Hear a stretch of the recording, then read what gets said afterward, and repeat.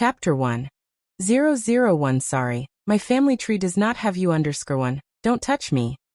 The boy didn't look at her, he just carefully wiped his hand touched by her with a tissue and casually threw it in the trash can. His voice was indifferent. Bai Lian leaned against the tree, replaying the scene in her mind over and over. Her wet black hair clung to her pale neck.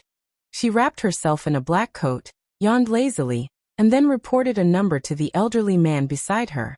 The elderly man adjusted his glasses on his nose bridge, happy to see that she finally remembered a number, and dialed it on his phone. The call connected quickly. Hello, is this Song Min speaking? Yes. The elderly man was very polite. Okay, Bai Lian fell into the water by accident at the lakeside of Mingtai Villa. Could you come to pick her up? There was silence on the other end for a moment before he recalled who this name belonged to, his tone restrained and annoyed. Don't call me again. The call was disconnected. The elderly man was stunned. He, Bai Lian, still seated on the rock, chimed in. He? My fiancé, I presume.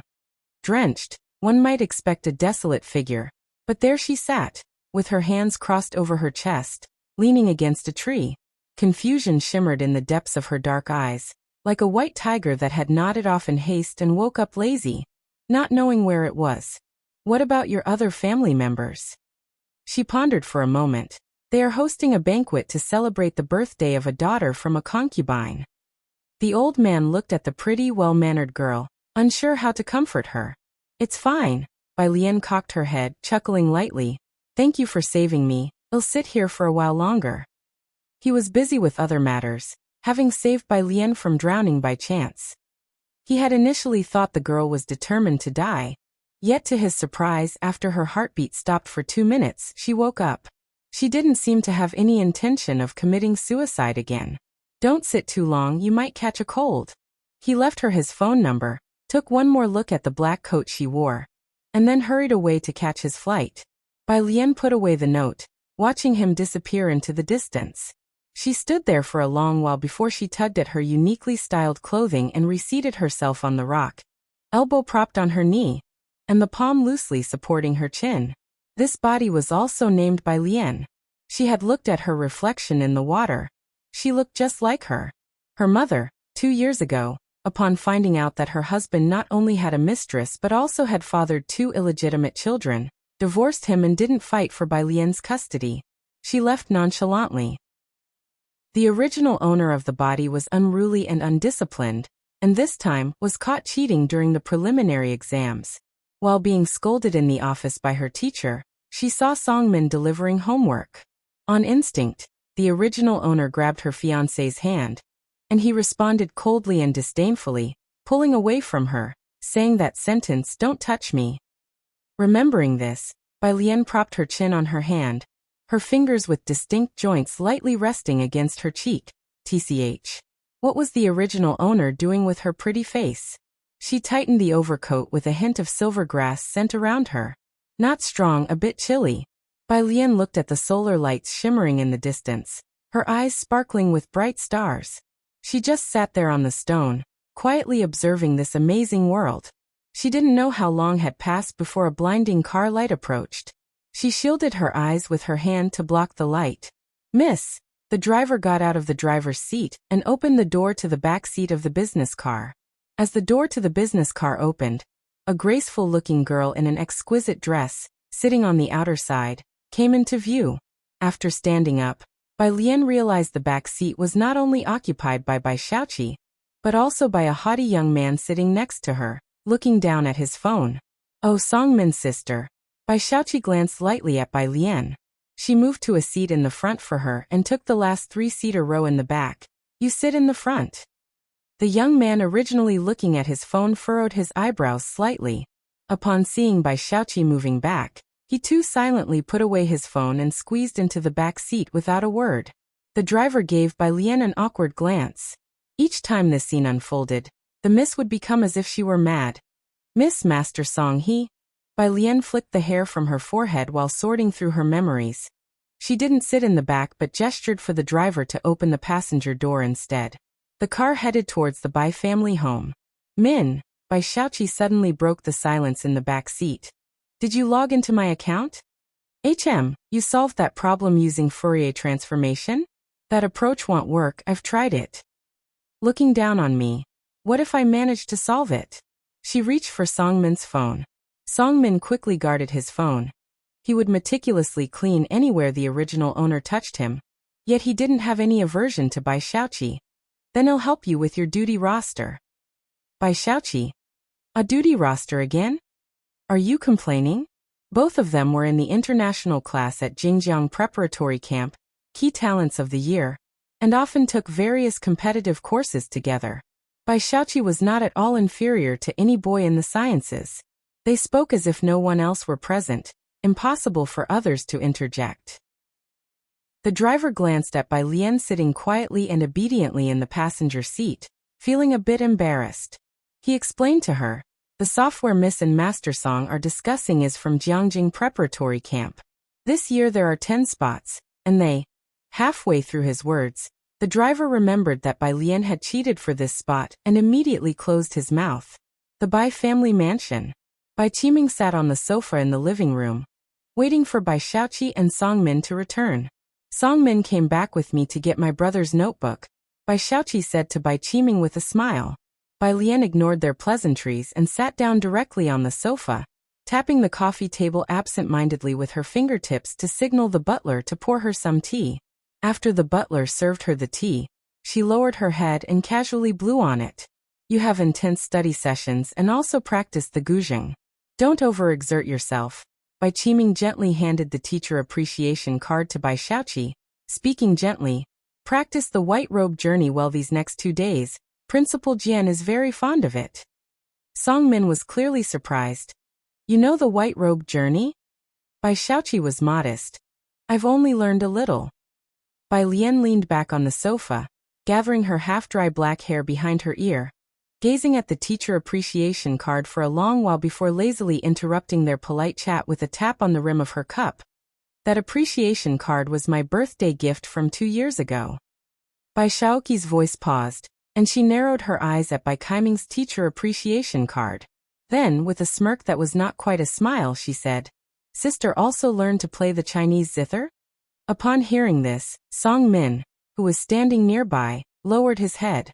Everybody in Beijing knows that Bai Lian has no real skills.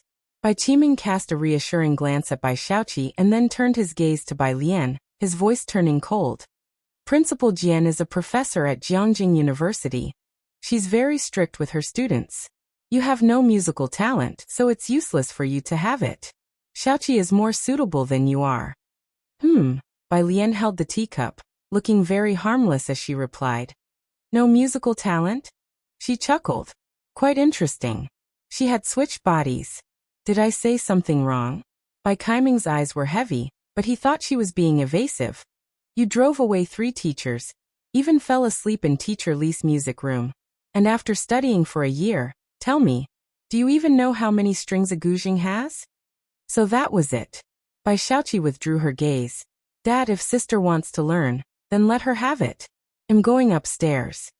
Lowering her eyes with an openly mocking smile, she touched her sleeve, clearly disgusted by Bai Lian's behavior. It was nothing more than parroting. She went upstairs, not in the best of moods. Seeing her leave, Songmin followed her. He indifferently walked past Bai Lian without sparing her a glance. Songmin had known since childhood that Bai Lian was his fiancée. Others said his fiancée was quite attractive, but to him, Bai Lian was just that, a title, a fiancée. In his eyes, she had no presence. She had left no impression on him in all these years. He had not the slightest interest in the very attractive Bai Lian spoken of by others. Once the two left, Bai Qiming's face darkened, and he handed the teacher appreciation card he was holding to the butler. He looked at Bai Lian indifferently. Why did you cheat? Bai Lian retorted, I didn't. The Bai family's young lady cheated. What did that have to do with her, Bai Lian? Bai Qiming sneered coldly. So you're telling me you ranked in the top 10 at school all on your own? Why is that impossible? Bai Qiming found her refusal to admit any wrongdoing utterly hopeless. Come with me to the ancestral hall. The ancestral hall contained many spirit tablets. Bai Qiming took 3 sticks of incense, solemnly paid his respects, and then said to Bai Lian, "Bai Lian, you're 18 now, not 8. When your elder brother was your age, he had already won several awards and handled several cases."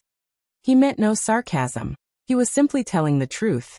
When Bai Lian was in her first year of high school, Bai Qiming also put in a lot of effort, especially arranging for her to be in the same class as Song Min to foster affection.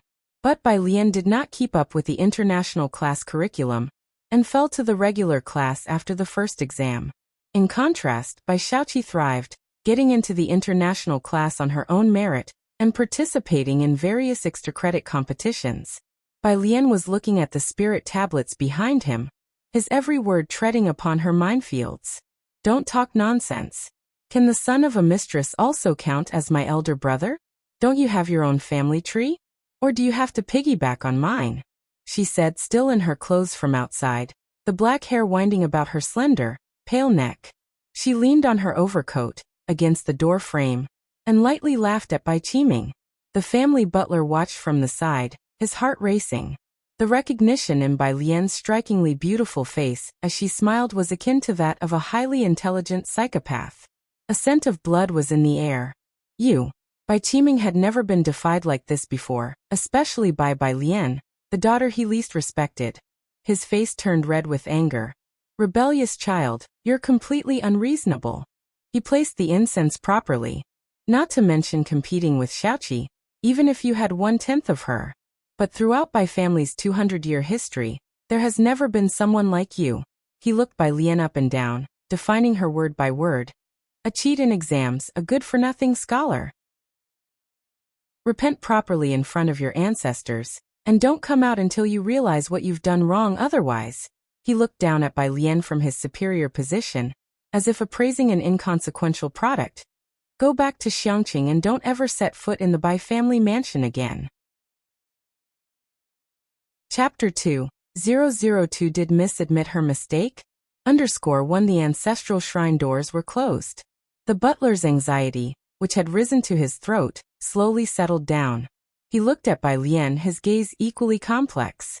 Xiangqing, the most remote and also the furthest city from Jiangjing on the border of Beicheng. Dirty, chaotic, a haven for crooks and criminals, the most corrupt place in the country, that even lacked a high-speed train station. Bai Lian seemed contemplative as she looked at the Bai family ancestral tablets, with only 200 years of history. With complex emotions, she asked the butler, "Is white clothes still around?" White Clothes is one of the 10 most famous ancient tunes, the school song of Jiangjing University, known to any schoolchild, so the butler thought she was making conversation and replied, "Miss, why must you create such a spectacle? A person's destiny is what it is from birth. That's why some can turn their fate around even born in adversity, while others, despite being given the best conditions, merely squander their potential." The eldest young master had grown up in harsh conditions, but had become the top student in the city and went to Jiangjing University, even had a PhD supervisor, backed by the Jiangjing family. The status of the Bai family in Beicheng was increasingly stable, and everyone knew the eldest young master was destined for greatness. Bai Qiming was waiting for Bai Shaoka and his sister to bring glory to the family, to enroll in Jiangjing, and hopefully even get a mention in the provincial or city annals. In contrast to Bai Lian, what isn't yours will never be yours, and the second Miss accomplishments today are all due to her own abilities. The butler said for a while, and then felt it unnecessary to waste time with her, and turned around. He had to deliver the letter of introduction to the second Miss right away. No sooner had the butler turned around than Bai Lian spoke in a soft voice. "Where are you taking my things?" The butler was stunned. He hadn't finished his sentence when suddenly, Bai Lian reached out and seized the collar of his shirt, her slender, fair fingertips exerting just a bit of force. A clear sensation of being strangled surged through his neck, forcing the butler to bend down involuntarily. His heart felt as if it was being gripped, and he was compelled to look into her dark eyes. He vaguely remembered that Bai Lian's mother, Ji Mulan, had once been a beauty who disturbed the entire Beicheng. It seemed to everyone that Bai Lian hadn't inherited the fine qualities of Bai Qiming or Ji Mulan, and he had thought so too. But at that moment he was somewhat unsure. Bai Lian seemed to take pleasure in this for a while, then suddenly smiled again.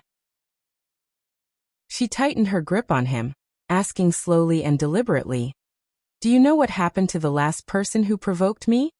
The butler's face reddened quickly from the lack of oxygen. She let go of his throat, still unhurried, and she adjusted his collar for him, her voice soft and gentle. "You see, I was just making a little joke. What are you afraid of?"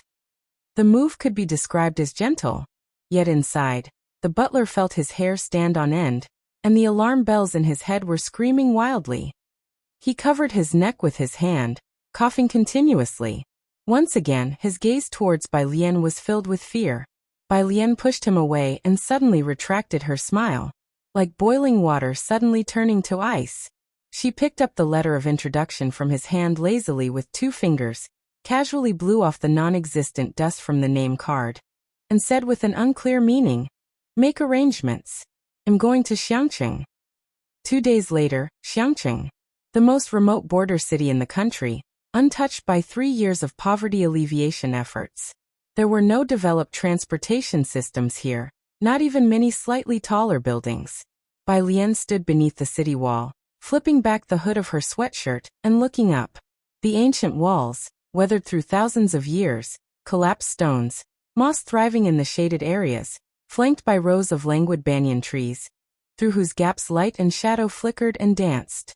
She held a black backpack in one hand, and beneath her feet, 5 sticks of incense burned, their smoke spiraling into the clear sky. A little boy squatting on the ground, fixated on a large water wheel, glanced at her twice, and seeing that Bai Lian hadn't moved on, continued to stare at the water wheel. A cell phone ringtone roused Bai Lian from her reverie. "Alien, haven't you arrived yet?" It was the voice of her maternal aunt in Xiangqing, tentative and cautious. Bai Lian scooped up her backpack and swung it onto her back. "I'll be right back." In the distance, a drop of water plummeted down, melting into the dust. She watched the incense burn down to stubs before she slapped the hood of her sweatshirt onto her head and walked toward the bus station. Outside of Xiangqing ran a moat, split and diverted into the city. Inside the city gates, a large wooden windmill was perched over the water. As the water flowed, the windmill rotated at a leisurely pace. The little boy Yu Guang, noticing her departure, finally decided to move, following her to the bus stop. Bai Lian stood in the shade of the trees, looking down at the little friend who barely reached her waist. Her slender fingertips rested against her phone, tapping away casually. This little friend had been following her since he got on the bus with her from the train station. Chapter 3. 002 Did Miss admit her mistake? _2 His eyes were dark and bright, with a buzz cut, dressed in a white shirt, with a small blue knitted vest over it and black leather shoes, clean and tidy. Exquisite and beautiful. Everywhere was a sense of dissonance with the run-down town. "Why are you following me?" The child lowered his head, repeatedly unbuttoning and then fastening the cuff button, focusing on it as he said, "This morning, my brother gave me half a banana, half. There were no seats at this bus stop, quite simple, not many cars on the road, just a few here and there." Bai Lian leaned lazily against the bus sign, dozing off. "I don't understand." "Oh, I'm waiting for my parents to pick me up and take me to their world," he said, still staring at a red ribbon on Bai Lian's left hand. "My brother can know where I'm at, he just can't be bothered with me." "Ah." Bai Lian tilted his head, suddenly opened his eyes to stare at him for a bit, then reached out to flick his forehead. "Then your brother is pretty cool." "Oh." The child's gaze shifted to a black car slowly approaching from across the street, silently rebelling against her last statement. Across the street, a black business Maybach. The buzzcut driver rests one hand on the steering wheel, on high alert even in these harmless streets. He breathed a sigh of relief only when he saw the child across the street, pressing his Bluetooth earpiece.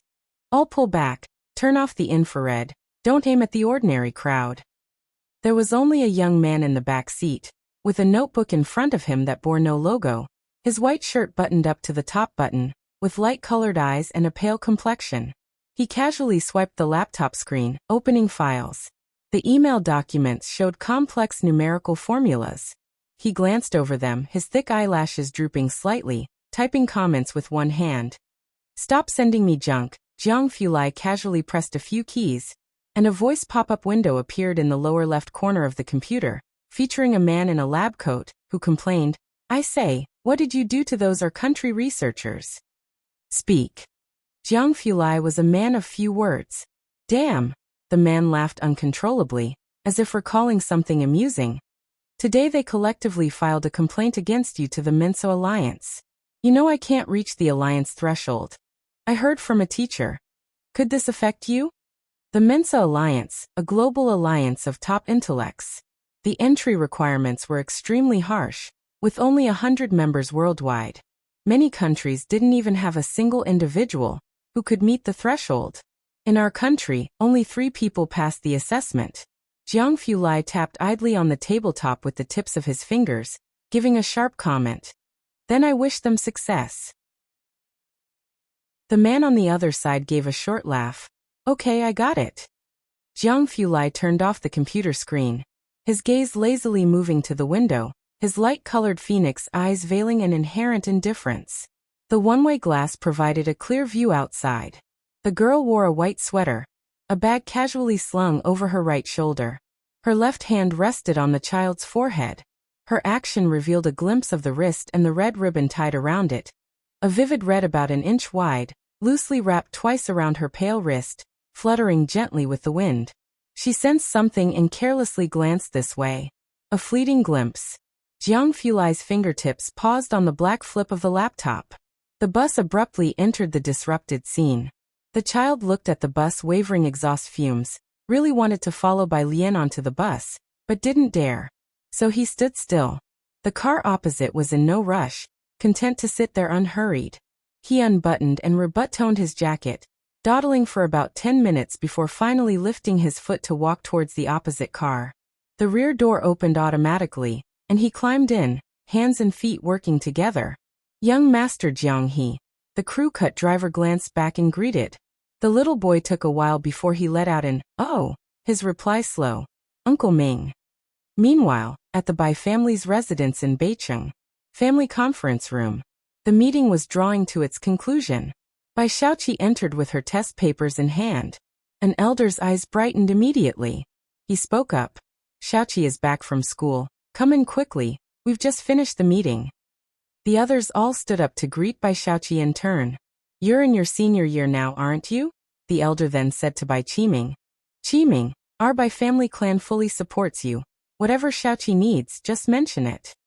The Bai family lineage already spanned 200 years, but it was only with the appearance of a scholar in the first generation that their ancestral records began. This scholar was also their founding ancestor. Since then, no one of note had emerged from the Bai lineage, until Bai Shaoka appeared. "Thank you, Grand Elder." "Yes, she's in her senior year." Bai Qiming smiled, then shook his head. "However, the competition in her cohort is too fierce." Just from what had heard, there were already 10 individuals contending for the valedictorian title, including Song Min. "Why haven't I seen Alien?" The Grand Elder looked towards the open doorway, puzzled at not seeing Bai Lian. Talk about jinxing the moment. Bai Qiming's mood plummeted, the smile fading from his lips. The conference room fell silent as the others dared not speak. "Let's leave first, Grand Elder." Bai Qiming, now riding high because of Bai Shaoka, was not someone the others in the clan wanted to irk. With the meeting over, they hastened to pull the Grand Elder out. Once outside the conference room, someone explained to the Grand Elder, Bai Lian was caught cheating on an exam at Beicheng High School and might be expelled. Beicheng High School was one of the top 10 schools nationwide, not easy to get into. The Bai family had put in great effort to have Bai Lian admitted, only for it to lead to such a scandal. "I originally thought that a genius like Ji Mulan wouldn't have descendants who lagged behind." The Grand Elder's face showed both annoyance and scorn upon hearing the news. He sighed. "It seems that small households truly cannot stand on the same stage as us." Inside the conference room, "You did very well." Bai Qiming took Bai Shaoqi's test paper, unsurprised to see a perfect score. After signing it, he handed it back to Bai Shaoqi. "Don't take your sister's behavior to heart." "I know." Bai Shaoqi nodded indifferently. She never considered Bai Lian as a rival, so there was no question of harboring any grudges. Bai Qiming then comforted his daughter. "Even though competition is fierce in your grade, if you can pass the interview with Principal Jian, and receive her teaching and recommendation, you might still make it into Jiangjing. I will do my best. Her expression was proud and ambitious. Bai Shaoqi had always believed she would not end up like Bai Lian, stuck in place and looking up at others. Bai Qiming naturally believed in her as well. Had raised his children well from a young age, and they had never caused him any worry. He sent Bai Shaoqi back to her studies. After everyone had left, the butler came in to refill Bai Qiming's teacup. Picking up the cup for a sip, Bai Qiming suddenly thought of Bai Lian, his expression turning cold. Where is she? Hasn't she admitted her wrongs yet? The butler knew that she referred to Bai Lian. He dared not speak. Setting down the teacup, Bai Qiming picked up the phone on the desk and said coldly into the receiver, "Tell Bai Lian to come to the conference room to see me." Chapter 4. 003 Grandpa heads to learn liberal arts _1 Bai Qiming finished speaking and hung up the phone. Since ancient times, Jiangjing has always been the capital, the economic center of Asia. Most of the country's inherited major families are located in Jiangjing.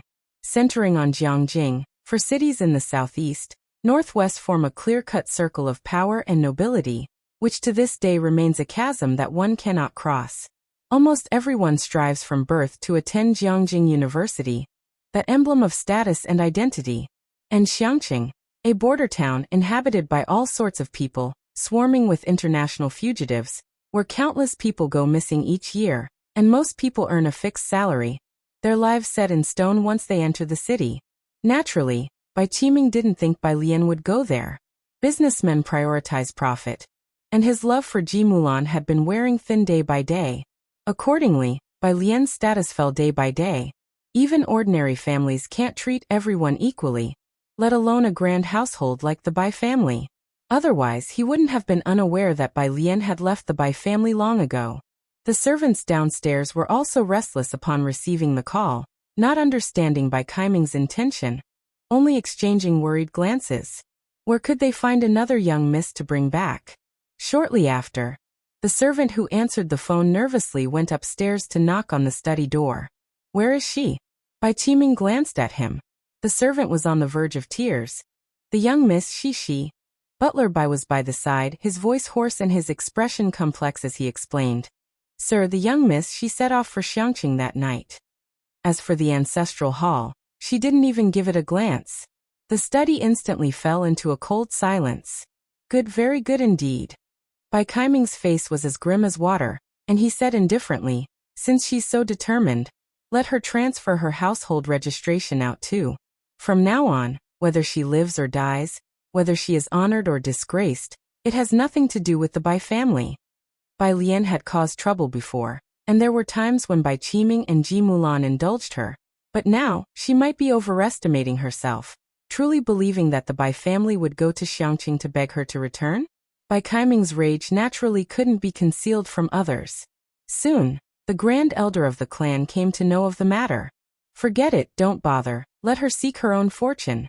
The grand elder waved his hand, not concerned as long as Bai Shuk's name remained in the family register. It's just a shame about that mentorship pledge, a cow chewing on a peony. When the Bai family first learned of Bai Shuk's existence, the grand elder personally made 3 respectful visits to invite him back to the Bai family, but Bai Lian's departure was of little consequence to the Bai family. In the hearts of grand elder and the others, Bai Lian was even less significant than that mentorship pledge. By the time Bai Lian received the message from the Bai family's servant, she had already arrived at her uncle's neighborhood. She dismissed the message without a care. Bai Lian's uncle lived in the old district of Xiangqing. Unlike the high-rise buildings in the center of Beijing City, this neighborhood was quite rundown. Her uncle's family lived on the 5th floor with no elevator, and the stairwell was dark and unlit. When she knocked on the door and entered, her aunt in a skirt stood up to greet her, her eyes clearly seeking favor as she reached out to take Bai Lian's suitcase. Alien is here. Why didn't you call so I could help you with your luggage? Bai Lian didn't hand it over, and her aunt chuckled awkwardly, stepping back. Bai Lian looked up. Hello. A face that was languid, yet strikingly distinctive. Ji Auntie instantly felt that the shabby 100 square meter home and the dim stairwell were utterly mismatched with her niece. Let's eat first, alien. This is your grandfather. You probably haven't met him before. Your uncle is still teaching students to paint. He won't be back until the evening. Do you remember your eldest uncle? Ji Auntie was very enthusiastic, and she introduced Bai Lian to her grandfather sitting on the couch. Bai Lian's gaze settled on her grandfather. Her grandfather, Ji Hung. According to the original owner's memory, Ji Mulan had a poor relationship with the Ji family, and had only returned once in many years, standing at the door for a long time. Ji Hung had not opened the door at that time, nor had he seen them. This was their first meeting. Ji Hung sat on the fabric sofa, his eyes fixed on the TV playing news, with reading glasses on his nose. His jacket, though washed and slightly faded, was embroidered with extremely delicate patterns. He sat with a straight back, holding an old smoking pipe in his hand. After the aunt went to the kitchen and quite a while passed, Ji Hung finally spoke in a muffled voice. Has your mother been in touch with you these past 2 years? Bai Lian looked at the exquisite embroidery on his body. She sat down on the couch with her eyes lowered and legs crossed, appearing docile and harmless, though her fingers idly twirled a red ribbon. No. The original owner's mother had been out of touch for 2 years already. Ji Hung nodded, lowered his head to silently draw a puff from his dry pipe, and said no more. Bai Lian obediently sat for a while, but when she saw no one paying attention to her, she casually leaned against the couch and lazily took out her phone to browse the news. The lunch was bountiful, all to Bai Lian's liking. Have you transferred your school registration yet? In the midst of silence, Ji Hung inquired. It's being processed. It should be transferred in a couple of days. When your uncle comes back, have him help you contact the teachers at Xiangqing Middle School. The aunt felt something was amiss. School records? What school records? I've transferred to Xiangqing to attend school. Bai Lian had only eaten a few bites of white rice before she put down her chopsticks. I've left the Bai family. Aunt's mind buzzed.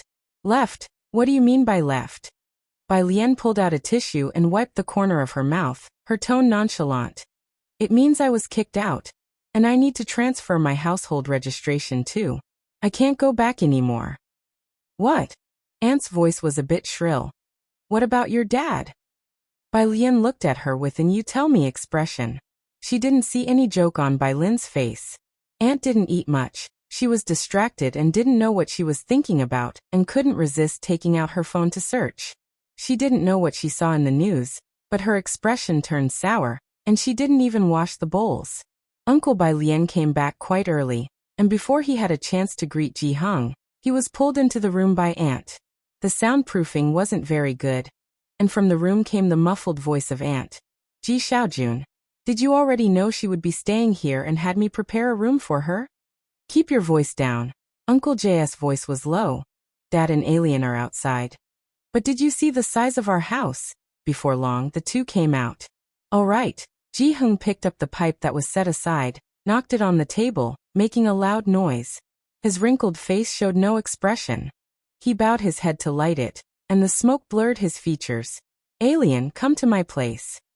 Ji Xiaojun looked toward his father, opened his mouth, but knew once Ji Hung decided something, no one could change his mind. Aunt paused for a moment. Then, smiling, she touched her hair. Dad, why don't you stay for dinner? No. Ji Hung exhaled a ring of smoke, looking over at Bai Lian. Come back with me. Ji Xiaojun was a step behind Ji Hung, waiting for him to leave first. Then he turned to his wife. Xinqing, listen to yourself. What did you just say? Alien just got back today. Is it appropriate to say those things? After many years of marriage, his wife wasn't without emotional intelligence. He didn't understand why she intentionally made Ji Hung and Bai Lian hear those things. I made it a point to let your dad hear it. Everyone in your family acts the same.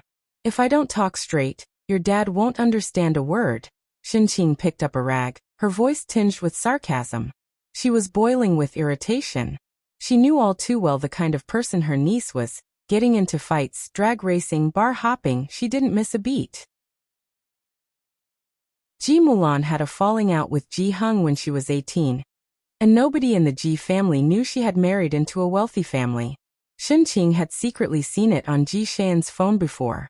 The Bai family had never acknowledged the Ji family as their poor relations. They hadn't visited Xiangqing once. She had hoped that with Bai Lian's return to Xiangqing, there might be a chance for her to socialize with the Bai family. Who could have known that Bai Lian was just like Ji Mulan, falling out with her wealthy father as well? I'm asking you, isn't she a senior like Wan Xian? Are we going to continue supporting her if she doesn't get into university next year? One Ji Mulan, one Ji Xiaorong, you won't let them lend a hand. Yet you're cleaning up after her? The more she thought about it, the more she felt wronged. She continued. Your family always tries to act above it all, but can you eat pride? No wonder the Bai family favors that illegitimate child.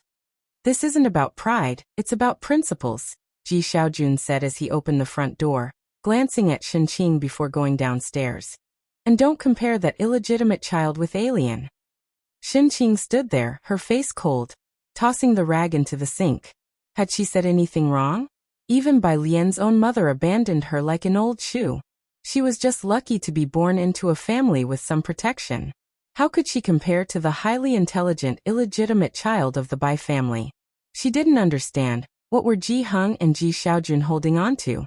Outside, Ji Xiaojun quickly caught up to the two others, silently going to pick up Bai Lian's suitcase. Bai Lian paused.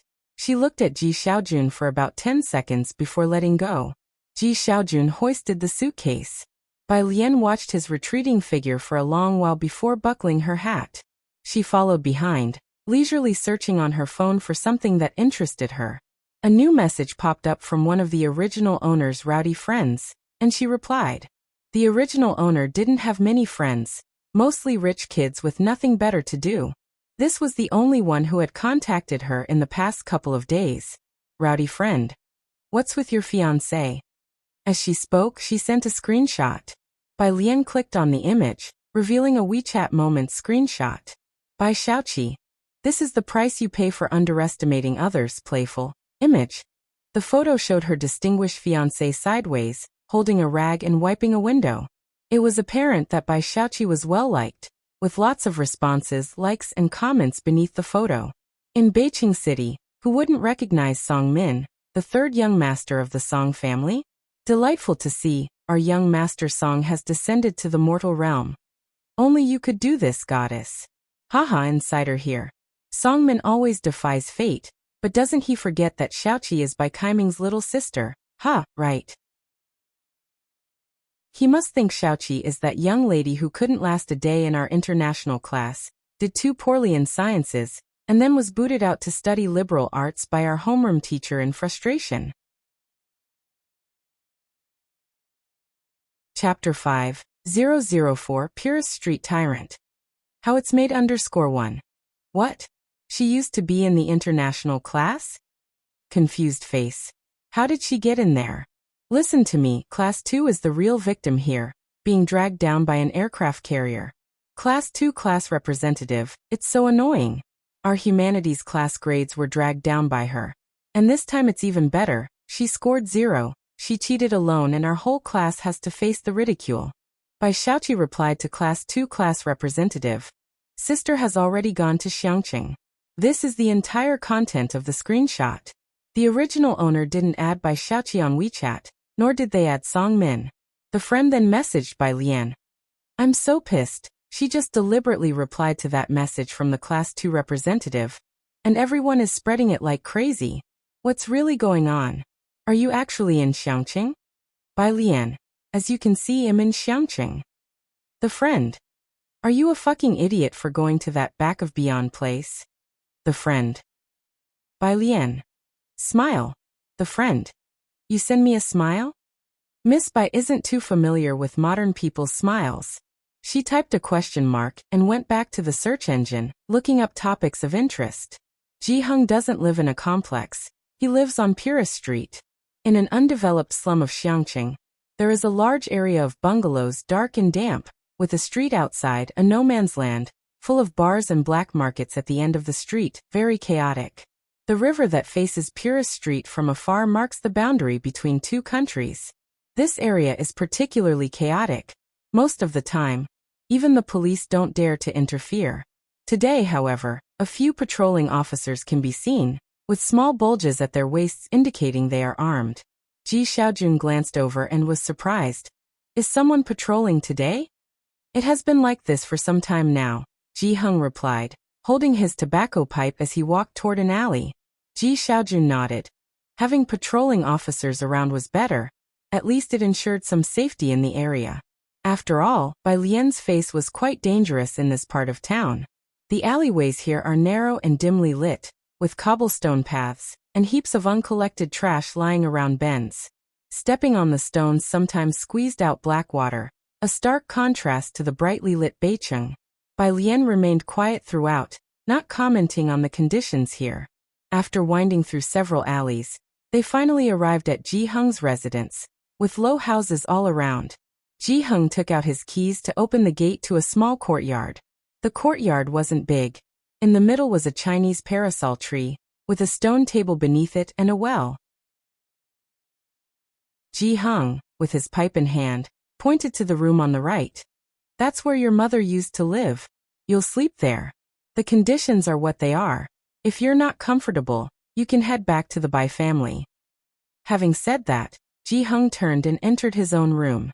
Ji Xiaojun gave Bai Lian a comforting smile, relieved to see she hadn't objected, and then brought her suitcase inside. The room was old, but everything inside had been well preserved and was clean. Bai Lian opened her suitcase and took out a pile of books, placing them on the desk near the window. Alien you. Ji Xiaojun thought her suitcase would contain her clothes or women's cosmetics, but it was filled with books. He paused for a while before saying softly, "Don't worry about school. We'll figure something out." He went out to look for Ji Heng. Bai Lian sat with her legs crossed at the table, flipping through books, and pulled out a math book that interested her the most. From math to geography and politics, then to English, which was the language she least wanted to look at. She briefly skimmed it before turning to the last subject, history. The original owner studied liberal arts and took history. After about 5 minutes, she pulled out one of the history books. A test paper that was tucked inside fell to the floor. Bending down, she picked it up, but her eyes caught on a question from the paper. 20.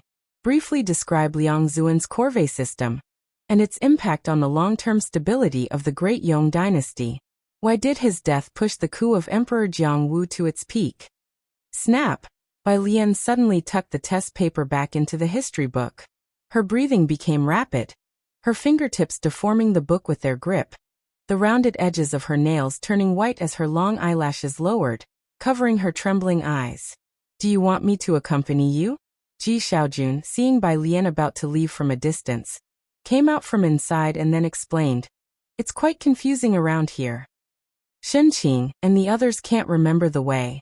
Bai Lian stretched her hand to pull on the hood of her sweatshirt and shook her head. All right. Ji Xiaojun noticed she seemed somewhat silent and guessed she might be upset because of the Bai family. He softened his voice. Don't go far, call me if you can't find the way, and be careful. Okay. Bai Lian walked back the way she came. Her memory was excellent. Despite the complex routes, she wouldn't forget once she'd walked them. In the past, she had drawn many of the maps used by the military. 2 yuan. The middle-aged man at the small street-side shop handed her a bottle of mineral water and wiped the sweat from his forehead with the towel around his neck. Young lady, you're not from around here, are you? Her appearance was striking, and she had a distinctive aura.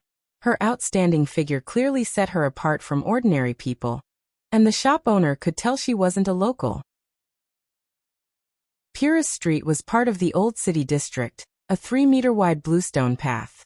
At the end of the street were gambling dens, black markets, and bars, a jumbled mess of the good and bad. A kilometer further on, it got even more complicated. The border between 2 countries. A lawless zone where it wasn't rare for someone to disappear. Bai Lian nodded. She used her Huawei smartphone to scan and pay, her gaze falling on the massive branches of the banyan tree next to the shop.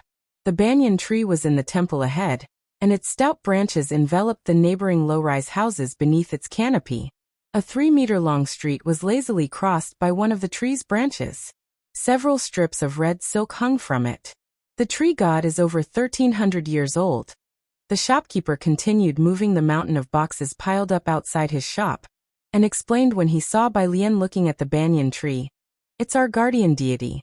If you want to take a look, just walk 2 steps forward, and you'll see the main entrance to our tree god temple. Bai Lian's long hair fell gracefully to one side as she leaned against the wall to look at the tree trunk, a hint of laziness in her eyes. Over 1,000 years, huh? She felt several gazes upon her. The shopkeeper put down a box and turned around, involuntarily tightening his grip on the towel around his neck. A few people appeared on the street. It wasn't too hot, but the leader wore a white tank top.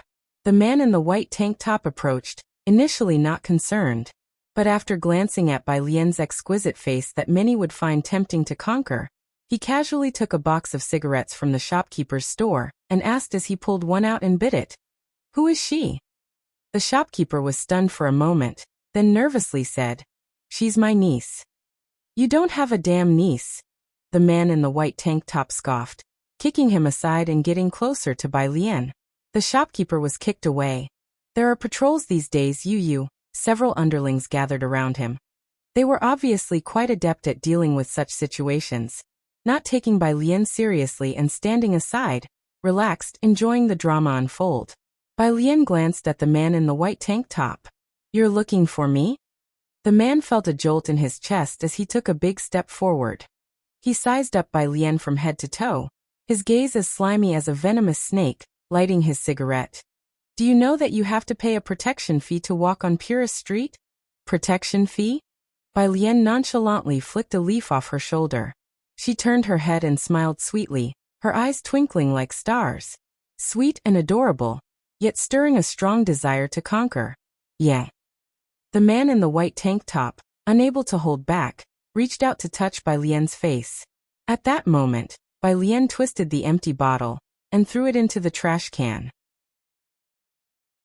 As she turned, she grabbed the man's arm reaching toward her, exerting great force to fold it, then grabbed his hair from behind. The man in the white tank top let out an agonized scream just as he tried to resist, but his head was suddenly slammed against the wall behind him. With a thud, his head was smashed hard against the wall. Blood immediately seeped from his forehead. The man in the white tank top contorted his face in pain, and to his horror, found himself unable to move. He could only widen his eyes in shock as he looked at her. "You?" Bai Lian held his hair in her hand, lazily smiling as she used massive force to slam his head against the wall again. Bang! Another sound, more blood flowed out, and the man's vision began to blur as he lost the ability to resist. He was like a rabbit, helpless in her grasp. Nobody doubted his fighting skills. He was the toughest in the area, which was why he was the boss. The 3 underlings shrunk back to the side. Bai Lian withdrew her gaze. Her attention returned to the man in the white tank top.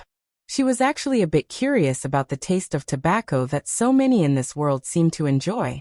In the frightened gaze of the man in the white tank top, Bai Lian took his cigarette pack, methodically pulling one out. With her rosy lips gently biting the tip, her eyelashes casually drooped as a nearby underling immediately stepped forward to light it for her. Her hair slightly disheveled. She exhaled a thin stream of smoke from her mouth, casually holding the cigarette between her clean, slender, and pearly white fingers. With her other hand, she lazily held the man's hair as his blood dripped down his face, drop by drop, to the ground. She lazily flicked the ash. "So, now, do you still want that protection fee?" Chapter 6. 005 From Arts to Science. Witnessing the deification _1 Bai Lian lazily tilted her head. Her left hand grasping her hair faintly revealed a streak of crimson, the smoky haze softly blurring her exquisite and radiant features. It was a kind of breathtaking beauty. Yet reflected in the eyes of the man in the white tank top was Bai Lian's quasi-smiling face, and he could no longer harbor any other desires. He couldn't speak, only shook his head frantically in terror. "Is that so?" Bai Lian let go of his hair. The smell of smoke was not to her liking. She lazily tossed the cigarette on the ground and stamped it out. Know how to clean up a scene? Her polite demeanor genuinely frightened others. They nodded obediently. Bai Lian dusted off her sleeves, glancing at them before leaving, and said lightly, "What are you scared of? It's not like I chopped off your heads." Her attitude was very laid back. Of course, Only if she hadn't spoken with the same tone one would use when chopping up cabbages. Only after she left did the man in the white tank top slump against the corner of the wall, fearfully moving his numb fingertips. It took his younger brother a long time before he dared to quietly move over, squatting at his feet, and lighting a cigarette to quell the shock. Why did you provoke her? The man in the white tank top. 15 minutes later. When two patrollers came back around, they stared dumbfounded at the entrance of the small store on Purist Street. The rather troublesome gang leader with some backing was nursing an injury, diligently helping the shopkeeper sweep the floor, move objects around. The other lackeys were also busily engaged in work. What are you looking at? The man in the white tank top, clutching a cigarette, glanced at the two officers and grumbled irritably. Damned cops. After cursing, he continued moving boxes. The shopkeeper standing nearby, trembling with fear, was just about to lend a hand. The man in the white tank top returned the money he owed the shopkeeper for cigarettes, looking fierce and menacing. Did I ask you to clean up? He continued unloading the goods, unable to understand even after a puff on another cigarette. What is she crazy? How can she smile so sweetly and fight so savagely? The man in the white tank top thought expressionlessly. She even wanted to chop off his head. Not far away. Hello, Captain. The young officer watched the small shop warily, took out his walkie-talkie with a grave expression. Yes, request a thorough check on the owner of the small store at 112, Purist Street. No, I'm not joking. It wasn't yet dark when Bai Lian got back. Ji Xiaojun was just stepping out to look for her. He noticed that after a short outing, Bai Lian seemed to be in a better mood again. Ji Xiaojun felt a bit more at ease. Knowing life in Xiangqing Beiqing varied greatly, he truly feared Bai Lian might struggle to adjust. Bai Lian sat at the stone table, her hand lazily propping up her chin, watching Ji Xiaojun make several trips to fill the home's water tanks. Then suddenly spoke up. Uncle. Ji Xiaojun set the water bucket next to the well. Startled by Bai Lian's voice, he paused. Bai Lian had only visited Xiangqing twice with Ji Mulan before, and this was the first time she had called him uncle. Yes, his voice suddenly rose. What is it? Bai Lian blinked her large eyes, looking very docile. I want to switch to science. She didn't say I think. She said I want. Ah, Ji Xiaojun picked up the rope for drawing water, his thoughts turning over. Can you tell your uncle why? He knew Bai Lian was studying liberal arts. The gap between the liberal arts and science courses was vast. Science was especially brutal with logical reasoning and clearly defined difficulties, where not knowing one thing meant not knowing it entirely. Bai Lian smiled. Ji Xiaojun and Ji Heng did not talk much, but in their treatment of Bai Lian, there was a distinct sense of caution and probing. This gave her a sense of acceptance and recognition in a strange world. She didn't dislike it. She even felt a bit of belonging. Of course, she didn't understand why the original host abandoned such good family members and died in the lake for a few unrelated people. No particular reason. Bai Lian titled her head and asked again. Can't I, uncle? Ji Xiaojun. Good, you can. Leave it to me. Watching Ji Shan's retreating back as he went to find Ji Heng, Bai Lian withdrew her docile gaze and smiled lazily with her chin propped up. Being alive seemed not too bad after all. That's your reason for agreeing? Ji Heng held a bolt of fabric, looking at Ji Xiaojun, his deeply lined face showing a look of incomprehension. There weren't many people in the courtyard. Besides the kitchen to the left, there was also a small storeroom, filled with brightly colored fabric despite being somewhat aged. Ji Xiaojun would help Ji Heng clean whenever he had time. He let out a sheepish laugh, adjusted a dust cover, and muttered quietly. But she called me uncle. Nonsense. Ji Heng's face tightened with sternness, his authority undiminished. She's in her third year of high school and knows no better, do you not? Switching from liberal arts to science at this stage, is that a joke? Switching subjects in the senior year of high school was quite an absurdity indeed.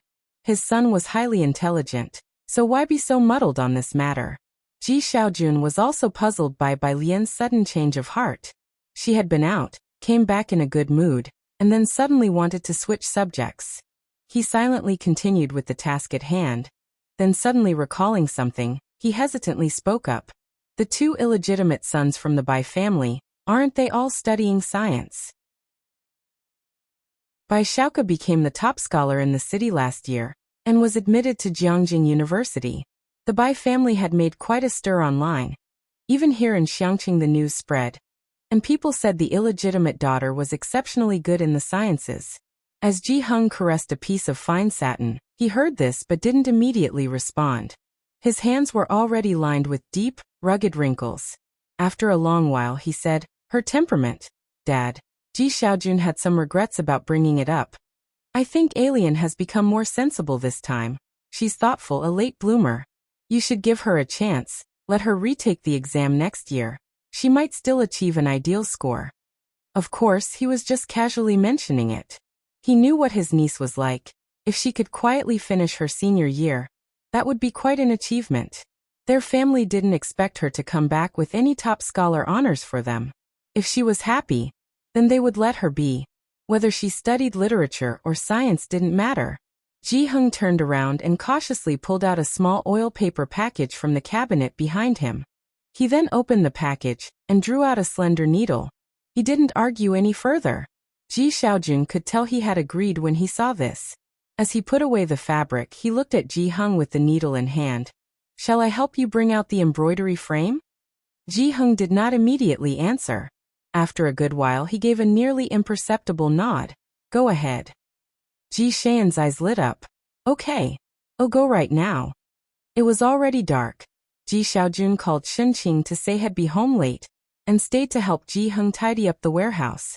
They took out things like the embroidery frame, cleaned them, and then set them out to dry in the courtyard. He hummed a tune as he wiped down the dark-colored embroidery frame. The light in Bai Lian's room was also on. He could see her reflection in the window, reading at her desk. Bai Lian was different. Ji Xiaojun felt it. Even today, when she stepped into the dark water on the cobblestones, she didn't frown at all. She was different from her mother. Suddenly, Ji Xiaojun felt that Bai Lian being sent back by the Bai family might not be such a bad thing after all. Ji Xiaojun was helping Bai Lian contact schools and teachers. Additionally, there was the matter of her household registration, which needed to be transferred to the Ji family. These past days, Bai Lian had been in the library. The astonishments of this era were not just limited to mobile phones and computers, but included the library too. She had never seen a library with such an extensive collection that was also open to the public. This really was a wonderful era. There was just one problem. Bai Lian looked down at the physics book beside her, then at the physics problems. After writing a couple questions, she put down her pen and murmured softly, "Now, am I finally going to start tarnishing my teacher's reputation?" She wouldn't dare to claim a deep mastery over the refined arts and sciences expected of a scholar as in the past, but at least she had become proficient. As for the knowledge in the modern era of rapid technological advancement, the original owner of the body had a mind completely empty of information. She had been reading books in the library for a few days now, and could understand most of it. She felt the books she was reading were not necessarily difficult, but the problem was this: the knowledge and examples she studied. 1+1 smiley faced the questions she was doing. Prove pi +1 is equal to 0, Bai Lian idly pondered. Would the teachers forgive her for disgracing them in the modern world if she burnt a few more incense sticks for them when she returned? The library had a vast collection of books, but there were shortcomings. For instance, the depth of knowledge and the volume of problem sets were lacking. She hadn't come across them. Hearing her sigh, the child next to her with a paintbrush turned his head, looking at her with big, clear, sparkling eyes. "Choose C." He suddenly spoke. Bai Lian paused. She flipped to the answer key. C was correct. So she turned to him. Mental calculation? On her first day at the library, she had seen this kid, a little friend who had followed her from the train station to the city gates since her arrival in Xiangqing. Quite a fate. In the days following, both of them would appear right on time at 8 o'clock when the library opened. They studied and read together, not much for talking. The little brat shook his head. After a pause, he explained, "My brother created a rapid recollection model for these kinds of questions, using a special algorithm. Whose ordinary kid memorizes rapid recollection models?" Yet Bai Lian accepted this readily. "Really? Do you want some milk tea?" "No. Bai Lian didn't give him a chance to object. She leaned on the desk with a smile light as spring rain. Oh, by the way, I've always considered you a good friend. She hesitated for a moment. What's your name? Jianghe. Jianghe, as in the crane that leaves for the lone mountain and has yet to return. Ah, Jianghe, I've always considered you a good friend. Bai Lian crumpled the piece of paper in her hand and threw it casually behind her, tapping his head. Come on, let's go outside. The two left their seats. The paper ball smoothly landed in a red hollowed-out wastebasket in the corner. A ring came from the mobile phone in her pocket. An unlisted number. Bai Lian casually answered, "Hello." The person on the other end hadn't expected her voice to be so calm. There was a pause before the dispassionate voice said, "It's me." Who? Bai Lian wasn't very patient. Bai Lian, I have more in common with Bai Xiaoqi. Even without her, our relationship wouldn't change. On the other end of the phone, Songmin didn't believe that Bai Lian didn't have his number, he just thought she was pretending.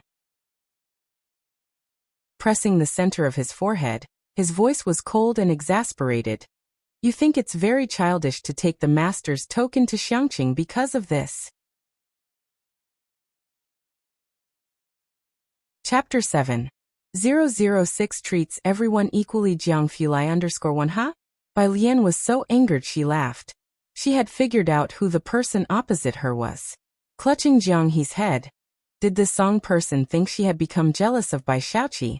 And that's why she deliberately took away the apprenticeship token? First of all, you need to understand one thing. The apprenticeship token was left to me by my mother.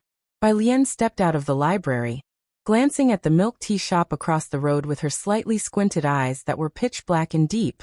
There was a shallow defiance hiding within her clean and cold beauty.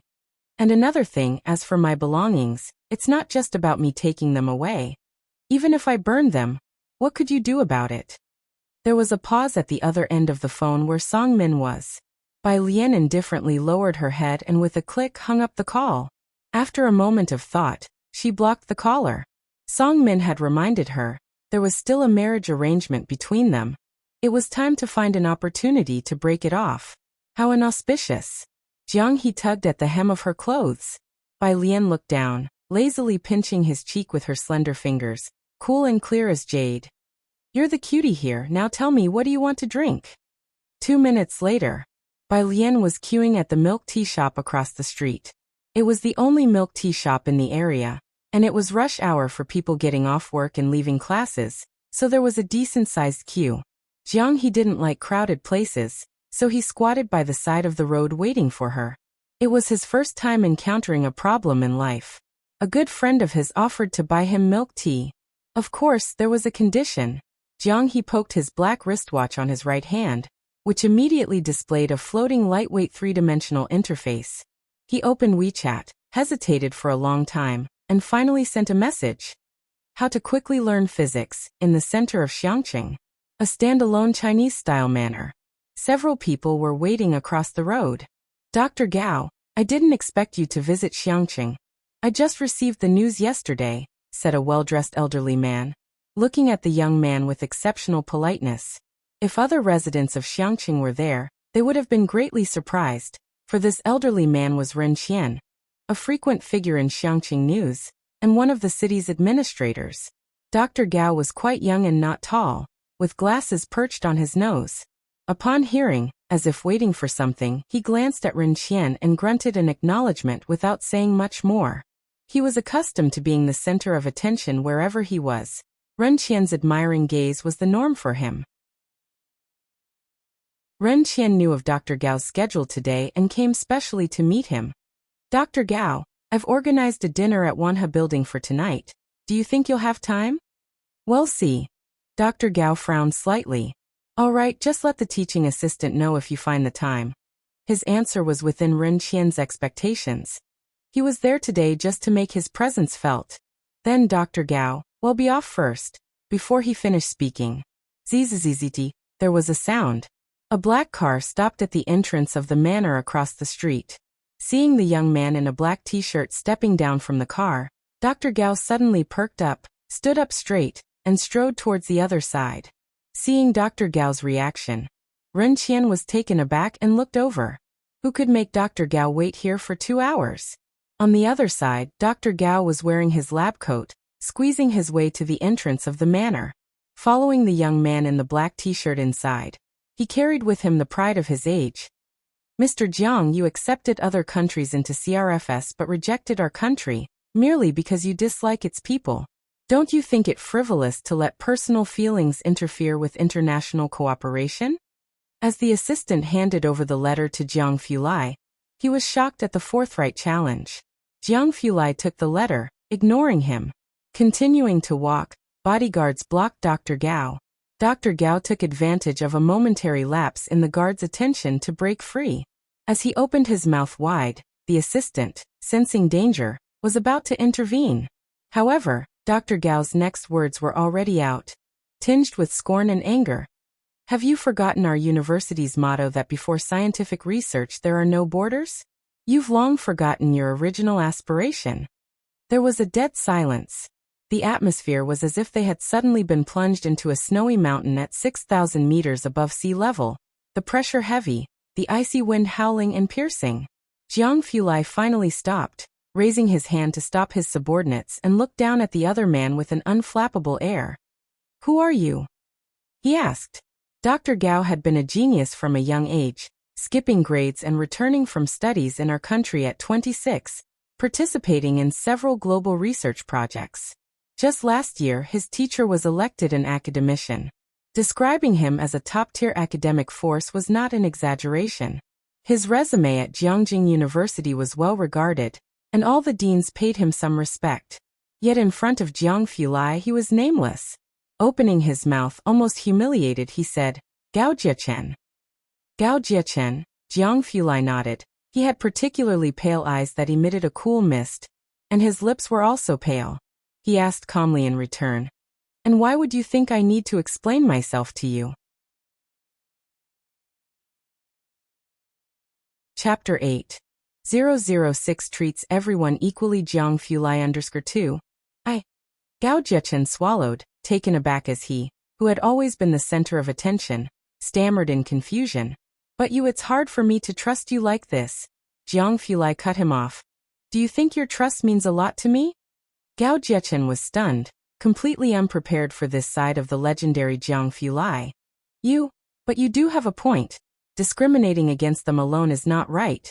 Jiang Fulai methodically folded the letter in his hand, and then bent down to elegantly slip it into Gao Jiechen's pocket, his eyes slightly downcast, cool and detached. The envelope has the International Alliance's contact information. Feel free to lodge a complaint.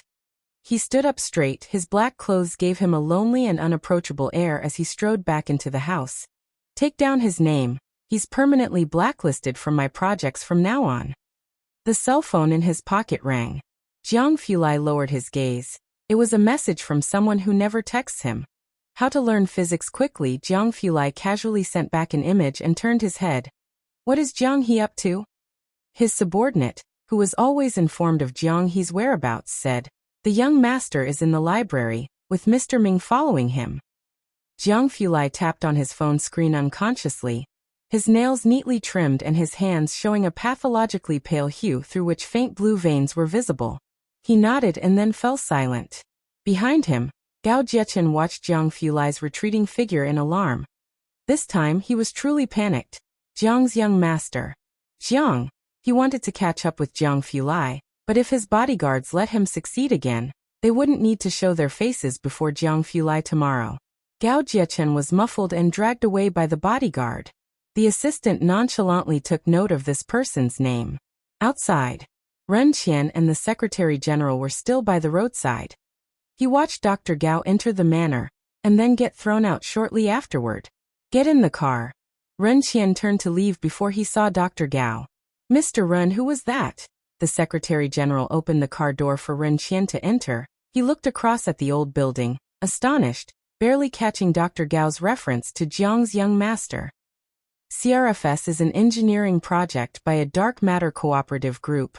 Jiangjing chose old bomb shelters left in Xiangqing to build the Research Institute, located 2,900 meters underground, making it the deepest dark matter research institute in the world, currently undergoing evaluation and acceptance of its associated projects.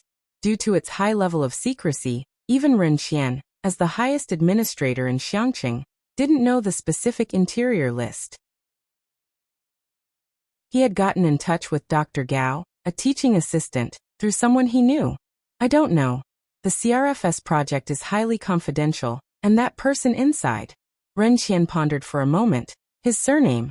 Dr. Gao called him Jiang's young master, so his surname is Jiang. The Secretary General began, but suddenly his eyes widened in realization. No wonder. Ren Qian looked out the car window, his voice distant. Contact Dr. Gao's teaching assistant again tomorrow, and hope he didn't see us. The Secretary General wasn't sure if Dr. Gao had seen them. If Dr. Gao knew they had seen him in such a disheveled state, befriending him would become an uncertain prospect. We'll see, Ren Qian sighed lightly, recalling another issue. Why did Xiaorong suddenly take leave? He didn't even meet with Dr. Gao with me today. He went home. The Secretary General looked down at the schedule in his notebook. Mr. Ji said he went to pick up Miss Wan Xian to visit her grandfather. Upon hearing this, Ren Qian expressed no opinion. He wasn't familiar with the Ji family affairs. The Ji family had only appeared once at his daughter's wedding, and he only cared about one thing. Why go back at this time? He usually only returned home for holidays and festivals. Xiaorong was also an intellectual, and Ren Qian had intended to take him along to converse with Dr. Gao. However, he had taken a leave today. Ren Qian was already dissatisfied with him, and now his expression grew even more indifferent. It seems he heard that a niece has returned. Ren Qian no longer inquired. He had little interest in the Ji family's affairs. To them, the Ji family was simply too ordinary. The Secretary General chuckled. When the Ren family's only daughter, Ren Jiawei, had taken a fancy to the poor young man Ji Xiaorong back then, not a single person in the Ren family had agreed given the vast difference in their social status. However, 20 years had passed, and the Ji family had been quietly compliant. In all of Xiangqing, hardly anyone knew that the ordinary poor kid from Purist Street, Ji Xiaorong, had successfully married into the Ren family.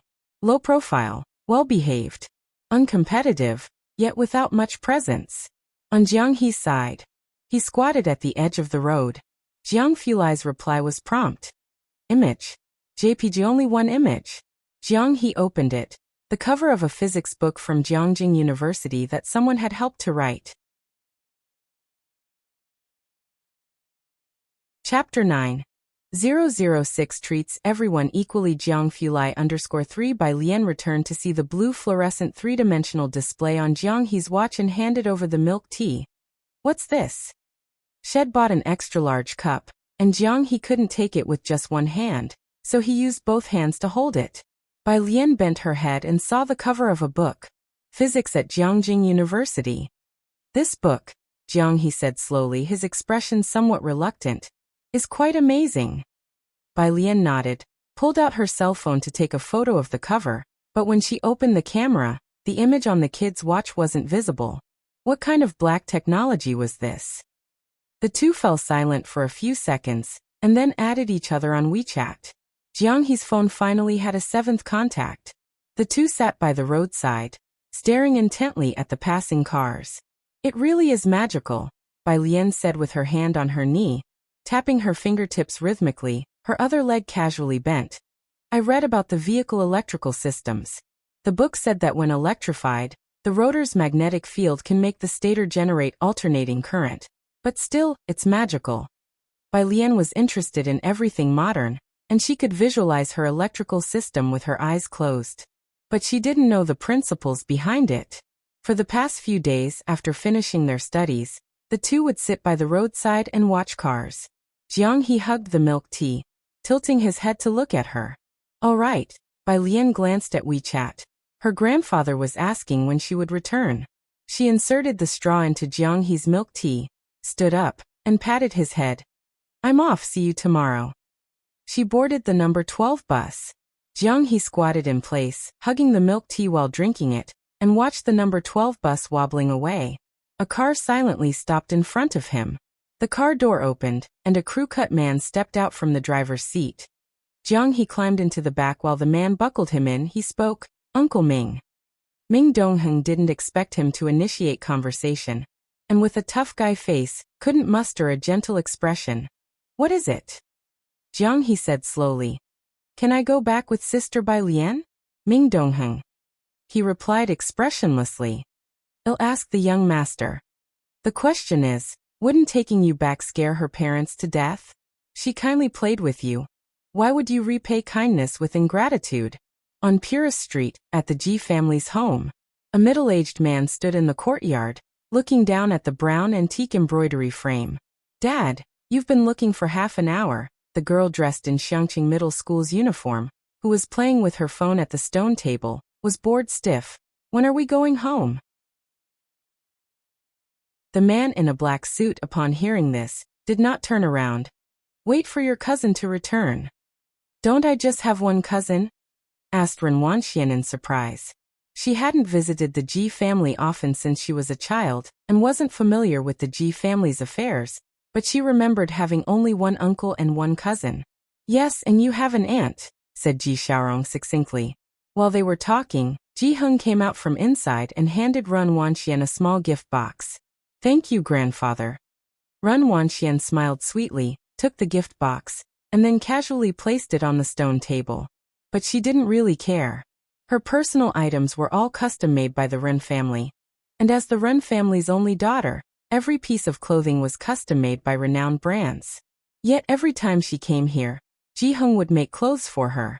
Ren Wanxian naturally didn't like them, and the clothes were put into storage by her mother and never worn. Still no news about the young sister? Ji Xiaorong's gaze shifted away from the embroidery frame. He frowned, knowing little about Ji Mulan. She had been proud since childhood and didn't get along with him. Ji Heng picked up his smoking pipe. None.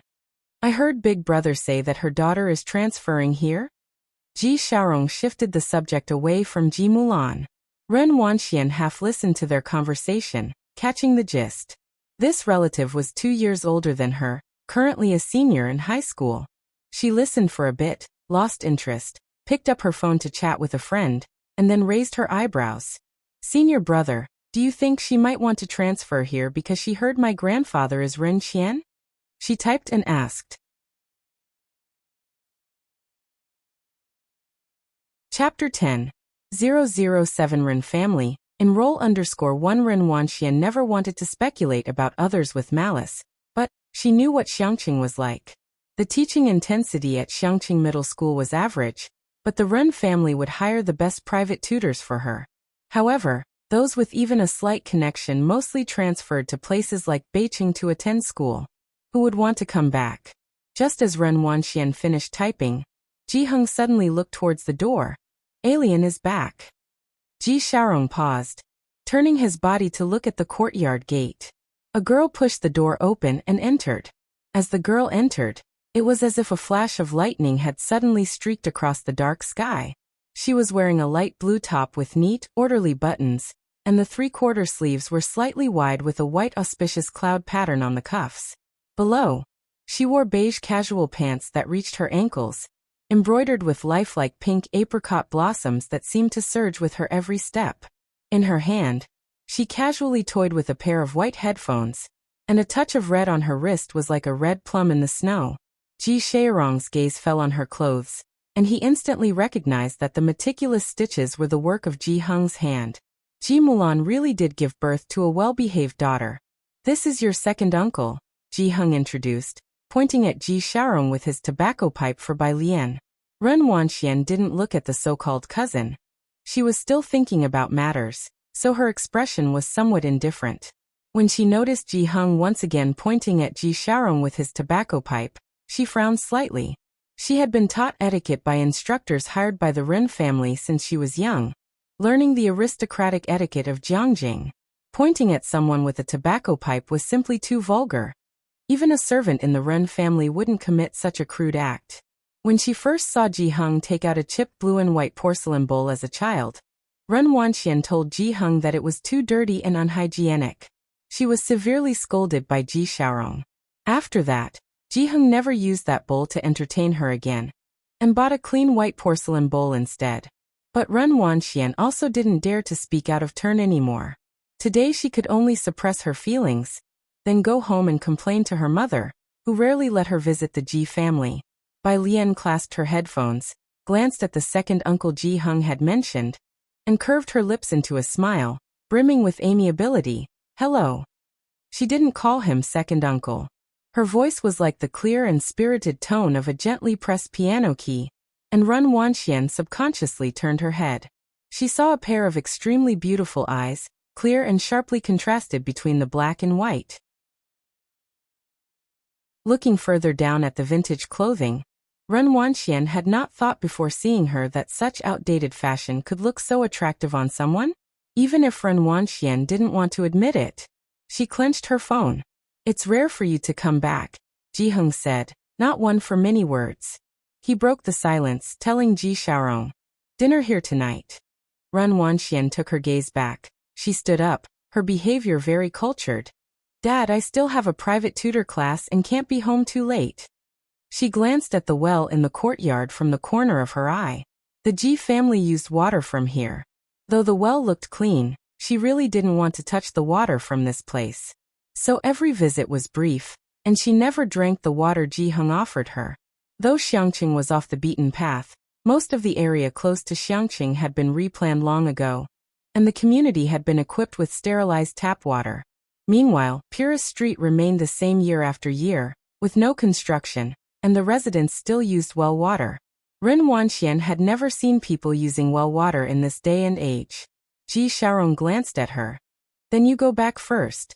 The driver is still waiting for you outside.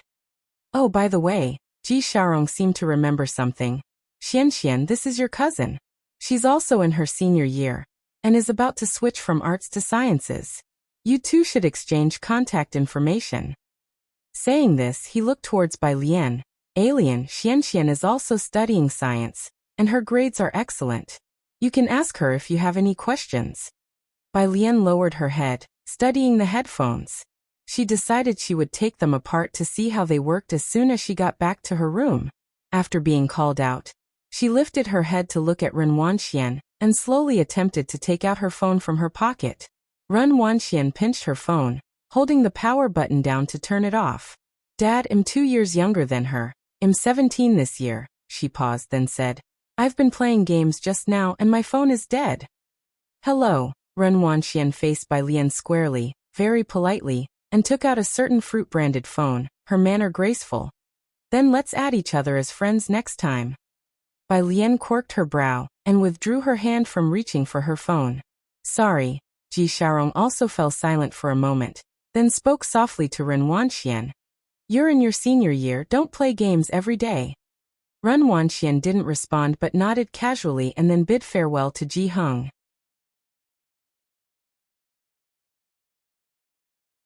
Chapter 11. 007 Ren family. Enroll _2 as he turned around. His smile disappeared instantly, replaced by irritation and impatience. Could just anyone become a relative of the Ren family? Today, with Ji Xiaorong present, Bai Lian didn't have to wash the dishes after dinner, as Ji Xiaorong did it. Ji Hung watched him searching for the bucket. The bucket is in the storage room, have you forgotten again? Ji Xiaorong smiled and then looked around the courtyard before heading to the storage room. Ji Hung sat on a stool by the door, with paper and pen laid out on the table. Bai Lian had just taken off her headphones when she saw Ji Hung wearing glasses, sitting alone under the yellow light, his figure elongated by the shadow. She clenched her headphones in her hand, walked over and squatted beside his feet, looking up. Grandpa. Ji Hung paused in his work and looked down at her. What is it? Here. She opened her palm to show him a little blue toy. I got this with my bubble tea today. Ji Hung looked at the little blue rabbit in her hand and reached out to take it. Look at this pattern, do you like it? He showed Bai Lian the painting on the table. Bai Lian glanced at it. It was a meticulous traditional Chinese painting of plum blossoms, the yellow stamens distinct and lifelike. It's beautiful. Well then, I will submit it for printing tomorrow. Ji Hung shifted his gaze away and gestured for Bai Lian to return to her own business. Go back to your reading. Remember to get up early tomorrow. Your uncle is taking you to school. He was talking about Ji Xiaojun, whose school registration had already been transferred. Oh, Bai Lian stood up, and as she went back to her room, she made a request. After that is mounted, Can you stitch me a peony? I like peonies too. Make one for me next time. You're picky now? Ji-hung glanced at her. After she went inside her room, Ji-hung stayed sitting where he was, motionless for a long while, mounted on a frame. It had been so long since Ji-hung had heard this term. He seemed to have gotten used to people nowadays liking fashion, preferring high-end dresses and haute couture clothing. No one liked the flowers he embroidered, and no one appreciated the clothes he made. Even the ones he made for Ji Mulan. She didn't take a single piece when she ran away from home. He looked at Bai Lian's retreating figure, then lowered his gaze to the little blue rabbit in his hand. Inside the room, Bai Lian was in a good mood since she didn't have to wash dishes. She returned to her room, placed her open headphones on the table, and the first thing she did was look up the book Jiang he had sent her. She opened Baidu and searched Jiangjing University Physics. However, the results were bizarre. There was everything except for the book from Jiangjing University and Jiangjing University Physics. She glanced at her phone screen and there was even a result. Got 17 points in physics, Bai Lian. Good for you, classmate. She went back to WeChat, tapped on Jiang He's profile, and politely greeted. On the other side of the phone, Jiang He sat on the carpet, a life-size synthetic cabbage plushie in his lap, holding a 7-layered twisty puzzle in his hand, slowly working on it while the watch on his wrist chimed. He glanced at it and saw the message was from someone with a Xiangqing building profile picture, his eyes lighting up. He threw away the pillow, tapped his smartwatch, and a slim, floating 3D page appeared with Bai Lian's message. Bai Jian. Jiang He replied, one character at a time. Bai sister. Bai Jian. I won't go to the library tomorrow, I have classes, Jiang He. Okay. Bai Jian. I can't find the book you sent, it's not on Jingbao either. Jiang He rested his chin on his knee, blinking. Jiang He. I'll ask brother. He got up from the carpet to go to the study. Jiang Fulai was in a video conference.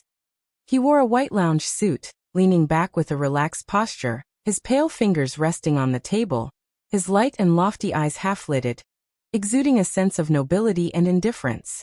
Upon seeing Jiang he slowly straightened up, switched off the camera, and muted the microphone. What is it? Jiang He approached and showed him the watch screen. Are you asking for her? Jiang Fulai raised an eyebrow, his soft lounge suit making his coldness seem a bit diluted. Jiang He nodded. Jiang Fulai took from him the half-solved twisty puzzle. I hear you want to go back with them? Jiang He nodded again. Jiang Fulai methodically restored the puzzle to its original state, casting him a glance in between. You can't. Jiang He looked at his puzzle, this time not nodding. Go back to bed. Jiang Fulai handed the puzzle back to him. I'll have someone send the book over tomorrow.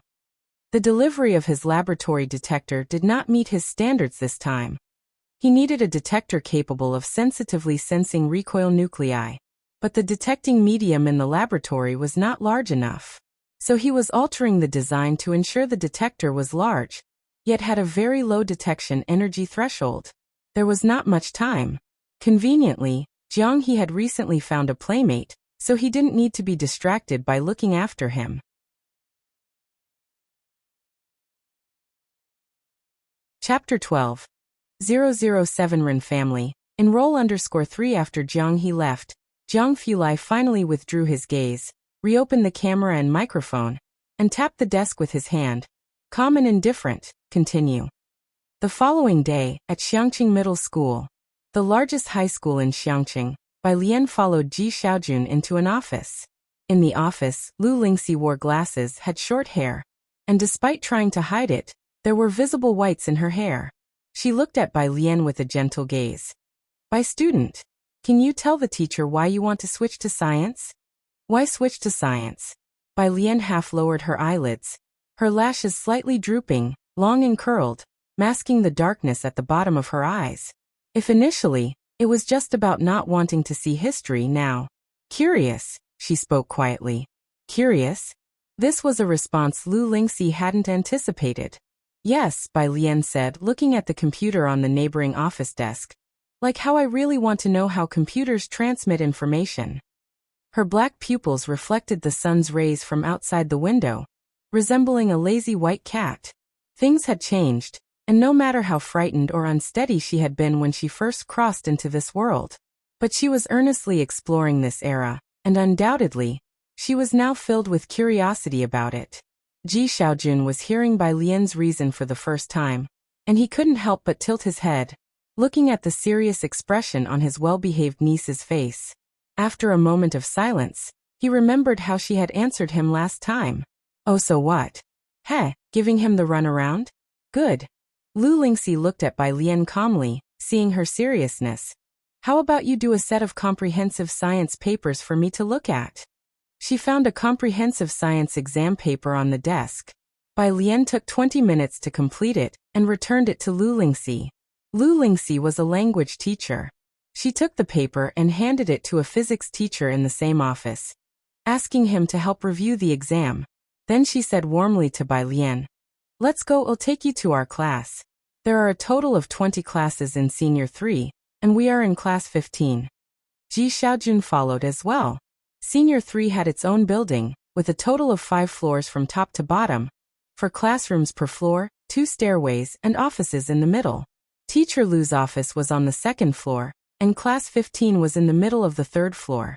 As they passed a stairway, there was a girl in a school uniform coming upstairs with a composition book in her arms. Teacher Lu. Run, student. Lu Lingxi adjusted her glasses and stopped, her voice tender. Leave your homework book on my desk. Wait for me a moment. I have something to tell you. Okay. Ren Wanxian looked up, but her gaze fell on Ji Xiaojun. She hadn't seen Ji Xiaojun many times, but he looked similar to her father, so she could recognize him. However, at that moment her attention was on the person beside Ji Xiaojun. It was her, Bai Lian. Ren Wanxian paused, her mind racing with thoughts. Had she really transferred to this school? Did the Ji family ever mention the Ren family to her? Ji Xiaojun saw Ren Wanxian, and from her look alone, he knew what she was thinking. He calmly shifted his gaze away. He used to be kind to Ren Wanxian. Once when he had a matter and wanted to ask Ji Xiaorong for help, he went through great lengths to get through the Ren family's doors. Then, in the Ren family's trash can, he saw the drawing he had gifted to Ren Wanxian. Since then, he had never visited the Ren family again. Lu Lingxi then explained in a low, smiling voice to Bai Lian and Ji Xiaojun, sighing. That's Ren Wanxian. She's really very, very smart. Skipped 2 grades in middle school. Bai student, you'll get to know her after 2 days in school. If there's a chance, you could ask her for some study tips. Ren Wanxian did not care about Ji Xiaojun. She smiled at Lu Lingxi, retracted her gaze, and headed to the office. After placing her homework book on the desk, she noticed a set of comprehensive science exam papers there.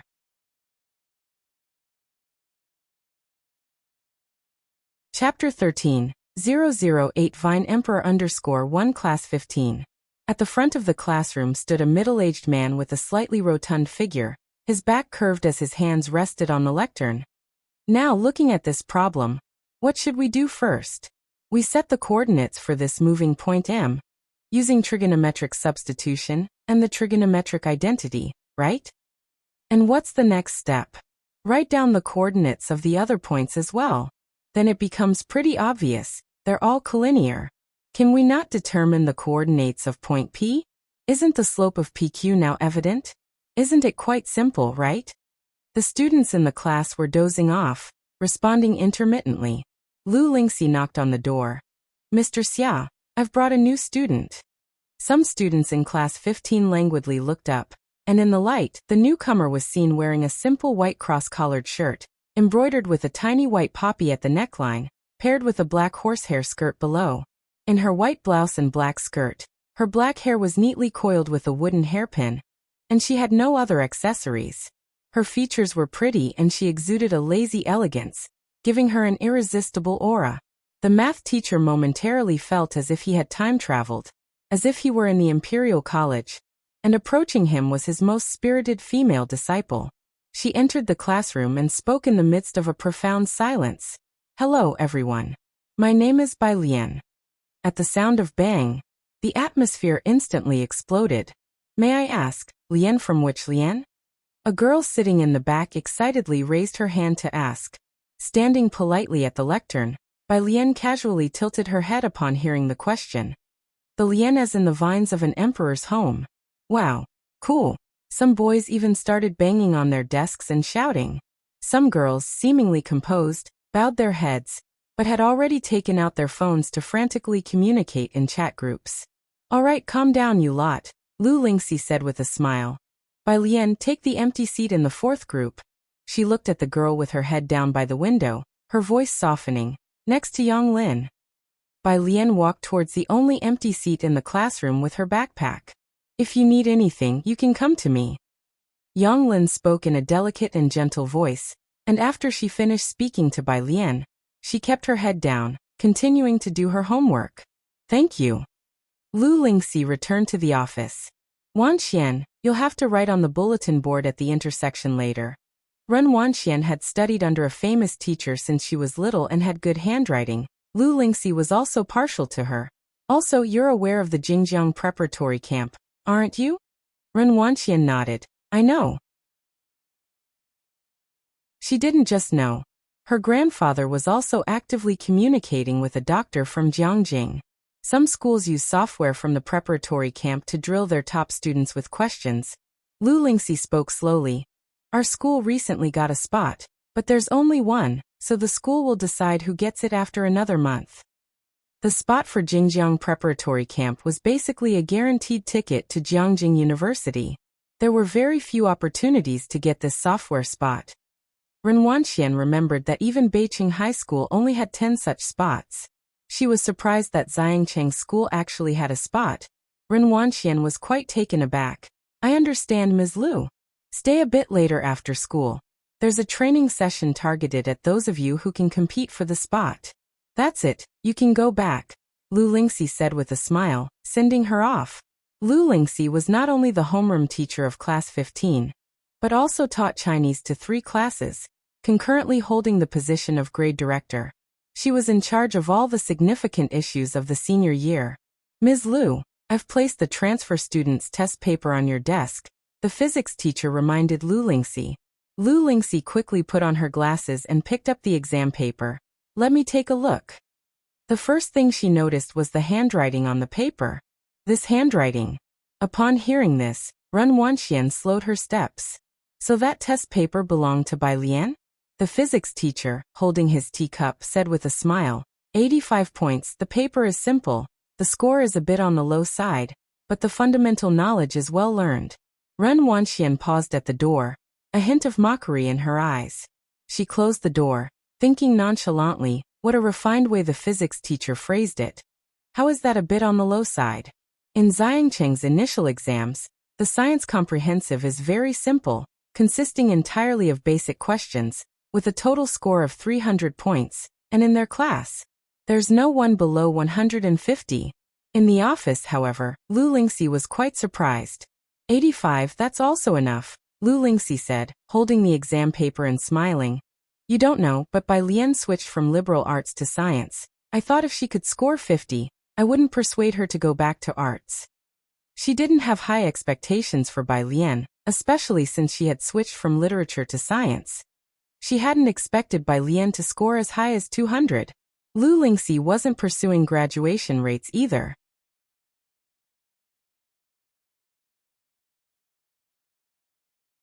Chapter 14. 008 Vine Emperor _2, Academic Transition from Humanities to Science? No wonder the handwriting is so neat, it's even better looking than print. The physics teacher had just been preparing for class and hadn't heard the conversation between Lu Lingxi and Bai Lian. It looks even more pleasant than Ren Wangshuan's test papers. He also found it strange that the transfer student had switched from humanities to science. Although the test itself was simple, covering mostly basic knowledge, and she didn't do many of the major questions. In fact, whenever she did answer, everything was correct, especially in physics. She used authentic Guangha style. As a language arts teacher, Lu Lingxi did consider her to be a good student, with handwriting so well behaved. In the past, scholars who took the imperial examinations would use this type of font. Previous top scholars knew several styles of calligraphy, but would all use Guangha style during the palace examination. Lu Lingxi had never considered that Bai Lian knew several styles of handwriting, Nowadays, it was remarkable for young kids to learn even one style properly. But now very few people learn Guanga style anymore, as they prefer Liang style. Lu teacher, don't worry too much. The physics teacher unscrewed the teacup. Since she wants to study science, she'll definitely be diligent. Don't look at her score of just 85 now. I see that she's not completely lacking in insight. Just you watch, by next year's college entrance exam, she should be able to raise her score to 170, and with some effort, reaching the second tier of universities is quite possible. He decided to pay more attention to this transfer student. Of course, they did not know. Making the transition from humanities to science, scoring 85 on a test of moderate difficulty, indeed also indicated some talent. In their minds, the biggest challenge for Bai Lian would just be the transition from humanities to science, as it was already difficult enough to score well legitimately, let alone considering that these 85 points were entirely the result of 5 days of study by Bai Lian. And as for the many questions she hadn't answered, it was simply because she hadn't started learning that material yet. Bai Lian, relying on her own efforts, had carved out a territory for herself on the Xiangqing Middle School forum. Today, of 10 posts on the number 1 middle school's board, 8 are about Bai Lian the Empress. Bai Lian herself was not aware of these discussions. Although she was good-looking, she emanated an aura that made her difficult to approach. Like her desk-mate Yang Lin, she was either reading or solving problems, appearing very much like a top student. Carrying the aura of a top student naturally, other students didn't dare to strike up a conversation. After school in the afternoon, Bai Lian had just been measured for size. Her school uniform would not be issued for another 2 days. Among the sea of uniforms, she was the only one in her own clothes. A bit taller than the average girl, clean and strikingly beautiful, standing out like a crane amongst chickens. Jiang He was squatting on the street corner opposite, and he spotted Bai Lian, shining brightly amidst the crowd, in a glance. "Why are you alone?" Bai Lian didn't see the others who had been following Jiang He around, so she took him to the milk tea shop around the corner. "My brother is picking me up later." The milk tea shop was crowded just after school let out, but they waited a few minutes for people to leave. Bai Lian found a quiet table and sat down with Jiang He. "Bai student." The clerk served Bai Lian 2 cups of cherry fruit tea. "Your milk tea is ready, straws are on the left, help yourself." Bai Lian recognized that this was her desk mate, Yang Lin. Bai Lian looked at the milk tea, which clearly had more fruit pieces than others, and smiled with her eyes, the expression shining and vibrant. "Thank you." She took out 2 straws, while Yu Guang noticed that Yang Lin's exposed arm seemed to have a purple bruise. "What's that?" Bai Lian took her eyes off it, and went back to handing Jiang He his milk tea. The other person took out a colorful spherical object. Jiang He took a sip lightly. A 7-layered, 5-colored magic cube. He had already managed to restore the center colors, but was not familiar with the rest. Last night, after watching Jiang Fulai's speed cubing restoration formulas, he was trying hard to replicate them. Bai Lian opened her backpack and took out a large lump, having never seen a Rubik's Cube before. "Are you restoring the colors of this sphere?" Jiang He nodded, discontent with his own speed. "My brother can solve it very quickly, but I need 2 hours. Puffed. A guy who had just come in with a basketball spat out his lemon tea. "No way, little bro." The guy spun on his foot and turned sideways, wearing the school uniform, his features handsome and sunny, and kindly suggested to him in a heartfelt tone, "Don't talk about it so calmly, have some sympathy for the average high school student." Jiang He glanced at him and said nothing. "Boy. What's with that look?" "What look?" "Hey." The boy got choked up for a moment but then greeted Bai Lian, introducing himself. "By classmate, I am your Zhang Xiai's." Bai Lian recognized him. He was the guy who sat behind her. She had remembered everyone who introduced themselves to her. Zhang Xiai scratched his head. "Oh, so you did hear us talking. Lu Ma said that if you ever need anything, just ask me. I'm the sports committee member." They called Lu Lingxi Lu Ma in their class. As Zhang Xiai was talking, he saw the object that Bai Lian took out. It looked like a motor. Bai Lian inserted the straw with one hand and played with the coils of the motor with the other. "What's wrong?" Zhang Xiai's. Who carries this kind of stuff in their backpack? He said goodbye to Bai Lian with an incredulous face and left the milk tea shop. The group of boys waiting for him outside asked if he got the new transfer student's contact info, implying that the new student was so pretty that they could only admire her from afar. "I'll ask tomorrow." Zhang Xiais put his arm around his buddy's shoulder, exclaiming with a sense of brotherhood. "With you guys in the world, I can rest easy." The brothers were just about to be moved. Zhang Xiais. "Hee, it's great to have more than one useless person." As darkness gradually fell, at the school gate, students who had been staying late for the honor student training had just finished their classes. Ren Wanxian was picked up and dropped off by a personal driver every day. She was on the phone with the driver. "I've finished my tutoring class, come to." Her eyes caught sight of a girl sitting under the streetlight at the corner of the crossroad, apparently waiting for something. How come she kept running into Bai Lian at this huge school? Could it really be such a coincidence? Ren Wanxian suddenly felt an irritation. Observing the other's silhouette, she pondered for a while, and then instructed her driver. "Take the car to the back gate. I'll wait for you there." "What's wrong?" the boy next to her asked her. "Nothing." Ren Wanxian shook her head, not wanting to mention Bai Lian at all. "Let's go to the back gate." She turned coldly, re-entering through the school gate. The boy, after a thoughtful nod, glanced faintly at the corner of the crossroad and said, "Then I'll have my driver wait for me at the back gate as well." Meanwhile, at the crossroad, "When is your brother coming?" Bai Lian sat beside Jiang He by the roadside, watching the passing traffic. The streetlights lit up one by one. Jiang He reluctantly lit up his watch. "Another 10 minutes. Okay." Bai Lian leaned lazily against the lamp post, taking out the coils again to play with. When Jiang Fulai came to pick up Jiang He, what he saw was this scene. The girl sat casually by the roadside. Her ink-black hair was casually held up by a brown wooden hairpin.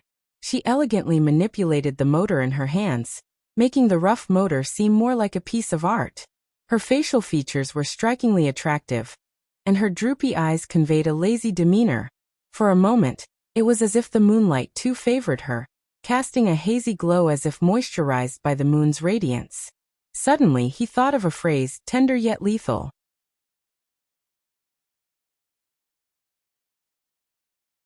Chapter 15. 009 monopolizes the moonlight.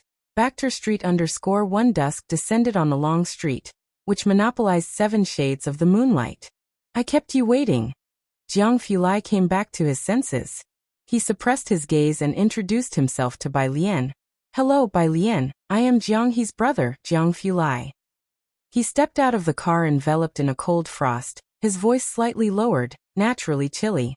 Bai Lian looked up and inadvertently collided with a pair of light-colored eyes that reflected no light like a cold pool.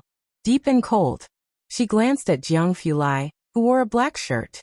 His face was stunningly cold, his slightly lighter hair blending with the light. Their first gaze, or perhaps another glance. It was surely quiet and lonely, yet it felt deafening.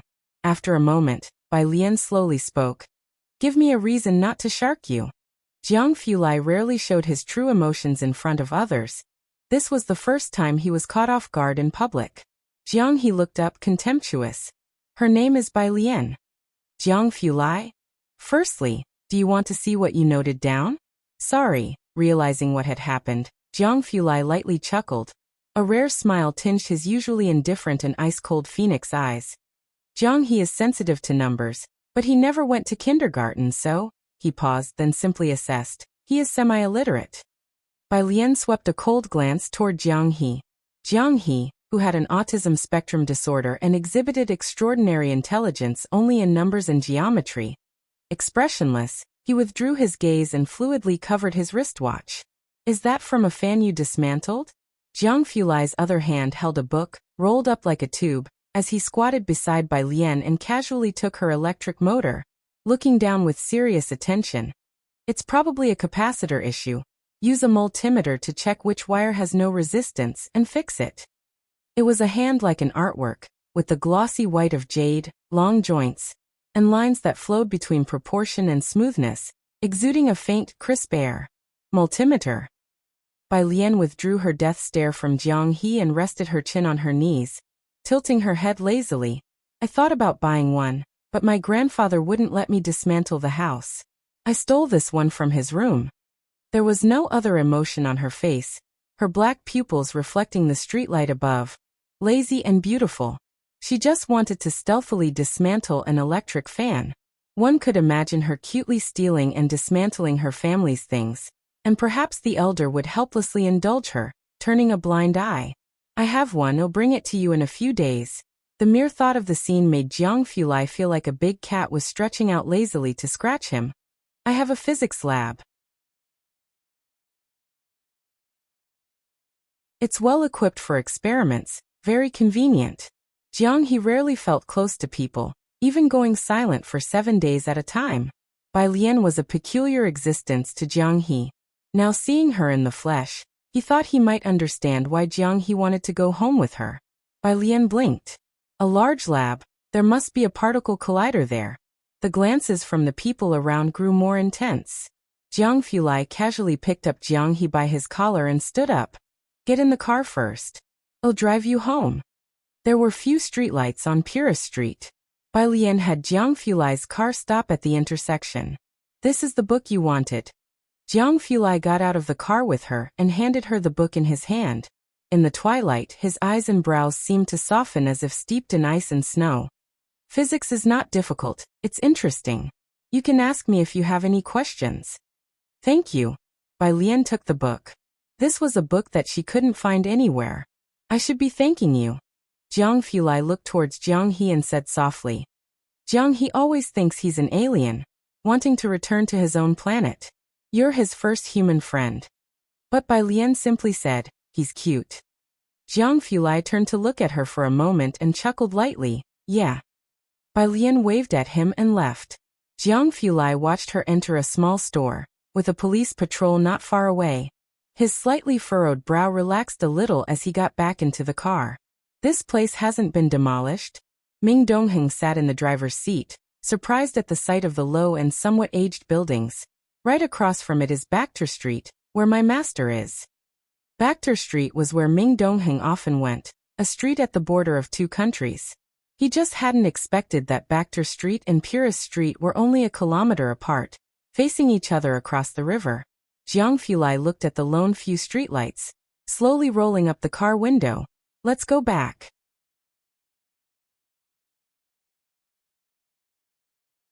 Chapter 16. 009 monopolizes the moonlight. Bacter Street _2 Ming Dongheng drove off, and Jiang He leaned by the car window, watching Bai Lian. Jiang Fulai's fingertips lightly tapped the phone screen. And in the dark night, his brows and eyes seemed to be coated with a faint layer of cold frost. After a while he lit up the screen to send a message. Go to the storeroom and find my physics notes. The convenience store.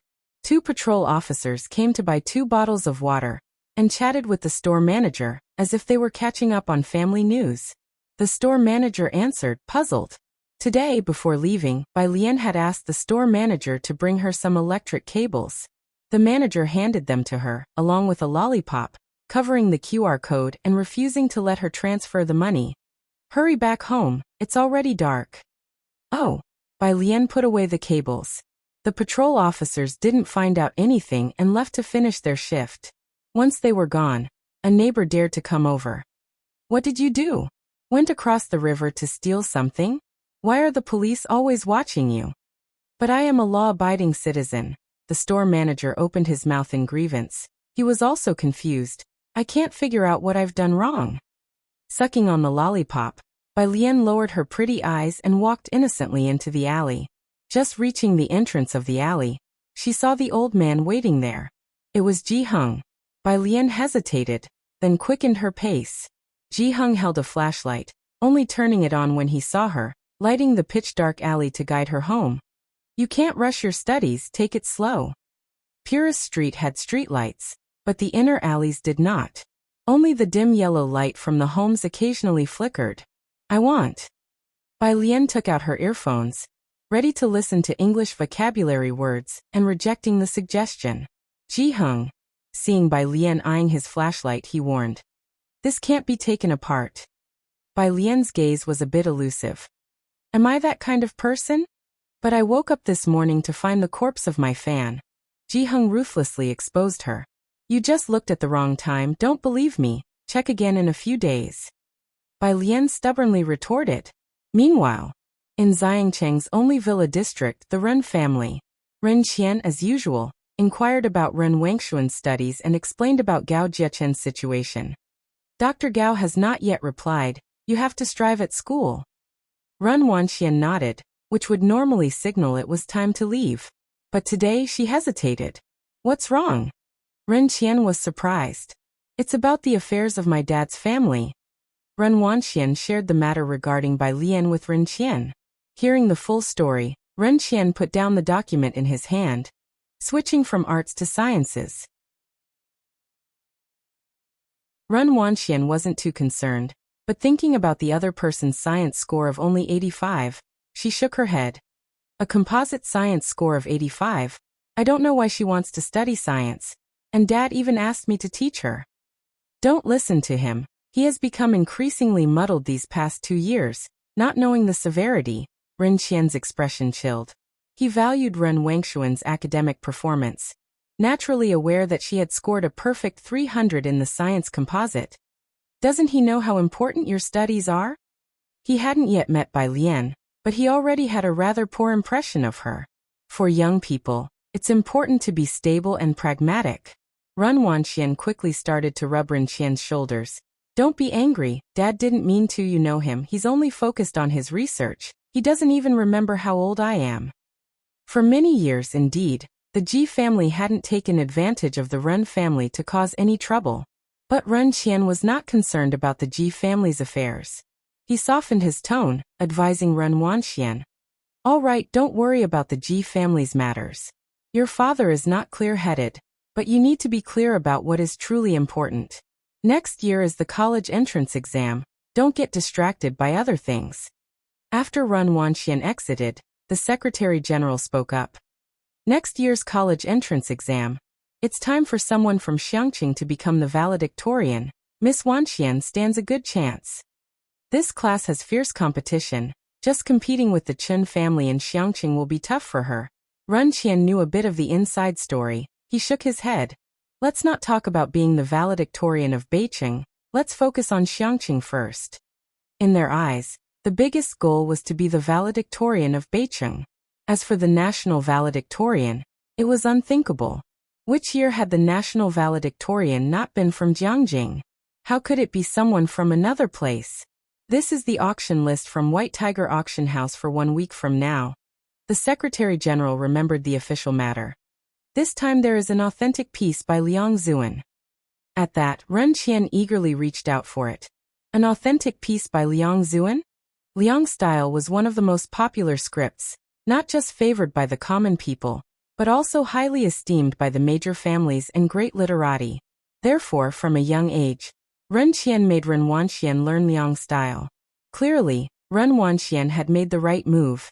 Ever since she was young, she had won many people's favor with her Liang-style handwriting. Authentic pieces by Liang Zuan were rare, with a known authentic piece residing in the private museum of the Chen family in Jiangjing.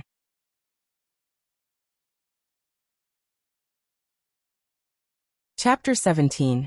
009 monopolizes the moonlight. Bacter Street _3 This genuine piece coming up for auction is bound to attract a crowd from all over the country. No one would doubt its authenticity. After all, it's the largest auction house in Asia. And nobody dares to cause trouble at an auction on Bacter Street. Find a way to get an invitation to the auction, Ren Qian said. The next day, Bai Lian didn't linger in the library, because Jiang Fulai had someone send her the multitester. She planned to go home and show her grandfather what bad timing really meant. Bus 12 came to a stop on Purist Street, and when Bai Lian got off with her black backpack, she saw a crowd gathered around the convenience store from a distance. As Bai Lian approached, the onlookers outside in white tank tops trembled with excitement. With a clatter, a cigarette fell to the ground. Officer Zhang, ask them if I've broken any law. The middle-aged man in black attire said casually, exhaling a ring of smoke while point at a vendor selling chilled mung bean jelly. Dare you say I've transgressed? The vendor, in fear, shook his head as he picked up his knocked-over stall. No, I knocked it over myself. Oh, is that so? The middle-aged man took 2 more steps forward, pointing at someone selling hand-carved items. The person sat on the ground, frantically waving their hands in negation. He stepped on an embroidered shoe and finally stopped in front of Ji-hung. How about you? Do you dare? Ji-hung looked at the stall on the ground and shook his head. See. The middle-aged man then leisurely turned to Officer Zhang, his voice arrogant. I told you I haven't done anything, Officer Zhang. You wouldn't arrest a good person, would you? You. Officer Zhang was about to take action, but was firmly restrained by a colleague. Forget it, Officer Zhang. The colleague whispered in Officer Zhang's ear. He must be Poison Scorpion. Officer Zhang calmed down. Poison Scorpion. One of the top 10 on their internal most wanted list. He frequently moves between Baekter Street and the international scene. Many of his men are ex-mercenaries, protected by a bar on Baekter Street, and even the FBI is said to be unable to touch him. His power was immense. Poison Scorpion had long anticipated this scenario. He looked at Officer Zhang with disdain, carelessly dropping his cigarette on the ground and stepping on it. It seems, Officer Zhang, if you desire to catch me, you'll have to find another way. No one present dared to speak. Poison Scorpion then arrogantly left the convenience store with all the cigarettes, and casually left Purist Street. Only after he had left did Officer Zhang silently help the vendors straighten their stalls, whispering an apology to them. The people from the bar on Baekter Street, at the junction between 2 nations, those people, without evidence, Officer Zhang truly had no recourse. Even if the Chun family of Xiangqing was present today, they too would suffer silently. Bai Lian stood not far away, watching the scene with an unperturbed gaze. The man in the white tank top, feeling the chill of her gaze on his back, shivered and quickly set about helping the vendors pick up their goods. Clearly, he was also one of the formidable convention people, and seeing him lending a hand, Officer Zhang gave him a glance, his gaze then shifting to the store owner not far away. As the crowd slowly dispersed, such incidents were not uncommon on Purist Street. Alien. Ji-hung, having tidied up his belongings, saw Bai Lian standing at the street corner. The neighbors liked the trinkets made by Ji-hung, who would set up his stall every few days. Bai Lian usually studied late in the library, so this was the first time she saw him vending. Bai Lian answered calmly, taking Ji-hung's items from his hand. It's all right, grandfather's used to it. Ji-hung spoke more today than usual, holding a tobacco pipe. These things don't happen often. He's from the opposite side and doesn't come here often. You should be more careful when you go out. It's better for ordinary folks like us to avoid provoking them if we can. He comforted Bai Lian. Bai Lian hummed in agreement once more, but the chill in her pitch-black eyes grew colder. Ji-hung was at ease with her. 11 o'clock at night. The lights in Ji-hung's room went out, and in Bai Lian's room, she tightened the last screw on the electric fan. Then, taking her mobile phone, she quietly closed her room door behind her and left. Crossing the bridge at the end of Purist Street, a street stretched out in front of her, resplendent with golden light. Although it was 10 o'clock at night, it was as bright as day. The entrance bore the name in 2 languages, Baekter Street. The man in the white tank top had been waiting here. He looked up to see the girl in the flowing moon-white dress, so out of place in this street. Sis, the man in the white tank top approached, handing Bai Lian a cigarette and lighting it for her. With a slender cigarette grasped between her fingers, Bai Lian appeared utterly nonchalant. As the flame sparked and smoke began to curl up, she lazily tilted her head. Where is he?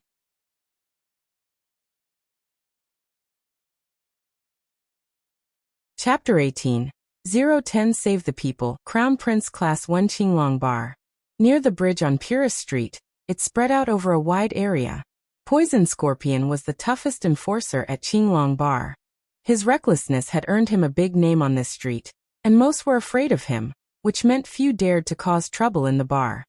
He was just sitting in the lounge inside the bar, biting on a freshly lit cigarette. Bang! The door was flung open. Poison Scorpion glanced up nonchalantly, only to see a white tank top. He stood behind a young woman. Yo Mao Kuan. He obviously recognized the man in the white tank top. He called him Mao Kuan, but his tone lacked respect. Poison Scorpion stared straight at the girl behind him. Are you here to pay tribute to me? Haha, don't worry, Mao Kuan, I'll be sure to speak highly of you to your godfather. The man in the white tank top looked at him, as if seeing a former version of himself. Bai Lian slowly approached. Poison Scorpion hesitated, then with a smile, extended his hand toward Bai Lian. Mao Kuan, the person you've brought is pretty. Bang. He, along with the stool, was kicked to the ground, and a bone in his chest broke. Poison Scorpion's eyes turned fierce as he endured the pain and scrambled up, throwing a fierce punch at Bai Lian's face. Bai Lian didn't even move her feet, simply raising her hand leisurely to catch his punch under his astonished gaze. The hem of her moon-white dress fluttered gently. Crack! The sound of finger joints breaking echoed. You want to die? With a bang, he was once again brutally smashed to the ground by Bai Lian. Poison Scorpion had never seen such a twisted scene before, and looked at Bai Lian in terror. The borderlands between two countries were complex, and no one without some abilities could survive there. His skills were quite impressive. In fact, few people knew that even the FBI had been unable to handle him when he was notorious internationally, which was why the bar owner had taken notice of him. As Qinglong Bar's top enforcer, even the #1 fighter in the ring would have a hard time laying a hand on him. Poison Scorpion was breathing more out than in. He lay on the ground, unable to get up. Have I offended you? He was clever, indeed. To be this arrogant and still alive for so long was because he had only offended nobodies. The girl in front of him, who could crush him as easily as pinching a steamed bun, was certainly no nobody. He had no idea how he had managed to provoke her. Bai Lian still had a slender cigarette pinched between her fingers, and the smoky haze swirled around her face. She walked unhurriedly to Poison Scorpion's side, wearing gray embroidered shoes with a faint footprint on them. The embroidery was of pink peonies, layered and sumptuous. With the shoe bearing the footprint, she stepped on Poison Scorpion's right hand and asked softly, "Is the embroidery nice?" So prim and proper. Poison Scorpion, who had been so arrogant before, now lay at Bai Lian's feet. Even as every breath caused pain in his chest, he still struggled to wipe the dust from her embroidered shoe. Smiling ingratiatingly, he looked up at her. Good, very good. The embroidery is excellent. Bai Lian looked down, the shadows cast by her eyelashes hiding the tumult within her eyes. She lifted her foot. Indeed, it's good. Bang, another kick. She kicked Poison Scorpion hard in the chest. Poison Scorpion was slammed against the wall. Bai Lian leisurely straightened her sleeves. Withdrawing her gaze, she said coldly, "But it's gotten dirty." The man in the white tank top knelt beside Poison Scorpion, kindly reminding him, "You had to mess with her grandfather's business of all things. And you even asked if the old man dared to. Do you think he dares? Remember to respect your elders and love the young." The bar was deafening with noise. A group of men in black waited at the doorway. The leader, seeing Poison Scorpion paralyzed and gasping against the wall, twitched his mouth. God, you're asking a vicious man to respect the elderly and love the young. They looked at Bai Lian warily, then told the man in the white tank top, "Mao Kuan, the boss wants you in the conference room." "I'll talk to my godfather." The man in the white tank top nodded casually. Bai Lian leaned against the bar, lazily tapping her fingers on the countertop. "Xiao Bai." The man in the white tank top immediately stepped forward, pouring her a drink. "Sister, my surname is Mao." "Oh, Xiao Mao." Bai Lian nodded sluggishly. "Thanks for today, but I don't drink. I'm heading back." "Sister, won't you stay a little longer?" Bai Lian took out a wooden hairpin, slowly gathered her hair, and her low, soft eyes were languorous.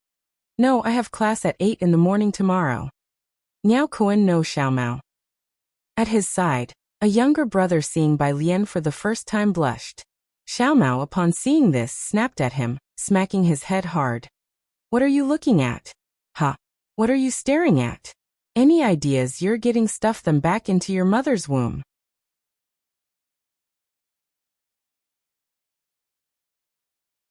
Chapter 19. 010 Save the People, Crown Prince Class 2 Purist Street. The night was dark and the wind was high. Bai Lian took out her earphones to memorize English vocabulary. It was nearly 1 in the morning, and faint sounds of a scuffle were coming from the narrow, dark alley ahead. Ordinary people would have taken a Bai Lian wore her earphones. halfway through her vocabulary listening, when her phone rang. It was Malkoen, she answered and calmly walked past them. There were 3 men with blonde hair and blue eyes. Because of the girl's excessive calm, they were clearly stunned for a moment. The next second, one of them came to his senses and reached out to grab Bai Lian's neck.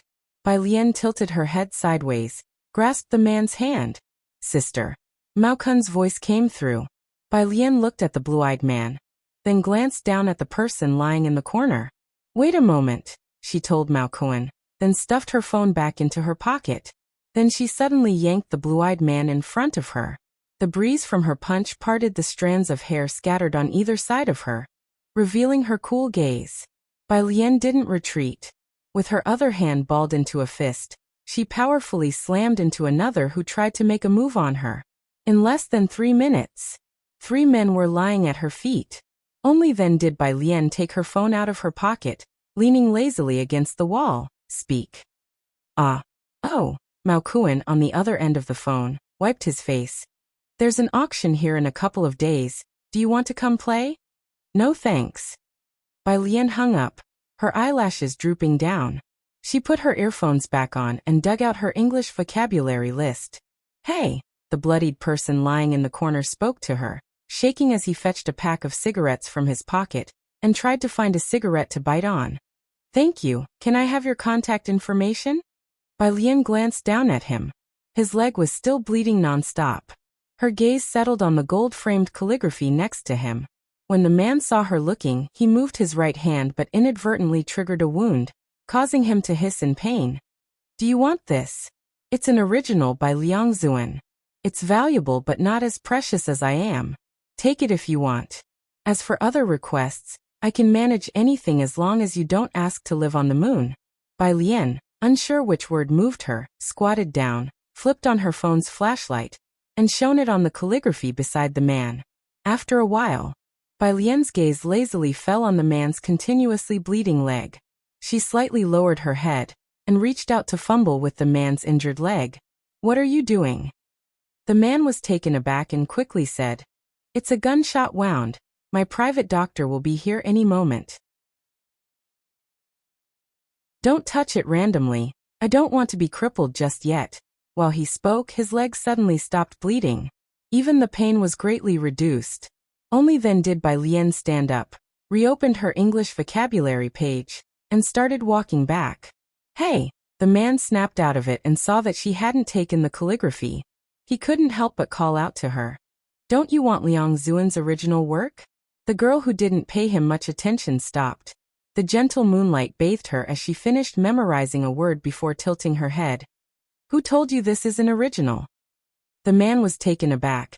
This has been authenticated by experts. The girl took her gaze back, disappearing around the corner. Her voice faded into the night, lonely and vague. Have it authenticated again. That's his student's handwriting. 6 o'clock in the morning. Ji Hing's room. The moment he opened his eyes, he found himself face to face with a figure holding an electric fan. Ji Hing. Bai Lian. After 10 seconds of staring, someone was looking at him with a very righteous expression, as if asking, Why did you wake up so early? Very well.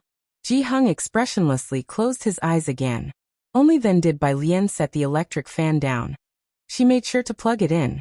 The fan that was previously broken now seemed eager to let everyone know it had been fixed by someone, whirring loudly as it began to spin. She considerately closed the door behind her as she left. Ji Hing opened his eyes again, looking at the window to the early morning sky, cool with an estimated temperature of about 22 degrees. Calmly, he reached out and pulled the half-draped blanket up to his neck. Xiangqing Middle School starts class at 8 in the morning. Most boarders arrive by 7. Bai Lian wasn't particularly late, arriving at 7:30. Her deskmate must have also arrived early, now clutching an English book and sitting in the front seat, memorizing. And her seat. Bai Lian yawned lazily as she walked up to her spot, tapped the desk and looked down. Classmate, excuse me. The girl sitting in her seat instantly pulled a long face. Shush! The originally noisy classroom quieted down in an instant. Zhang Xi's, who had been napping on his desk, also lifted his head, bleary-eyed, and came to alertness at the situation. The curly-haired girl didn't even glance at Bai Lian. Noticing Zhang Xiai's awake, her eyes lit up as she handed him a bag. Zhang Xiai's, I brought you breakfast.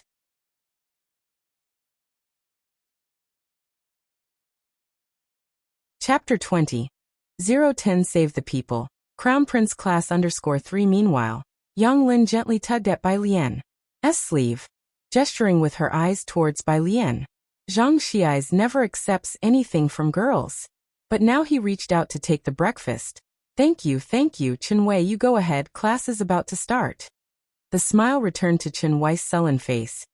Then I'll come watch you play basketball tonight. Perhaps in a good mood. Chen Wei hummed a tune as she left class 15. As she passed by, both male and female students shrank their necks in unison. New student, since you just arrived at our school, let me give you the rundown. The girl in front turned around and heaved a sigh of relief before speaking to Bai Lian. That was Chen Wei from the second year. Of course, mentioning that might not mean much to you. You know about the school heartthrobs, right? Besides that idiot Zhang Xiai's, there's another guy called Chen Zhu. Chen Wei is Chen Zhu's little sister. Chen Zhu is in the elite class 8 of the third year. Got it. The ones who usually hang out with her are the likes of Chen Zhu and Ren Wanqian. Bai Lian. Thank you. So annoying, I want to erase her. In any case, we commoners should avoid provoking anyone from the elite class if we can. Eggs can't compete with stones, the girl finished, then glanced towards Yang Lin and Zhang Xiai's. Right, you two? The most important thing is that Chen Zhu and Ren Wanqian are both hot contenders for the top scholar title of our graduating year in Beijing. Yang Lin said, settling into her seat, and after a thought, she added softly, try not to offend them. That's true, Zhang Xiai's grumbled discontentedly. But why did you have to call me, a cheerful and pure-hearted 19-year-old guy, an idiot? No one paid attention to him. Zhang Xiai's then draped an arm around his deskmate's shoulder. What do you think, top student? Ning Xiao looked up and gave him a be quiet look. Bai Lian propped her chin with a hand, lazily flipping open her English textbook. Zhang Xiai's touched his nose and took out his phone to add her as a friend. Today is Friday, after school in the evening. Yang Lin and Bai Lian walked out of the school gates together, with Bai Lian wearing headphones and listening to vocabulary words. They walked to the flower shop at the end of the street. The middle-aged woman selling flowers was enthusiastically wrapping a bouquet for a customer, but when she saw Yang Lin, she squinted and smiled gently. Your flowers are on the table. I've set them aside for you. While reciting vocabulary, Bai Lian looked over and saw a beautiful white lily on the table. Yang Lin picked up the flower and placed the money on the table. The middle-aged woman finished wrapping the bouquet and seeing this exchange, shook her head helplessly and then asked, what about that boy Zhang Xiai's? He's playing basketball. Always off playing basketball. Why can't he be more like you and Ning Xiao? Zhang's mother muttered her complaints, then turned to look at Bai Lian. Ah, this must be the transfer student in your class. Such a pretty young girl. She pulled out a red rose and gave it to Bai Lian. She definitely seems much better behaved than my troublesome son. Bai Lian accepted it. Thank you, Auntie. Ah, Zhang's mother clutched her chest. I knew it. I should have had a daughter. That darn Zhang Xiai's can only manage to kill my orchids. Don't be mad, don't be mad. The middle-aged man who had just come back from outside put down his computer bag and continuously consoled her. Tonight, we'll pretend to fight and isolate ourselves in our room, making him do all the household chores for a week. Carrying a rose, Bai Lian took separate ways from Yang Lin at the intersection. Following the address given by Jiang He, she arrived at the wealthy district of Xiangqing. The public bus only went as far as the road on the outer perimeter. Ren Wanqian hadn't attended today's top student training, because there were important guests coming to her house, and Ren Qian had notified her in advance. As she passed by the periphery of the wealthy district, her gaze caught a person not far off. Stop the car. The boy in the front seat casually glanced at the rearview mirror. What's wrong? Ren Wanqian shook her head without saying a word. Swoosh, the car stopped in front of Bai Lian. The window rolled down, revealing Ren Wangshuan's face brimming with irritation. She looked at Bai Lian with a mocking expression as if she had already seen through her. What are you waiting for here?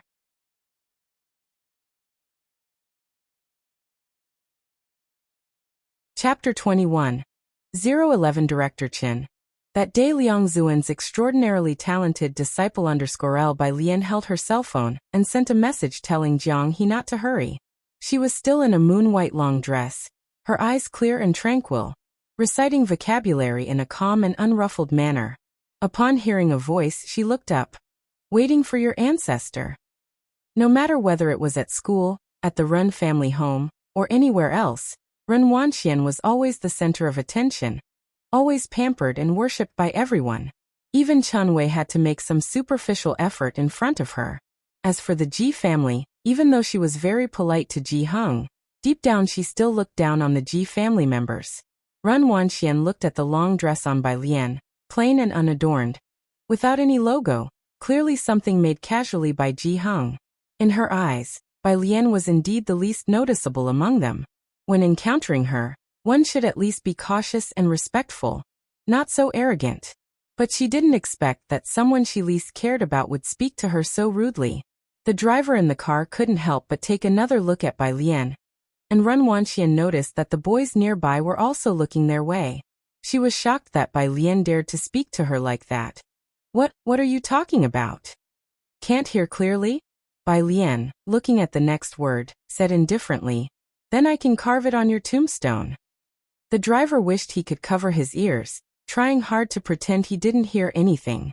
But Ren Wanxian, with her sense of entitlement, didn't get out of the car, only haughtily rolled down the window, so everyone in the car could hear Bai Lian's words. Even if the driver showed no reaction, Ren Wanxian still felt that everything about her was being challenged by Bai Lian at this moment. She was rendered speechless by the retort, and only managed to pull at her lips before angrily rolling up the window and demanding, aren't we leaving yet? The car started. The boy in the front seat glanced at Bai Lian by the roadside through the rearview mirror. The look was as if he were observing a leaf, only for a moment before he withdrew his gaze. You know her? Ren Wangshuan's voice was cold with disdain. Who knows which relative from the Ji family that is? She didn't understand how Bai Lian could be so entitled when she was merely living in a slum that hadn't been developed yet, one that still used well water. Chenju nodded, uninterested, and didn't ask any further. The car drove on for a while when another black car slowly approached. Chenju, who had been sitting relaxed, straightened up, his gaze fixed on the rearview mirror, watching the black car grow more distant, until it disappeared. As dusk approached, the black car that vanished in the rearview mirror seemed to grow more mysterious. In the back seat, Ren Wanxian had temporarily forgotten about Bai Lian, watching the direction the black car had disappeared in, and asked softly, was that the people my grandfather mentioned? Although in her final year of high school and focused on her studies, it didn't mean she wasn't aware of other matters. She knew about the recent changes in Xiangqing. They had always thought that the manor behind them, which had been vacant, belonged to the government. Now that it had been occupied, the major families of Xiangqing had all received a clear message not to disturb it. Chenju only casually said, I've never seen that make of car. The one who came to pick up Bai Lian was Ming Dongheng. Bai Lian had been memorizing words all the way, and when she arrived at the entrance of the manor, she saw Jiang He squatting at the door, eagerly waiting. The man in the gray suit waiting in the garden, seeing the carefree and lazy girl behind Jiang He, was quite surprised. Then he watched as Jiang He walked to the adjacent laboratory, adeptly keyed in the password, and entered. Mr. Ming, who is that? The man turned to Ming Dongheng, inquiring about the girl's identity. Despite his many years in Jiangjing, he had never heard of such a person. Ming Dongheng only warned, don't overstep. Chen Wei felt a chill down his back and remembered who resided in this place, no longer daring to ask any more. He secretly committed to memory the fleeting glimpse of the girl's face. With that striking face, he definitely wouldn't forget her if he saw her again. The laboratory. Most of the devices there were unfamiliar to Bai Lian, and Jiang He took her to a small table to show her a miniature perpetual motion machine on it. A metal sphere the size of a soybean slid down through the hole on the top layer into a track, then bounced back up. Both squatted on the spot, staring intently at it for 10 minutes. According to the law of conservation of energy, Bai Lian concluded, this is a fake perpetual motion machine. As she spoke, she flipped over the base and indeed, saw magnets underneath. Jiang He nodded, and then secretly told Bai Lian. Uncle Ming has always thought it was a perpetual motion machine. There were many instruments in the laboratory, but Bai Lian and Jiang He only looked at the toroidal collider. Jiang He squatted on one side and tried several times with Bai Lian, continuously adding fluid.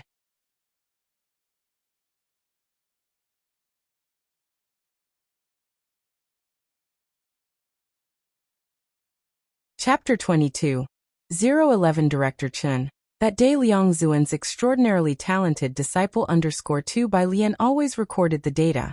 She and Jiang He finally succeeded once, and after glancing at the numbers on both sides, she recorded more data on paper. After she finished, Jiang He leaned on the table and looked at the vortex machine. How come it still isn't broken? Bai Lian set the paper aside, tilted her head to look, and found it hard to disagree. Outside, when Jiang Fulai returned, it was already dark. Young Master Jiang. Chief Chen followed him into the house respectfully. Jiang Fulai took off his coat and with a quick glance, noticed a black backpack, a mobile phone, and a rose on the rosewood table. Ming Dongheng. Those are Miss Bei's belongings. Jiang Fulai hummed calmly, his long eyelashes drooping slightly, shading the excessively cold look in his eyes. Are they still in the laboratory? Like this, there should be many lining up at school to give her flowers. What are high school seniors doing not studying properly, giving roses to others? Truly not reserved. Young Master Jiang gave his polite assessment. Have them come out to eat, Jiang Fulai instructed, his facial expression uninvolved. When Bai Lian came out, Jiang Fulai was speaking with Chief Chen. Chief Chen clearly appeared somewhat restrained, his hands resting on his knees as he sat with his legs together. It must be personal revenge, this side of Xiangqing. He caught sight of Bai Lian entering from outside, paused, and didn't know whether to continue. Jiang Fulai tapped his fingertips lazily on the table, glanced at him. Continue. Oh, Chief Chen quickly resumed.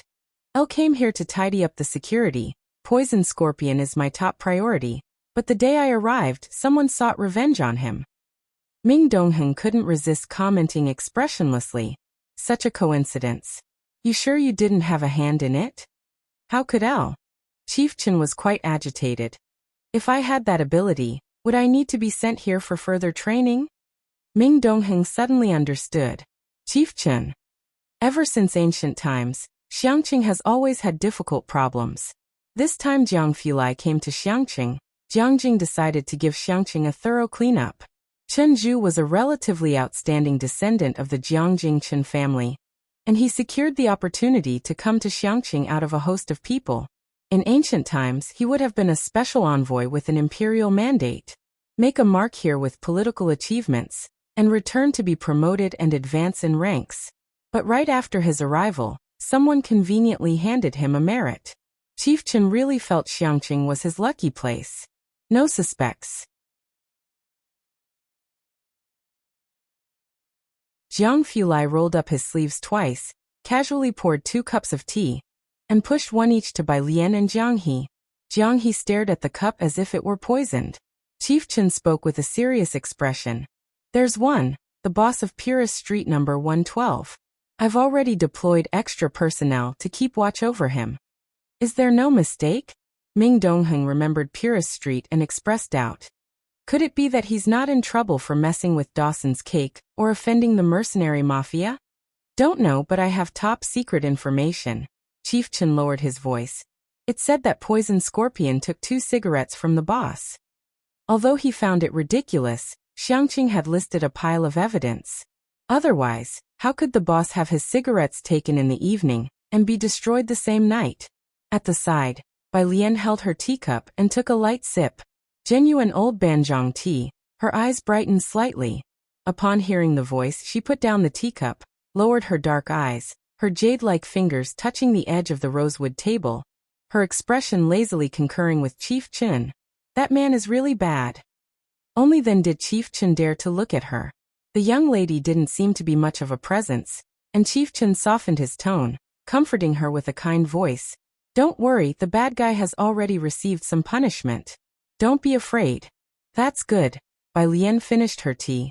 She picked up her backpack and bid farewell to Jiang Fulai and the others. Jiang He tugged at her sleeve. Bai Lian's eyes drooped lightly, and she gave him a sideways glance.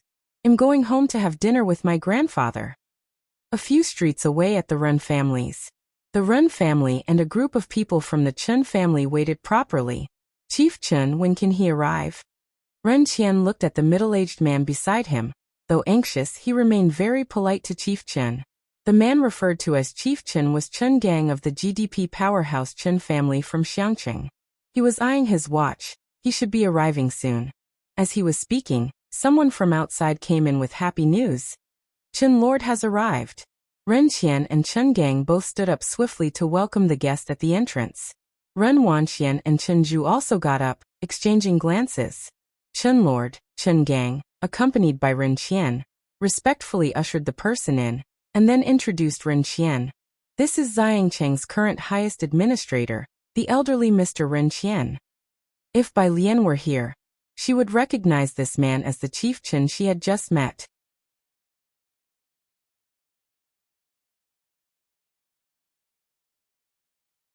Chapter 23. 011 Director Chen. That day Liang Zuan's extraordinarily talented disciple _3 Director Chen casually took a seat by the dining table. He was likely in his 30s or 40s, with a stern expression that rarely broke into a smile. Resting one hand on the table, he looked toward Ren Qian. Mr. Ren, I'm afraid I'll be imposing on you with my visit this time. Please do take good care of me.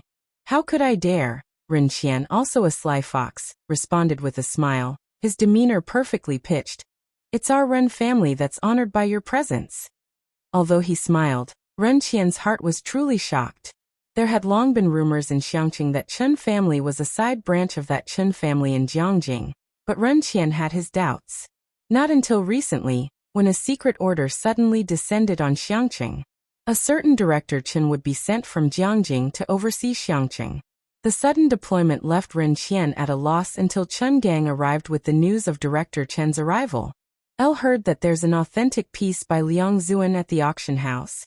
Director Chen took the wine Ren Qian poured for him, and said indifferently.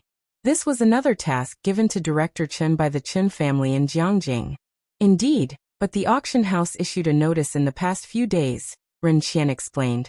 Rumors suggest the handwriting may not be his own. Director Chen frowned. Ren Qian felt a flutter of anxiety. However, it is indeed authentic. It appears to be notes from one of his disciples. The auction house has already engaged an appraisal expert. The appraisal is still ongoing, so the auction has been postponed by 5 days. Really? Director Chen sat up straight. The appraisal is still underway. Beside him, Chen Gang quickly added. I will keep a close eye on this matter. As everyone knows, Liang Zuan, the illustrious prime minister from ancient times, in his life took only 2 disciples besides Emperor Jiangwen, and they were the exceptionally talented siblings from the Bai family.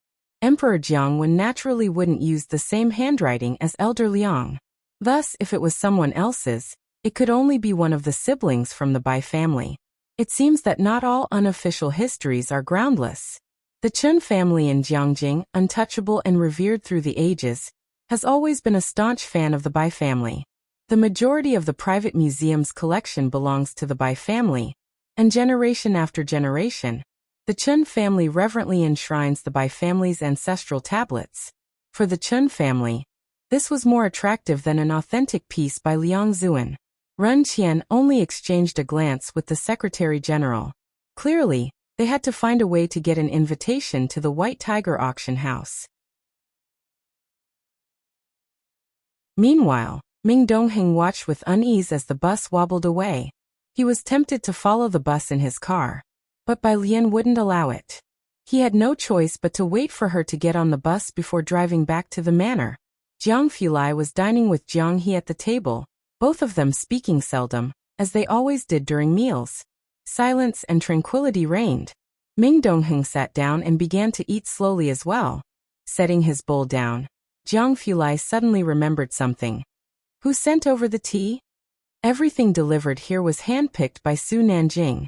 Ming Dongheng swallowed a mouthful of food. Su Nanjing. Jiang Fulai drew a disinfectant tissue, meticulously wiped his hands clean while looking at his lap, his tone casual. From now on, everything follows this standard. Ming Dongheng nodded. Jiang Fulai stood up, taking the documents on the table with him to the laboratory. The experiment on dark matter had a long schedule, and he had recreated his Jiangjing laboratory in Xiangqing in its entirety, which is why there was a corner reserved for Jiang He's stuff. A table no taller than 70 centimeters. A stool merely 20 centimeters, even the experimental apparatus were a size smaller. Jiang Fulai walked up to the long laboratory bench, about to place his own documents down, when he caught sight of a piece of paper not far away. His laboratory was always clean and tidy. This paper must have been left by the other two. He approached, casually picking up the paper.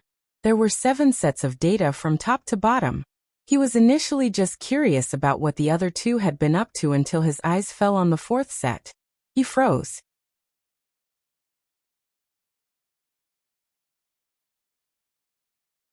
Chapter 24. 012 High Efficiency Study Method. Relocation of residents completed _L. A few digits were written casually. They flowed from the hand as if in one breath, the strokes revealing a hidden sharpness. Jiang Fulai stared at the characters for a moment before continuing to look at the data. If the first 3 sets of data were chaotic, a pattern could be discerned starting from the 4th set. Jiang Fulai immediately recognized it as data from vortex ring collisions. He wasn't very interested in fluid dynamics, so he scanned the data quickly and then took out his phone to take a picture. He sent it to someone. Member of the Ma Institute. I'll need to calculate 5,000 Gaussian Bose samples. I don't have time. Member of the Ma Institute. Of course, if you're willing to switch to quantum mechanics, I think I might find some time. Clearly, the other party didn't look at the content carefully. The reply was quite heartless. Jiang Fulai was not in a hurry. 10 minutes later, the phone rang. Jiang Fulai's eyes were faint. He wore half-frame glasses on the bridge of his nose, and there were no chairs for resting in the lab, nor was the experimental table suitable for sitting operations. He leaned on the desk with one hand, while the other held a mouse, bending over to carefully plot the mass and interaction graph of WIMPs. He didn't answer. The phone stopped for a while, then ringed again quickly. Jiang Fulai reached out, picked up the phone and pressed the answer button. I had a feeling they were up to no good, entrusting the kid to you. You're barely self-sufficient. How are you going to care for Jiang He? Came the voice of the member of the Ma Institute, with his teammates discussing something in the background. He was always direct with Jiang Fulai and after a brief pause suggested, how about this, you hand Jiang He over to me, and I'll raise him on your behalf. The member of the Ma Institute knew who was with Jiang Fulai, so he guessed that the data came from Jiang He. It's a set of data Jiang He and his friend worked on. They are very sensitive to data, Jiang Fulai said with a slight droop in his phoenix eyes. His depth in fluid dynamics wasn't profound, but a person's talent and spirit can't be hidden. Therefore, he did not think Jiang He and Bai Lian had a superficial understanding of physics. After all, even the mathematical genius Maxwell faced indifference when he shifted to physics, trying to study electricity and magnetism. And the physical giants of that era did not care about Maxwell either. On the phone, Jiangjing University. The member of the Ma Institute hung up, holding on to the data and thinking about it as he left the office. While going downstairs, he instructed his assistant, we're aiming to match the school in Xiangqing this year, right? Help me look someone up. The assistant noted it down in the schedule. Almost everyone in the school knew the member of the Ma Institute. Upon seeing him leave the office, a boy passing by the lab building couldn't help his excitement and took a photo. Then grabbing his friend's arm, unable to contain himself. Xiao Ku, that's the member of the Ma Institute. Did you see? My teacher once had the privilege of being in his team. Bai Lian had just gotten off the bus when she saw Mao Kuan squatting at the bus stop waiting for her. Upon seeing her, Mao Kuan immediately stomped out his cigarette. Then he picked up the cigarette butt and threw it into the trash can. Sis, Mao Kuan offered her an invitation with eager courtesy. Sis, this is an invitation from the White Tiger Auction House. I'm not going. Godfather said it's yours once he gives it to you. You can sell it if you don't want it. Mao Kuan scratched his head. It's going for a good price on the black market right now. Then you help me put it up on the black market. Bai Lian reached out, took the red invitation with a white tiger printed on its cover, and casually put it into her backpack. Okay, sis. The two of them went to a convenience store one after another. Bai Lian grabbed a bottle of water, scanned the QR code to pay, and then went back. Whereas Mao Kuan, seeing that Bai Lian called the store owner uncle, caught on quickly, bought a pack of cigarettes, and also helped the owner move the piled goods back into the store. Someone watching from the shadows took note with a solemn expression, marking the store owner's name with a star. Bai Lian had a pleasant time reading and studying in the library with Jiang He on Saturday. Sunday, Jiang He sat listlessly alone on the carpet. He fiddled with a Rubik's Cube in his hands slowly. Jiang Fulai came downstairs, fastening the buttons at his collar with one hand, holding his laptop in the other, and walked slowly over to Jiang He. Looking down, his posture was somewhat lazy, his voice, however, was calm. Not changed clothes? Normally, Jiang He would have been heading to the library that day. Jiang He ignored him. Jiang Fulai finished buttoning up, placed his laptop on the table beside him, and asked calmly, "Do you know when my vortex ring machine might break down?"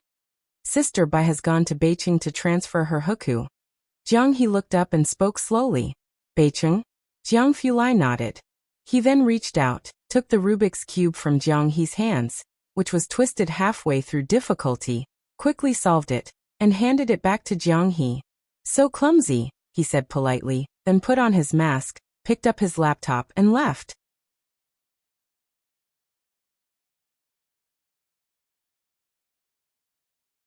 Chapter 25. 012 High, Efficiency Study Method. Relocation of residents completed. 2 Ming Dongheng stood in place, his face expressionless as he watched. Jiang he frustratedly scrambled the Rubik's Cube again, opened his watch, and sent a message to Bai Lian. Text: Bai Lian had already boarded the train, and her household registration transfer certificate for Xiangqing had been processed. The certificate for moving out still needed to be arranged in Beijing. Beijing was far away, and Xiangqing only had a train service, so a round trip took a whole day. As household registration had to be done on a workday, she went a day early and planned to return directly after getting the certificate the next morning. Ji Xiaojun went with her, and the two of them sat together. The train ride was nearly 12 hours long, and Bai Lian had brought a physics question bank in advance. She buried herself in the questions as soon as she got on the train.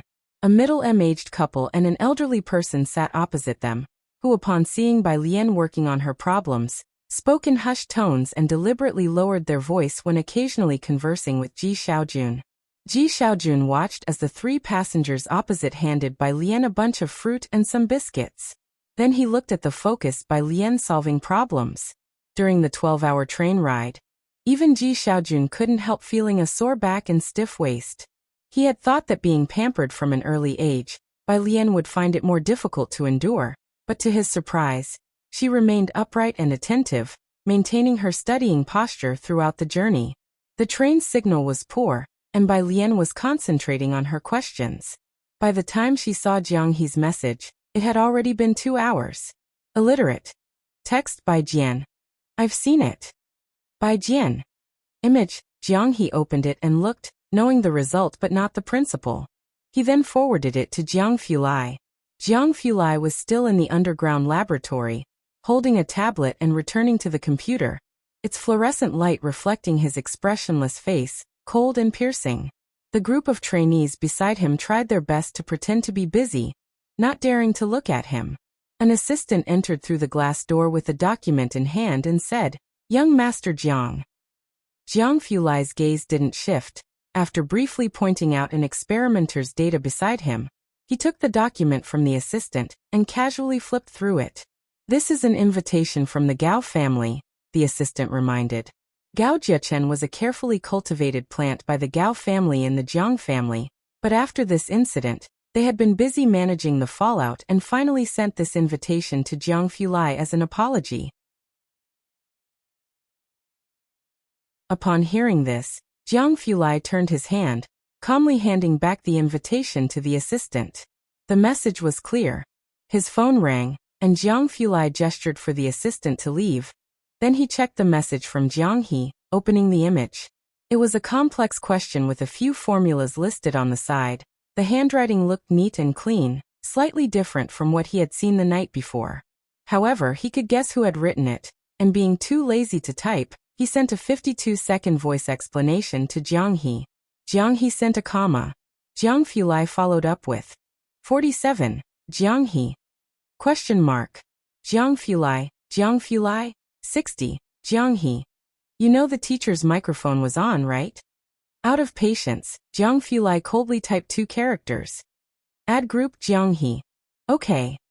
On the other side of the phone, Ming Dongheng watched with an expressionless face as the well-known genius Jiang He got scolded by young Master Jiang for 2 minutes, thinking to himself, luckily, he doesn't study physics. Bai Lian and Ji Xiaojun arrived in Beijing after 10 o'clock at night. The two stayed at a hotel not far from the Public Security Bureau. It was only after washing up for the night that Bai Lian discovered that Jiang He had added them to a 3-person group. Jiang Fulai sent a detailed process diagram, and Bai Lian sat at the small square table to study it carefully. She politely sent a thank you and then asked another question. Jiang Fulai, 37. Jiang Fulai, 29. Bai Lian opened each one to listen. Physics definitely requires understanding the theorems and repeatedly deriving all formulas. To learn physics, don't look up to it. You should stand on the mountaintop and look down upon it. Every seemingly unrelated phenomenon in nature, when slowly deduced, you'll find that they all share a common cause. After you understand all the theorems and formula derivations in that university physics book, explain them to someone else in your own words until they can understand. Try this tomorrow by explaining absolute zero to your grandfather until he understands. Once you grasp the principle behind each phenomenon, you'll find all the problems quite simple. The other person must have been quite busy today, still in the underground laboratory, with a clear, deep voice. Deliberately slowed down with a faint slight echo. Bai Lian listened twice. So the next day, at 6 in the morning, Ji Heng had just gotten out of bed when he received a call from Bai Lian. Bai Lian, Grandpa, did you understand? Ji Heng wasn't fully awake yet, only hearing something about molecules and immobility. He got dressed, didn't understand, but responded with a calm Then would you repeat it for me? Ji Heng, 15 minutes later. Finally, Bai Lian heard the correct answer from Ji Heng's mouth and hung up satisfied. The Feynman technique that young Master Jiang taught her might end up making Ji Heng the biggest victim. The process of applying for a household registration transfer certificate wasn't complicated, and since they went early, it took less than half an hour to finish. With the train at 10-something, Ji Xiaojun took the opportunity to visit a nearby mall. While Ji Xiaojun shopped, Bai Lian queued in the adjacent milk tea shop to buy tea and wait for him. What Madame Song saw as she passed by was this scene.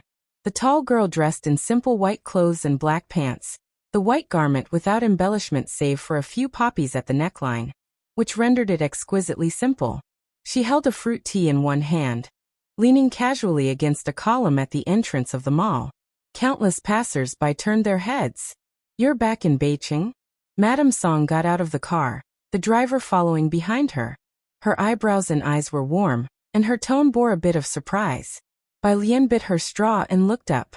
She thought for 10 seconds before she could recall who the woman was from the original owner's memory. It was her Song Min's mother.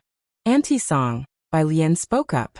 This person was more pleasing to the eye than Song Min, so Bai Lian politely explained that she was back to process her household registration transfer.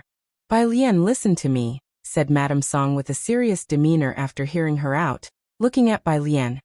I know you think your father is unfair, and you don't like Xiaoqi and the others. I can understand all of this. But after all, you're a family, you can't be childish. To be honest, Xiaoqi is smarter than most of the young nobles I've seen in Jiangjing. Your father's favor is not without reason. Besides, you need to understand that in the future, the Bai family will definitely be centered around Xiaoqi. His prospects, I dare say, are absolutely clear. You should look to the long term. Staying with the Bai family for protection will give you the best development. Madame Song's maternal family was from Jiangjing, hence her extensive knowledge about it. She felt a subtle pity for Bai Lian, and thus offered this piece of advice. Some things she left unsaid. For instance, she knew about the incident with the Bai T's written pledge, and that Bai Lian and Bai Xiaoqi were at odds because of her son. But she thought that now was not the right time for Bai Lian to hold a grudge against Bai Xiaoqi. Instead, it was most important to maintain a good relationship with her. Bai Lian listened carefully. She finished her last sip of fruit tea, crushed the bottle. I've never thought of relying on the Bai family. What? Madame Song was taken aback. The driver behind her glanced at Bai Lian. He naturally recognized the young miss of the Bai family, who often came to the Songs to find Song Min. On hearing this, he sneered internally. Not rely on the Bai family? What else could you rely on? Your trivial youthful pride? Or the confidence from being expelled by Beijing High School?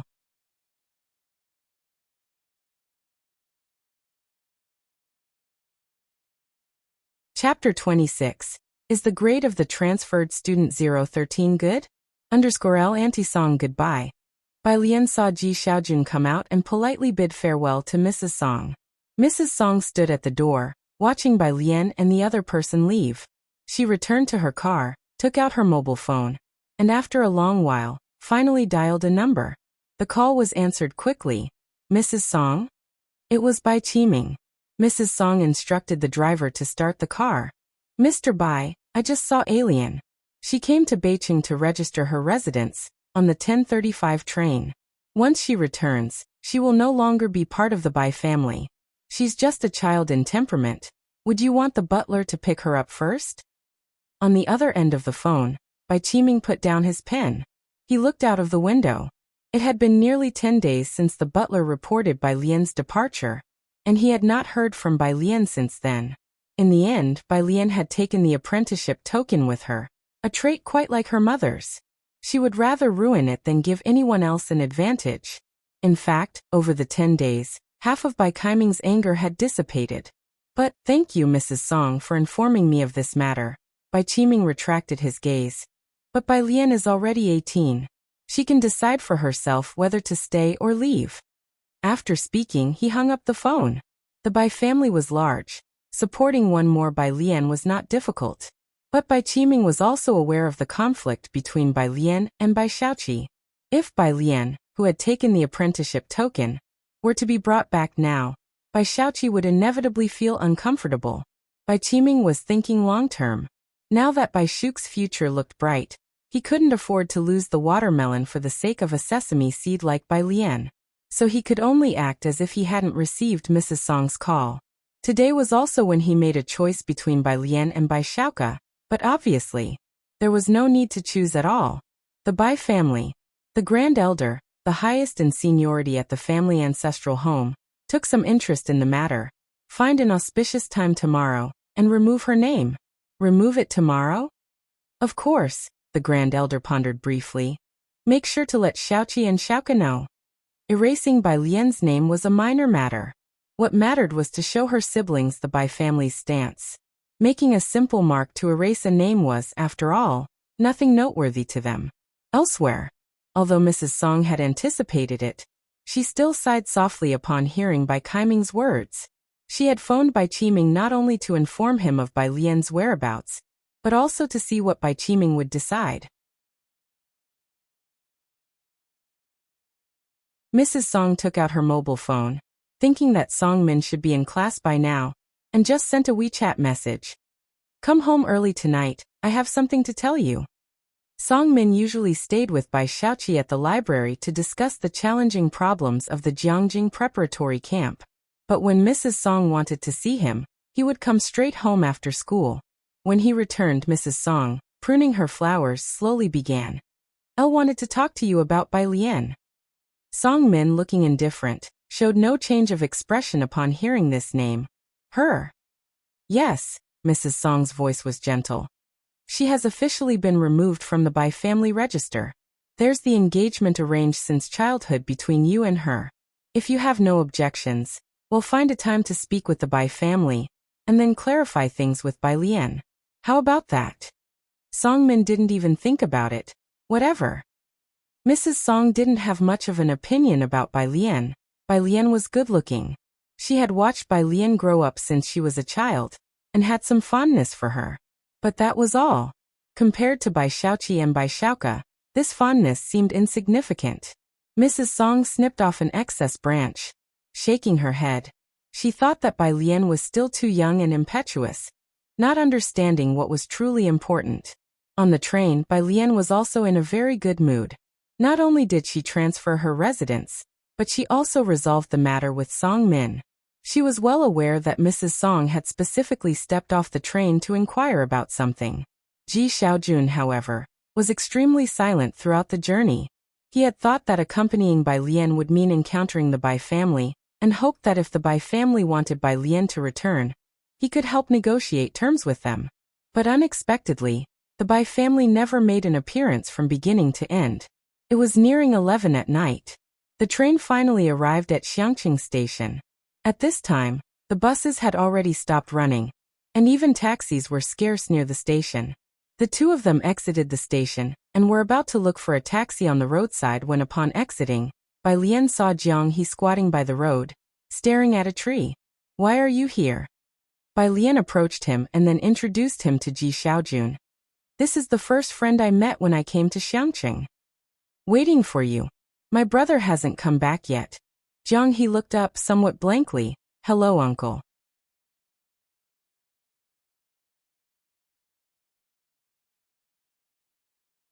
Chapter 27. Is transfer student 013 performing well in their grades? _2 Ji Xiaojun saw this elegant-looking kid, and wasn't quite sure how to start a conversation, but unexpectedly the other party greeted him nicely. He was somewhat at a loss for what to do, so he just stuffed all the snacks he had collected for Bai Lian into Jiang He's hands. Ming Dongheng stood coolly on the side. After sending Bai Lian and Ji Xiaojun back to Purist Street, Jiang He still clung to Bai Lian's hem without letting go. Ming Dongheng was used to it. Jiang He's behavior was always quirky. He reported to Jiang Fulai. Jiang He received a message on his watch and finally let go of Bai Lian's hem. By the time Jiang Fulai arrived, Bai Lian had already left. He had just come out of the lab and hadn't changed his clothes, lethargically reaching out to knock on Jiang He's car window. Jiang He held grudges and ignored him. Still lying on the car window, Jiang Fulai was calm. One saw an MTS report last time. It said that kids who stay up late don't grow tall. Jiang He, not even as tall as Jiang Fulai's waist, suddenly looked up. "Are you tired?" "I'm not tired." Jiang Fulai glanced at him casually and sincerely asked. "You shouldn't be tired either, right?" "Oh, of course not." Jiang He started talking to himself. "One mean Uncle Ming must be tired, so if he's tired then we can go back now and let him sleep first." Ming Dongheng said expressionlessly. "Yes, young master, I'm very tired right now." Xiangqing Middle School. Bai Lian rushed to catch the train on Monday, and after explaining the kinetic energy theorem once again to Ji Hung on Tuesday morning, she came to school. "Desk mate." Bai Lian twirled her pen as she turned her head to look at Yang Lin. "Can you lend me your biology notebook?" The black pen spun agilely around her fair and slender fingertips. Yang Lin was the class study representative. Her hair was black and long and her skin extremely pale, covering most of her face and neck. She wore the school uniform, long sleeves and pants, every day and seldom spoke to others. She just reached into the desk and pulled out 2 biology notebooks to give to Bai Lian. Bai Lian took them, flipped through them, and saw that the notes were very clear and clean. Inside one of them, she saw a realistic drawing of an alley lined with fresh flowers on both sides. The style of this realistic drawing was very similar to that of Ji Hung and Ji Xiaojun. It seemed to be a few years old but was well preserved. Bai Lian took it out and gave it back to Yang Lin. Her dark eyes reflecting Yang Lin's face, she sincerely praised. "It's very pretty." Yang Lin was stunned for a moment, then took it back. After quite a while, Bai Lian heard her softly hum in response. The first class in the morning was Chinese. When Bai Lian's classmate behind her, Zhang Xiai's, arrived, Lu Lingxi had already finished analyzing an ancient poem. Report. Zhang Xiai's ran to the entrance of the class, not even having had the time to zip up his school jacket. Lu Lingxi stood by the lectern, one hand resting on it, looking at Zhang Xi's, and with the other hand pointing at the clock on the wall. Zhang Xi's, it's already our senior year, and yet you're still so lax. Class starts at 8. Look, open your eyes wide and see what time it is now. Zhang Xi's looked at the clock hanging on the wall behind him, his expression serious. 7 hours 70 minutes. Lu Lingxi. Uft. The classmates suddenly burst into laughter energetically. Lu Lingxi was also beside herself with a mixture of laughter and exasperation, scolding with a smile. Get in here. Zhang Xi's touched his nose dejectedly and returned to his seat. Last night, he stayed up late squatting to snatch Yanlu's photo book, so he got up late this morning. Seeing that his mother was still angry with his father, he helped his mother cut some flower branches until he realized he was going to be late. The class finished quickly. Lu Lingxi called Bai Lian to the office separately. Elle saw you getting along well with Yang Lin this morning. Lu Lingxi handed a box of band-aids to Bai Lian and said softly, "Could you give this to her? She has a wound on the left side of her forehead." Bai Lian reached out to take it, tossing it in her hand with a cheeky smile in her eye. "Got it, but I can't promise anything." She was wearing the brand new school jacket she had just received today. Her hair still tied up at the back of her head with a hairpin, and her prepossessing brows and eyes drooped as she looked quite well behaved. The blue and white school uniform didn't look bulky on her at all. Slack and casual. "It's all right, you try it," Lu Lingxi sighed, remembering something important. "Also, there's a training program for top students. It's every day after school until 8 in the evening, featuring exercises from Jiangjing University's affiliated schools." Lu Lingxi wasn't too clear on the specifics. The principal had called her on Sunday to ask if there was a transfer student named Bai Lian in her class, and just like that, it was settled. In any case, attending the training wasn't a bad thing. Okay, Bai Lian put the band-aid back into the pocket of her school uniform. Returning to her seat, Bai Lian looked at Yang Lin, who was hunched over doing homework, and initiated conversation. "Desk mate." Yang Lin lifted her head slightly. Bai Lian quickly tore open a band-aid, lifted Yang Lin's hair, and accurately stuck it on before letting her hair fall back over it. The whole movement was smooth and fluid. It took a while for Yang Lin to realize what had happened. Bai Lian thought lazily, proving that sometimes it's not good to be too polite. Lu Lingxi was so polite she couldn't even give things away. The training class for top students was held in the auditorium of the comprehensive building. With only about a dozen participants, there was less than one person per class. By the time Bai Lian arrived, most of the students were already there. To the front left, a circle of people sat around Chen Zhu as their center. On the right there were a few scattered boys, with Ning Xiao, Zhang Shi's desk mate, also sitting there. Bai Lian walked to the right, and found an empty spot to sit down.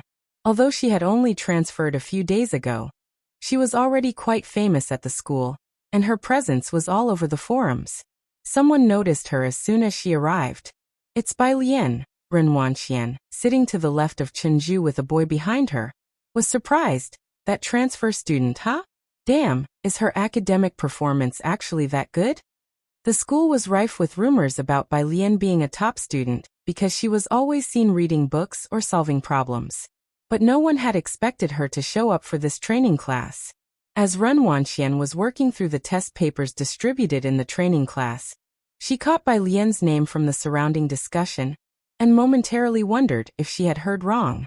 "Who did you say?" she asked. "There." The girl in front of Ren Wanxian, Shi Yutong, her chief lackey, gestured with her chin toward the right. "Her Bai Lian, the pretty transfer student." Ren Wanxian glanced over reflexively and saw Bai Lian settling into her seat not far away, her school jacket casually slung aside, with eyes as lazy as a beautiful cat's. Murmurs about Bai Lian buzzed around her. It seemed she was the center of attention. The discussions invariably revolved around Bai Lian. Daring to transfer in senior year like that, and joining our training class within a few days of arriving at school. She can't possibly be as freakish in her studies as Chen Zhu and Ning Xiao, can she? The people here had known each other since first year when they started taking competition classes together in Xiangqing. They were all very familiar with each other. Hearing his name linked with Ning Xiao's, Chen Zhu looked up. Chen Zhu was the pride of the Chen family's generation. Unlike Chen Wei, he always kept away from trouble at school, focusing solely on his studies and regularly competing with Ning Xiao for the top spot in their grade. So despite Ning Xiao's gloomy and reserved demeanor, avoiding interaction and rather reclusive, Chen Zhu recognized his name. There were whispers that someone had scores close to Ning Xiao in the combined sciences. For the first time he spoke up. What transfer student? Seeing Chen Zhu asking, Shi Yutong hurriedly glanced his way, half in admiration as she began. That's Bai Lian. To be in this program, her grades. With people all around discussing Bai Lian, and even Chen Zhu asking about her, Ren Wanxian cut in. She scoffed, almost mockingly looking away. The others immediately sensed something unusual as the boy behind pressed. Run, do you know her? Most people turned to look her way. On the first term exam, her combined sciences score was 85. Ren Wanxian picked up her pen again, the tone almost scornful. As for why she's here, she almost didn't even have to think about why. The school must have learned Bai Lian was a relative of the Ren family.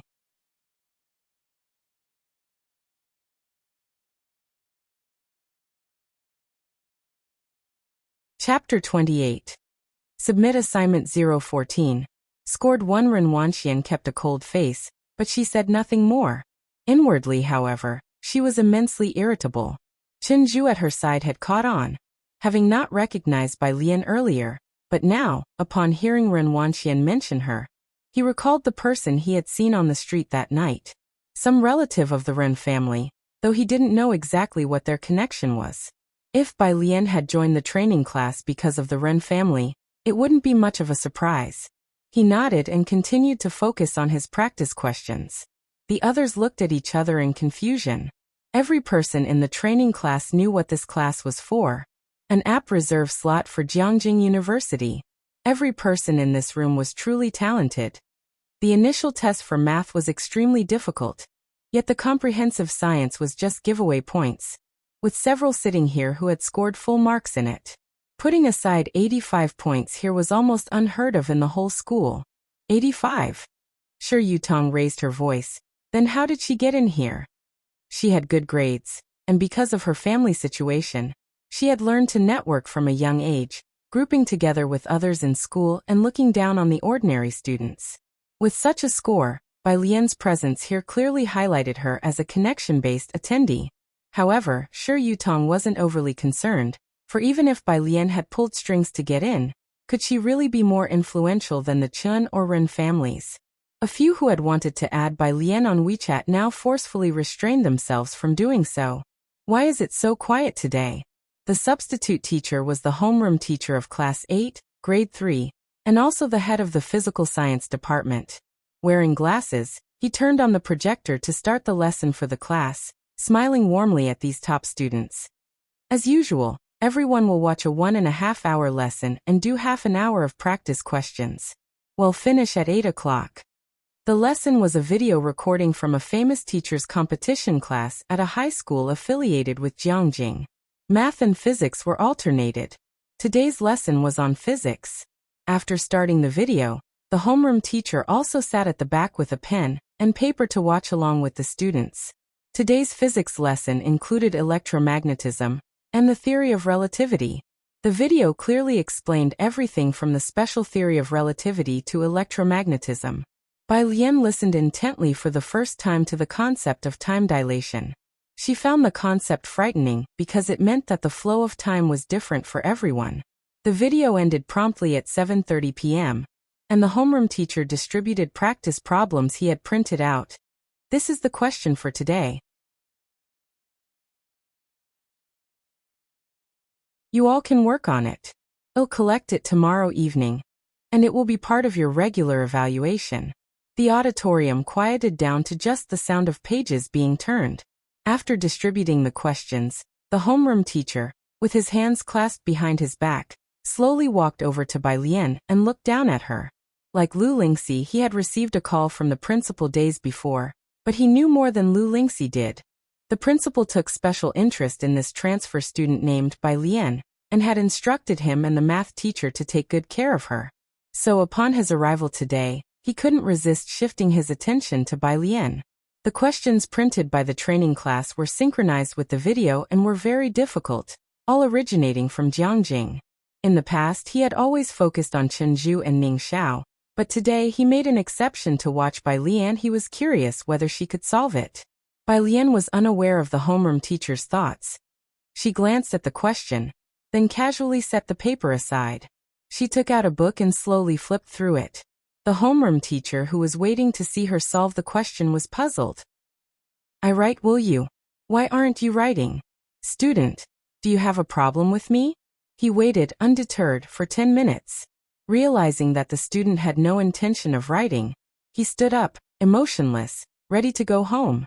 It was clear that this student was quite rebellious. Normally, the last half hour was optional for students to stay, with substitute teachers typically leaving early. Suddenly, something occurred to him. Wait, the book Bai Lian had taken out was Physics at Jiangjing University? Physics at Jiangjing University wasn't for sale to the public. Only students from Jiangjing University's physics department had access to it. Getting into Jiangjing University was hard enough, let alone its top-ranked physics department. The homeroom teacher didn't even know anyone from the physics department at Jiangjing University. He walked out, contemplating in silence. He had to find a chance to deceive. No, to borrow the book from this student to take a look. Meanwhile, Bai Lian read her book while taking notes. She turned the pages gently. So annoying. In front of Ren Wanxian, Shi Yutong coldly glanced towards Bai Lian and, seeing that Bai Lian had put her assigned problems aside and was just flipping through a book, couldn't help snapping. "If you're not interested in studying seriously, can you at least not disturb others? Your constant page flipping, don't you find it bothersome?" Surnamed Bai, Shi Yutong had searched all over Xiangqing and couldn't find a family with the surname Bai.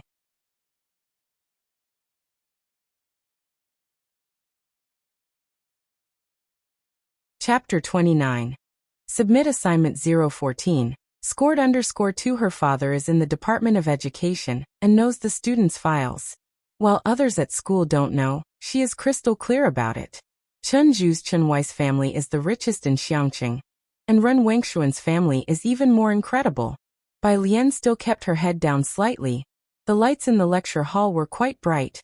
She leaned casually against the back of her chair, one hand flipping through a book and the other holding a pen, occasionally making notes on the page. She paid no attention to Shi Yutong. Although Shi Yutong couldn't compare with Chen Wei or Ren Wanxian, she wasn't invisible at school either, with good grades and a respectable family background. She couldn't let go of her dignity being snubbed like this. "Bai Lian, are you deaf?" "Ah." Bai Lian finally looked up, glancing at Shi Yutong as if she had just realized someone was calling her, a strand of black hair falling onto her cheek. "Are you hollering at me?" Her use of the word hollering made it seem like she was referring to the barking of a dog. Shi Yutong's face darkened. "You better stop flipping. I'll insist on flipping." Bai Lian interrupted Shi Yutong, appearing like any other ordinary student, but her posture was upright, her arm casually resting on the table. Yet when she turned to the side, her gaze was overwhelmingly haughty. She lazily flipped another page of her book and smiled at Shi Yutong. "Why don't you call the police?" Shi Yutong could swear she heard a few suppressed chuckles. Ren Wanxian had experienced Bai Lian's sharp-wittedness before. She could not comprehend how someone who got into the tutoring class through the Ren family connections could be so confident. However, Ren Wanxian didn't want more people at school to know about her relationship with Bai Lian, so she didn't clarify. She hoped that Bai Lian would have the self-awareness not to stick to her. Ren Wanxian looked at Shi Yutong. "Take a seat." Shi Yutong sat down. She glared at Bai Lian with a dark expression. She had never faced embarrassment in front of others, let alone by a transfer student whose background was a mystery. Half an hour quickly passed. One by one, those who couldn't solve the problem in the lecture hall stopped trying, packed up their things, and went home. Ren Wanxian looked at Chen Zhu beside her. "Did you figure it out?" Chen Zhu shook his head and then glanced at Ning Xiao's seat. Ning Xiao was preparing to leave, but it was unclear if he had solved it. "Shall we go back?" Ren Wanxian hadn't found the correct answer either. "Do you have news about the invitation?" Chenju was also putting away his pen and upon hearing this, turned his head. Where did you get the news from?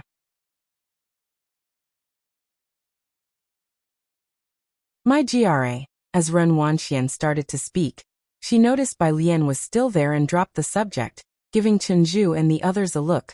Let's talk outside. She didn't want to discuss her grandfather and her family history in front of Bai Lian. The group packed up and left together. As they left through the front door, Ren Wanxian noticed that the exercise paper on Bai Lian's desk was still spotless. She hadn't even attempted the first question. A cold sneer curled the corners of Ren Wangshuan's mouth. Do you have news of the White Tiger auction house invitation from your grandfather? With hardly anyone in the stairwell, Chenju took the initiative to ask, There's no news from my dad's side. That's quite normal. Ren Wanxian was not surprised. Not just anyone can get into the White Tiger auction house. The White Tiger auction house catered to an international audience. Xiangqing was insignificant to them, and if they wanted to get an invitation, they would have to resort to the black market. The two of them continued talking to themselves, while Shi Yutong and the rest were in the fog listening in. With only ordinary family backgrounds, they were somewhat informed about domestic affairs, but had never even heard of the White Tiger auction house. It wasn't until they parted ways at the door and watched the two drive off that they discussed quietly among themselves. Shi Yutong lowered her voice. I'll think one heard my dad mention it once, somewhere near our border. She didn't even dare to utter, Bacter Street. That place, where average people dare not casually enter. They say even passing dogs lose 3 layers of skin. It was after 8 in the evening. Jiang He was waiting for her at the school entrance. Ming Dongheng looked at Bai Lian apologetically, thinking she had a really good temper. Jiang Fulai was busy coming and going every day, with Jiang He mostly playing alone before waiting for Jiang Fulai to return. He was odd and had no other friends his age. Bai Lian was Jiang He's first friend, and she was even willing to take him out to play. Jiang He was very attached to Bai Lian. Bai Lian had already received Jiang He's message. She had told Ji Heng she wouldn't be coming home for dinner, and took Jiang He to a milk tea shop nearby. What time is your brother coming back? The milk tea shop is closing at 9. Her desk mate had already left work and gone home. No need to close, Jiang He drawled. My brother bought the milk tea shop. As if he had just bought a big head of cabbage. The incorruptibly honest Bai family. Jiang Fulai came back early today. He also had dinner sent to the school.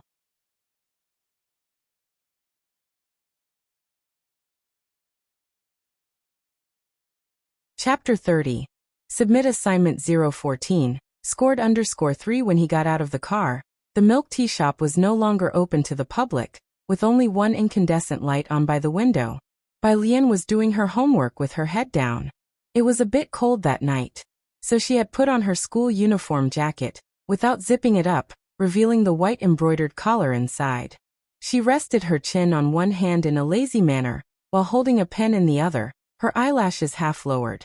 People passing by would frequently turn their heads for another look.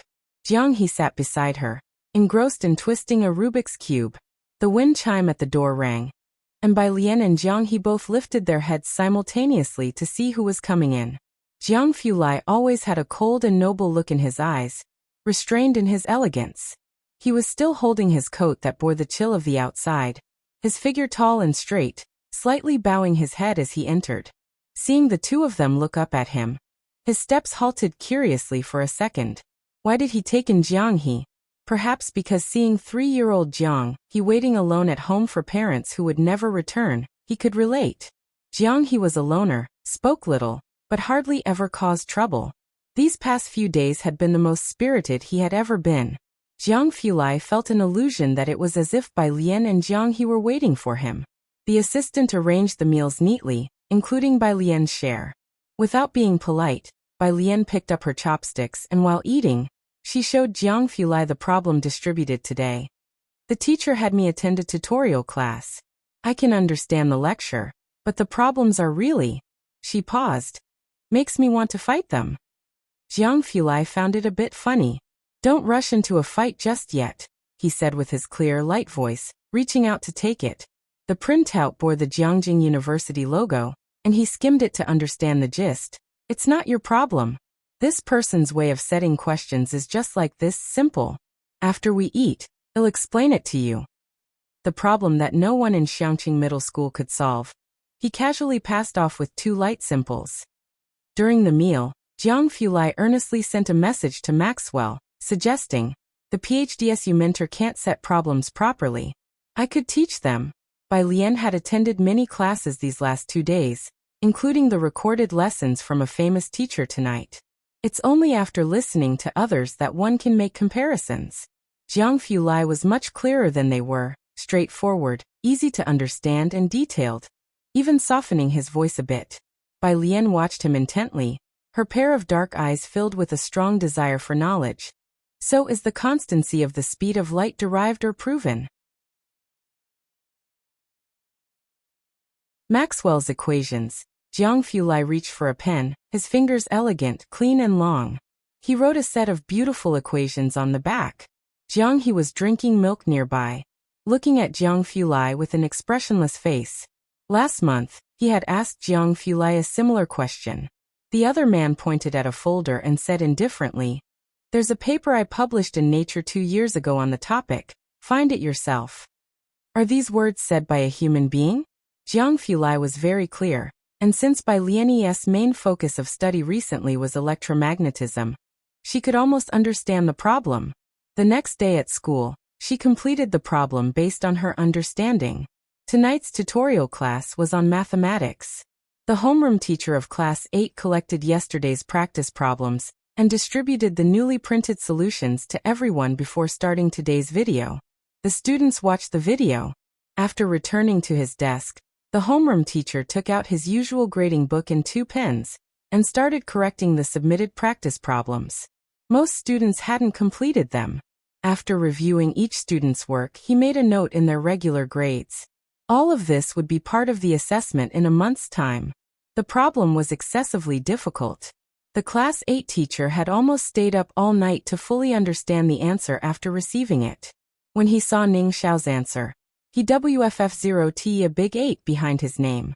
The regular grade was out of 10 points. Most others scored between 4 and 5. Ren Wangshuan's answer was a bit higher, 6 points. Chen Zhu didn't cover as many aspects as Ning Xiao did, 7 points. A bunch of science students with wildly scribbled writing, he spent years searching for twisted answers in various cracks. Not until turning to the last page did the words arranged neatly, stroke by stroke, catch his eye, even neater and more beautiful than the printed problems. The homeroom teacher's eyes lit up. He focused on the content, becoming serious at the first question, but when he reached the second one, his pupils contracted.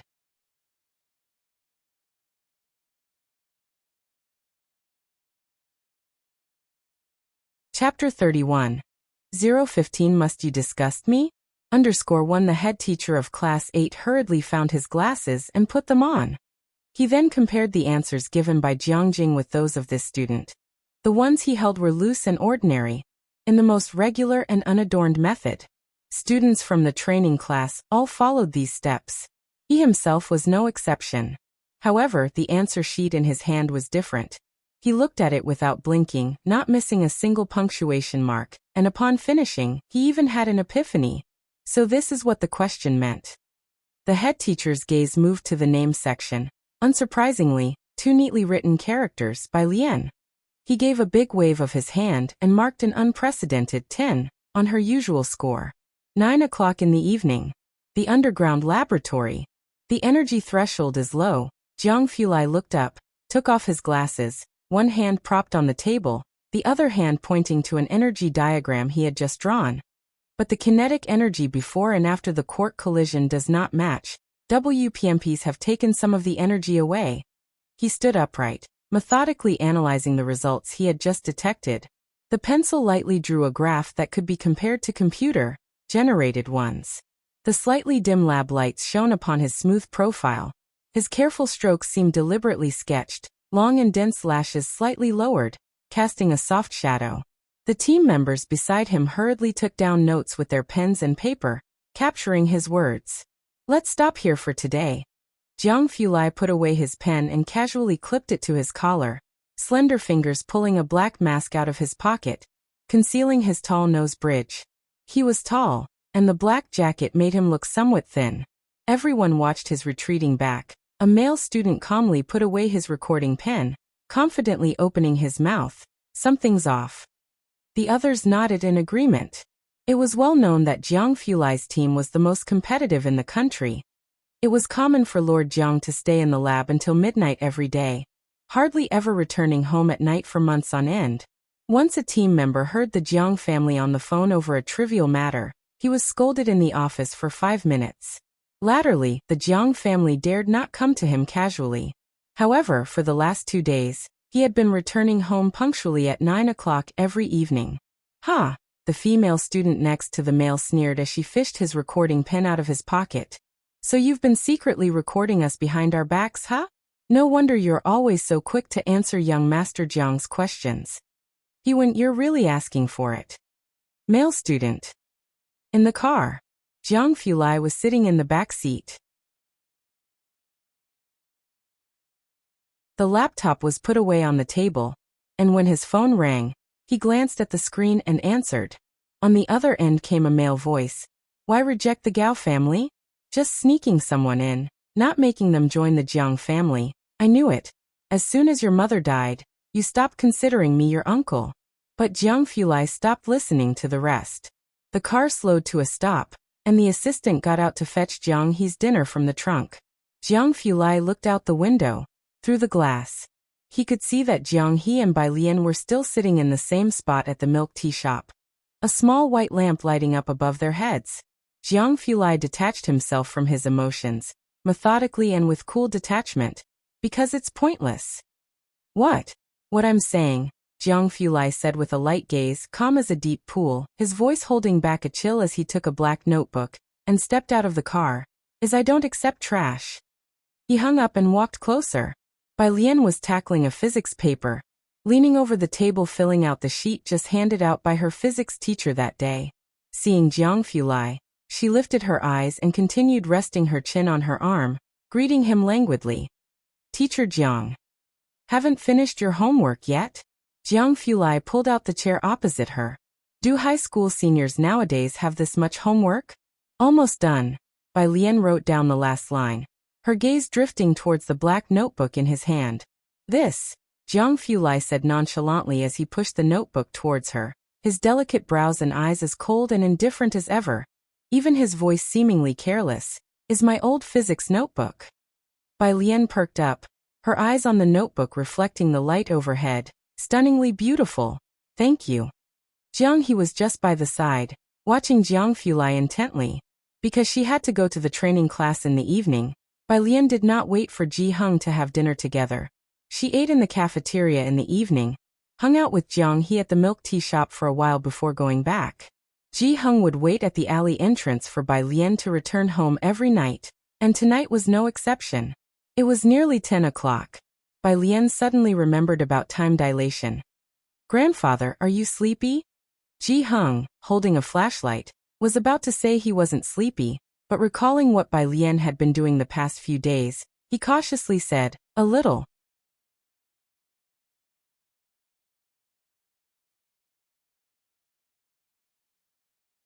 Chapter 32. 015 Must you disgust me? _2 Ah, Bai Lian said with some regret. Then I'll call you again tomorrow morning to wake you up. Ji Hung. Must you really call? The next day, Thursday. As soon as Ji Hung opened his eyes, he saw the person squatting by his bed. Grandpa.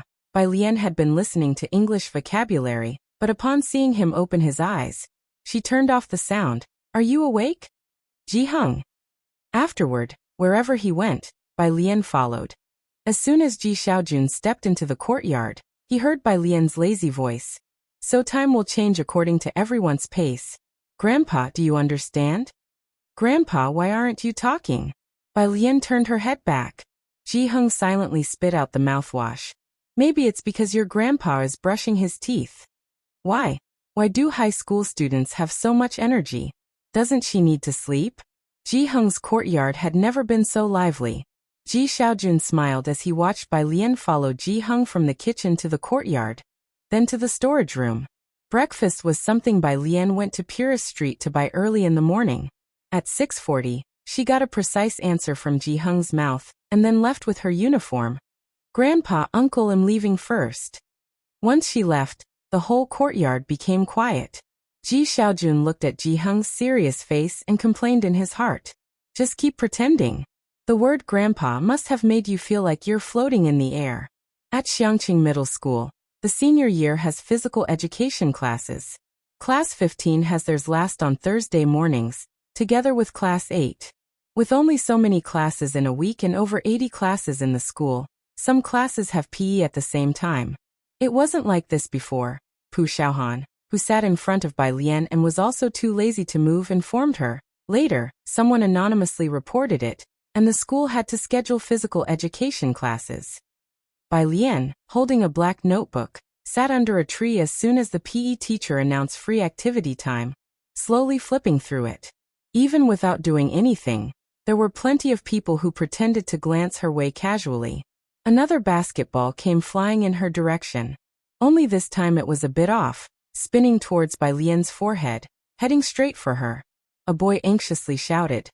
Hey! Bai Lian lazily turned a page without lifting her head, and only when the ball was about to hit her face did she raise her other hand, catching the fast-flying ball cleanly in her palm. The breeze brought by the ball lightly lifted the loose hair on her forehead.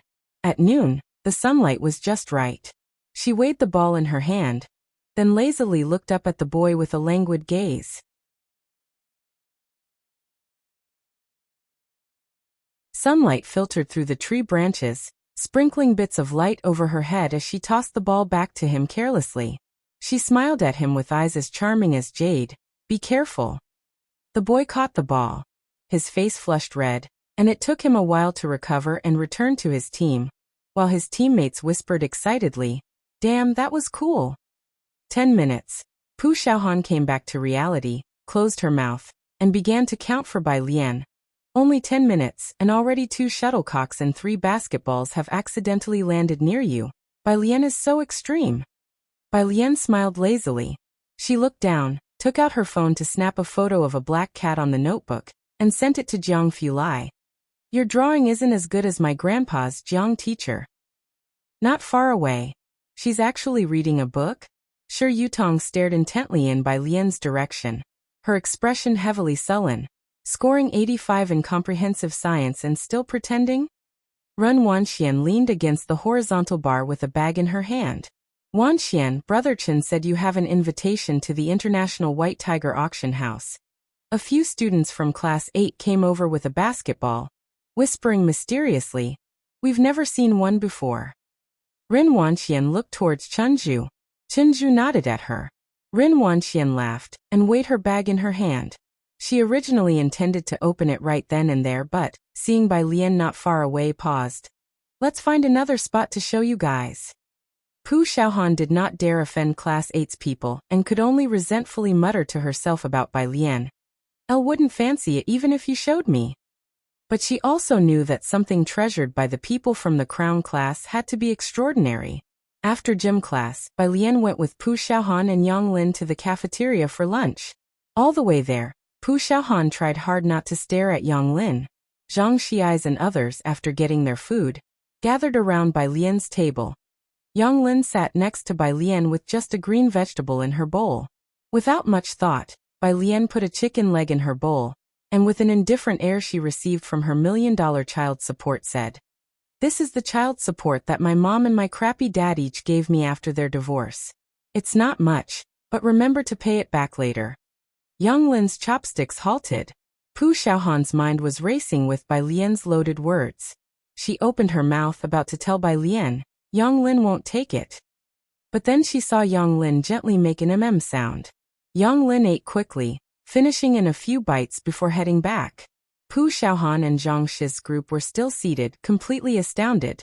So the reason they couldn't give their things away was that their parents hadn't divorced. Bai Lian, after finishing lunch, as Bai Lian and company had just reached the second floor, they saw the Class 8 homeroom teacher coming out of the second floor office, wearing glasses. As the homeroom teacher of the crown class, Zhang Xiais and others naturally recognized him. Several students, scared at the sight of a teacher, went clambering up to the third floor. leaving Bai Lian by herself. Your work on last time's questions was very good. The Class 8 homeroom teacher stood in the hallway, expressing his admiration before his tone turned discontent. Why did you go off to study literature before? That's just nonsense. Bai Lian hid her feelings behind her eyes, quite honestly admitting, Teacher, yesterday's questions were taught to me by someone else. That has nothing to do with teaching, he laughed. From your steps, I can understand your whole problem-solving thought process. If you can understand that question, the answer, even if I were to use it in a tutoring class, only a few people would comprehend it. Bai Lian really wanted to explain to the teacher. If Jiang Fulai explained it to them once, they could write it out too. It's just a matter of whether the teacher would believe it or not. She touched her nose and collected the compliment before heading back to the 3rd floor. Of course, she didn't know. Jiang Fulai would find it decent enough if he didn't curse them out. Explain a question? Class 8. Chen Zhu and company never ate at the school cafeteria, preferring to eat at a small private restaurant outside before returning. Ren Wanxian returned to her seat. Because she was going out for lunch and others still wanted to look at the invitation, she asked Shi Yutong to take her bag back to class after they were done. As soon as she came back, she opened her bag. What's wrong?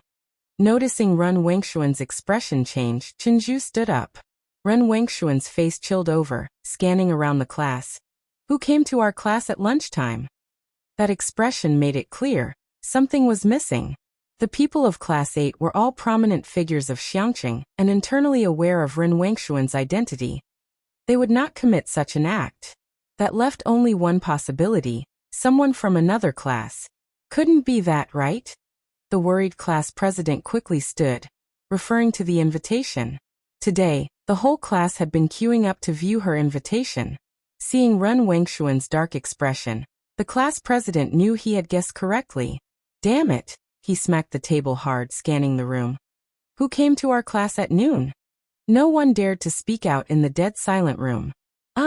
After a long silence, a girl in the corner hesitantly raised her hand and spoke. At noon, I think I saw that transfer student from class 15 on the 2nd floor. Ren Wanxian had never been this angry before. She had lived a life of privilege since childhood. In school, others only looked up to her. No one would dare touch not just what she kept in her bag, even her discarded items. Hearing the girl's words, Ren Wanxian grit her teeth. Bai Lian, isn't it?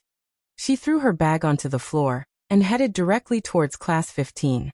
As she walked, she took out her phone and sent a message to her dad. Do you have to bring your relative to our school to disgust me?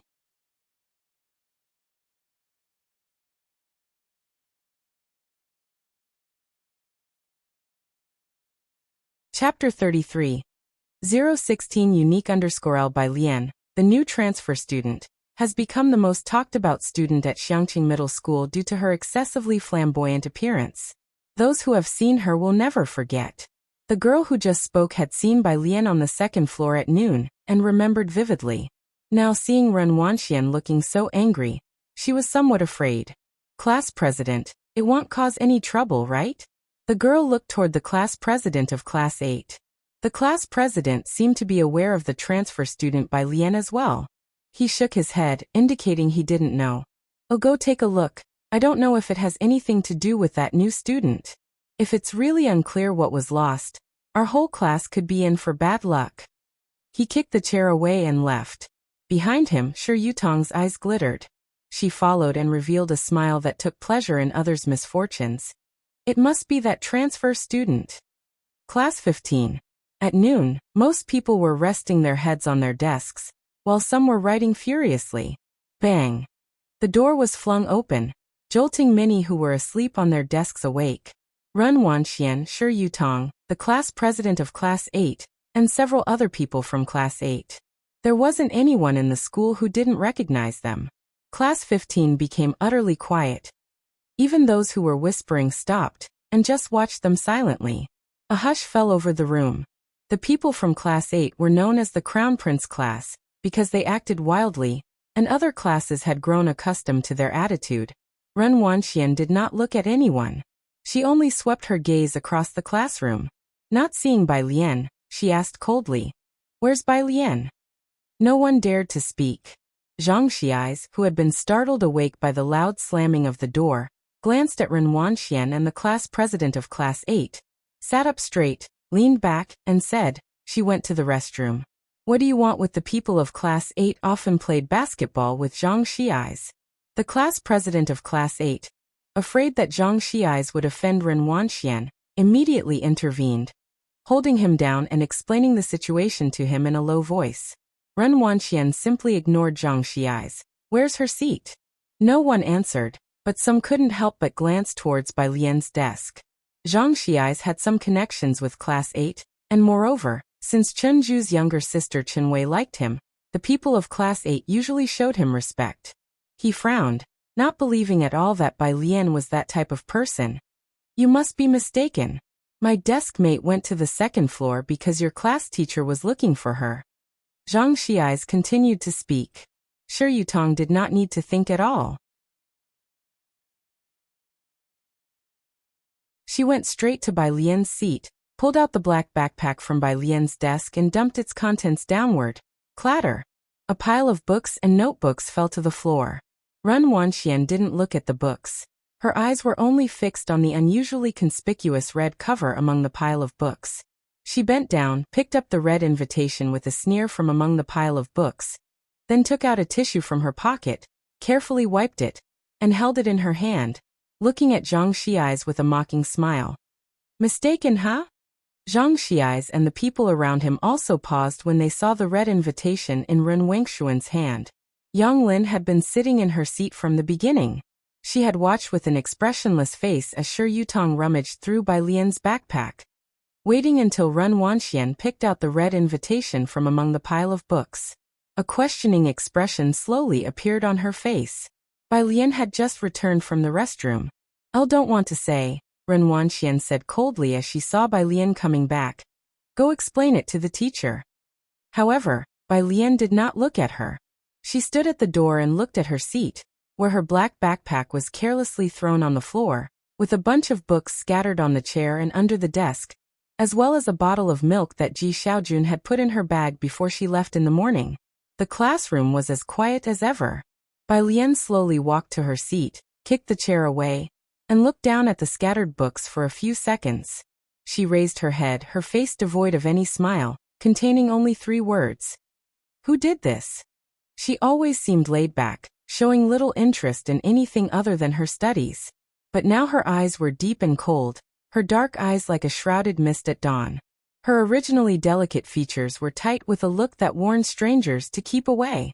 Zhang Xiais involuntarily stepped back half a step after being swept by her gaze. His eyes turned toward Shi Yutong. Was it you?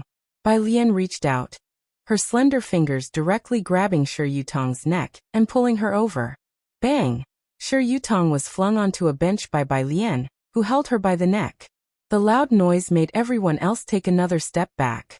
Bai Lian pulled the hairpin from behind her head, the sharp end of the pin aiming at Shi Yutong's carotid artery.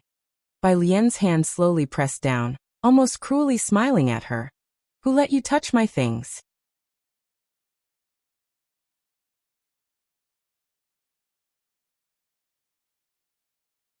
Chapter 34. 016-2 Shi Yutong's neck was so red it was almost bleeding. What happened? At the classroom doorway, Lu Lingxi hurried over. Lu Lingxi's voice was gentle yet powerful.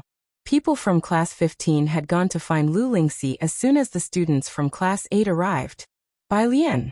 Zhang Xiais also reacted, grabbing the hairpin in Bai Lian's hand. Bai Lian calmly stared at Shi Yutong for a few seconds. You can't be serious. Lu Lingxi said these are all flowers of our country's future. But this person was like magnetic flux. Since she was like magnetic flux, she decided to let it go.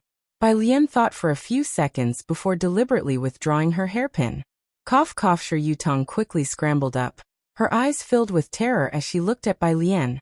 Before moving Bai Lian's desk, she never expected the person in front of her to be insane. Ren Wengshuan's belongings were stolen, and eventually found in Class 15. This was no trivial matter. As soon as the vice principal heard it was Ren Wengshuan's issue, he put aside his work and came to the senior high building. There's no need to call the parents. Holding the invitation, Ren Wanxian cut off Ji Sheirong's call and addressed Lu Lingxi and the school leaders. Just call the police directly. Calling the parents would be exactly what Bai Lian wanted, wouldn't it? In the end, not only would it become an internal matter for the Ren family, but the whole school would also learn that this freshman was from the Ren family. Ren Wanxian had no doubt that this was done by Bai Lian. Apart from her, Ren Wanxian couldn't imagine who else would be so foolish as to commit such an act that harmed the enemy 1,000 and themselves 800. Considering calling the parents and blowing things up, only to be forced by public opinion in the end for the Ren family to drop the matter. But Ren Wanxian refused to comply with her wishes. Ren student, Lu Lingxi didn't think the matter was done by Bai Lian, but no matter who did it, she didn't agree with calling the police. This is an internal school matter. Calling the police would have too great an impact on a student's life. Beside her, the vice principal nodded frequently. Not calling the police? Handling it lightly, Ren Wanxian looked at the people in the office. If you don't realize this invitation has no market value, you can ask Chenju. Next to her, Chenju pondered for a moment. Teacher, this is an invitation from White Tiger Auction House, except for special channels. It truly is unavailable for purchase. The teachers had no idea what the White Tiger Auction House was. But hearing Chenju and Ren Wangshuan's words, they knew the situation was serious. Lu Lingxi and the vice principal exchanged glances. Cough cough, Shi Yutong, who didn't dare to look at Bai Lian, said hoarsely. If you don't call the police, they'll help you. Lu Lingxi frowned.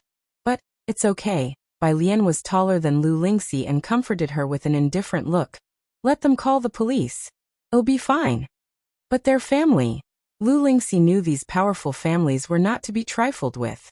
She turned to Chenju, who was from the people of Class 8. Unlike others, Chenju wouldn't cause trouble due to his family background. If there was anyone in the school who could stop Ren Wanxian, it might only be Chenju. Chenju averted his gaze, his refusal clear. This was a matter of principle, and he couldn't help Lu Lingxi. Moreover, the White Tiger Auction House invitation was also very important to the Chen family. Lu Lingxi felt a bit deflated. Shi Yutong had already called the police, watching Bai Lian's direction with malicious eyes. Bai Lian didn't care about the invitation, just taking out her phone and looking up someone's profile picture. She inquired leisurely, white tank top. Sister, I was just about to tell you, someone's made an offer for your invitation. Bai Lian. Xiaomao, is there any purchase record for that thing, white tank top? There's no record, but each one is unique. Godfather had the auction house make a new one for you. So you have VIP status, and behind is a gold white character.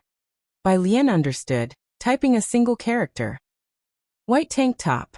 Sister, then I'll wait for you at the usual spot tonight to give you the buyer's money. Bai Lian. One white tank top. All right, sister. Considering the Ren family was involved, the police station didn't dare to be careless, and they responded quickly. Since it was at a school, they were careful not to disturb the students, coming in plain clothes without using a siren. Leading the detectives was an officer who took Bai Lian aside for questioning, and then reviewed the surveillance footage in the hallway. Lu Lingxi felt uneasy, looking at the vice principal, wanting to say something. The vice principal sighed, lowering his voice, troubled by these special students from Class 8. Teacher Lu, is anyone from Class 8 easy to deal with? If your student doesn't want to leave a record, just let her transfer to another school.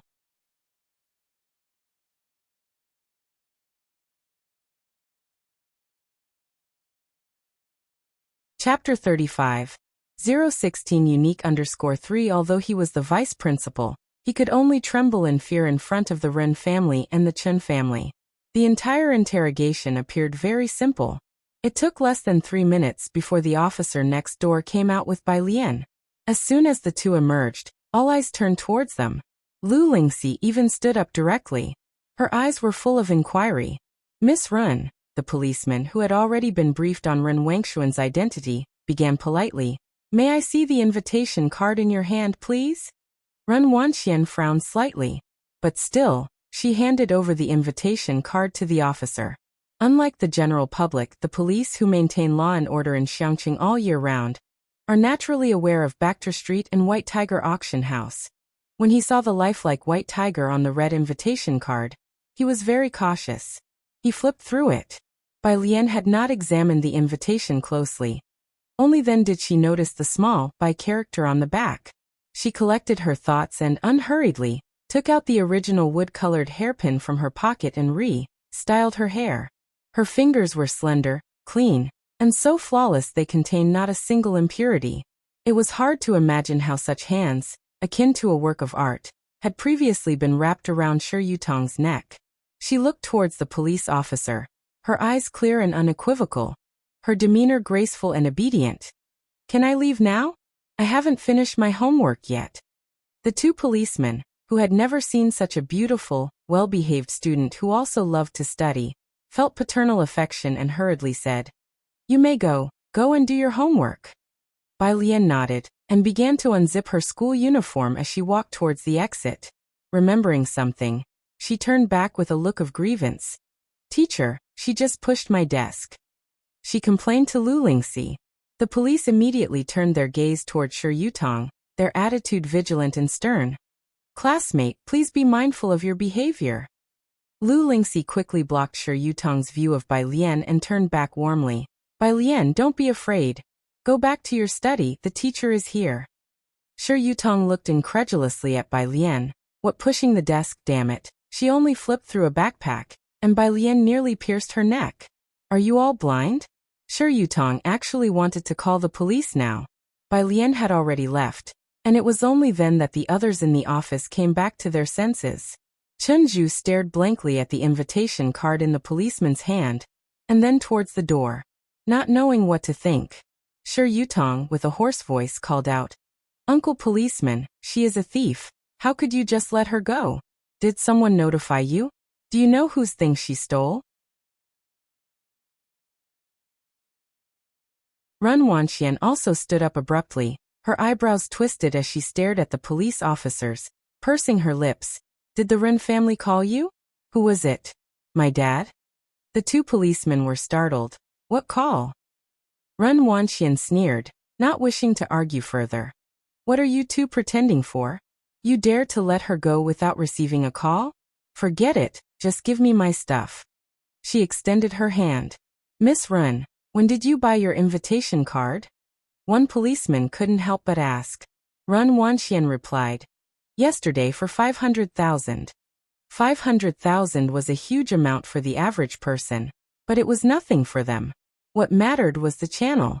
500,000, based on what we know about White Tiger Auction House's market value, is the price for regular customers. Miss Ren, you might not be aware that White Tiger Auction House has a kind of invitation card that is unique." "What?" Run Wanxian was taken aback. Indeed, she hadn't heard of it. The police officer turned over the invitation card, pointing at the small Bai T character for her to see. "See this? In the bottom right corner, there's a Bai T character, indicating that this card is the personal property of Miss Bai, who was here just now. An invitation for VIPs from White Tiger Auction House. You're holding someone else's property while calling the police, and yet you still insist it is yours?"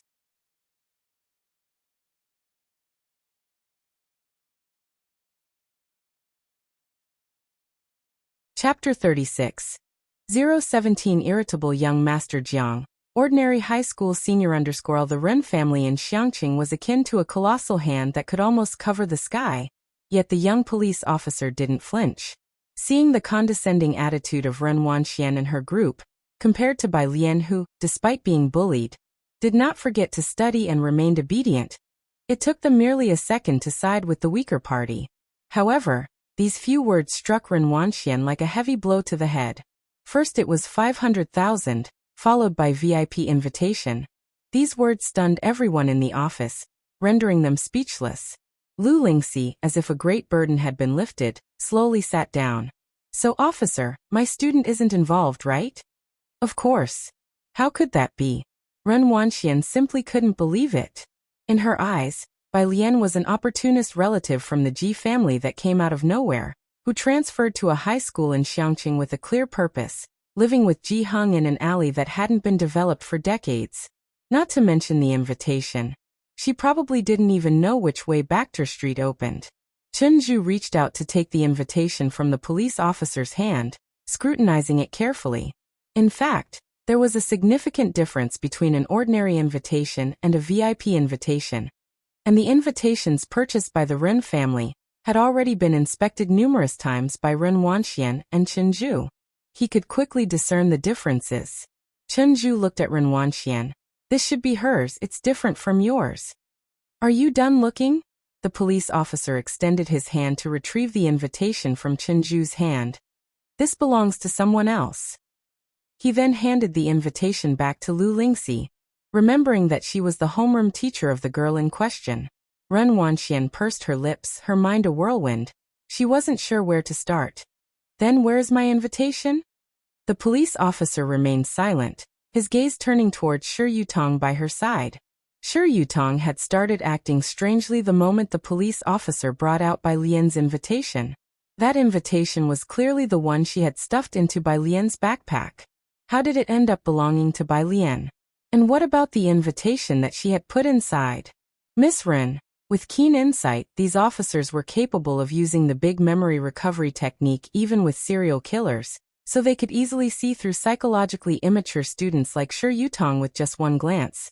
I'll think it's best if we do not concern ourselves with students from other classes. Is this classmate a friend of yours? When she caught the officer's gaze, Shi Yutong turned pale and slumped to the floor. Ren Wanxian lowered her head, staring intently at Shi Yutong. The class leader of Class 8, who was at the door, only realized what had happened after hearing this and hurriedly went back to search Shi Yutong's desk in Class 8. The others looked at each other in confusion and followed suit. In actuality, the class leader of Class 8 didn't search much. As soon as he took out the backpack, a red invitation fell to the floor.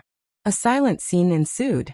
Lu Lingxi looked impassively at everyone from Class 8, then turned to the vice principal.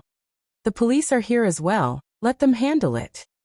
Of course, the police officer said. An item worth 500,000 is not just a simple theft. In the end, the class leader of Class 8 could only lower his voice, his bafflement evident as he spoke to Chunju. Zhu, isn't it said that these invitations are hard to come by? How come Bai Lian has one? And it seemed even a higher grade one at that. Chunju, who was always the leader in Class 8, was naturally approached by this group of privileged students whenever there was an issue. Now, however, Chunju simply narrowed his eyes slightly and shook his head. Ren Wanxian lowered her gaze, remaining silent. Class 15. When Bai Lian returned, her desk and chair had already been righted, her backpack and books tidied up. Everything was as it should be. Her usually languid and carefree face now carried a rare trace of melancholy. Her beautiful eyes held a "I'll must take someone down today" vibe. Upon her return, even though people were already distracted, they couldn't help but steal glances at her. But no one dared to speak. Bai Lian wore a blue and white school jacket, with a white t-shirt underneath, embroidered with a green bamboo stalk. She pulled out her chair, her right elbow casually propped on the table as she sat, her hair tied up behind her head, looking through her notebook with lowered, graceful eyes. The midday sunlight streamed through the window, casting her half-lowered eyes into the shadow of her lashes, resembling an affronted white tiger, calm yet dangerous. Only after Bai Lian turned another page did the room breathe quietly. The notebook of Mr. Jiang mostly had clearly written formulas and problems, easy to understand, but some were more haphazard. For example, Maxwell's electromagnetic field theory. Mr. Jiang omitted an iconic problem regarding the motion of charged particles near Jiang. Obviously, he drew an earth and added a remark. Did the teacher not wake up? There's no gravitational force, this is space-time distortion.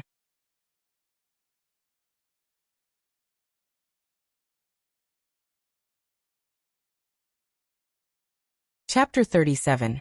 017 Irritable Young Master Jiang.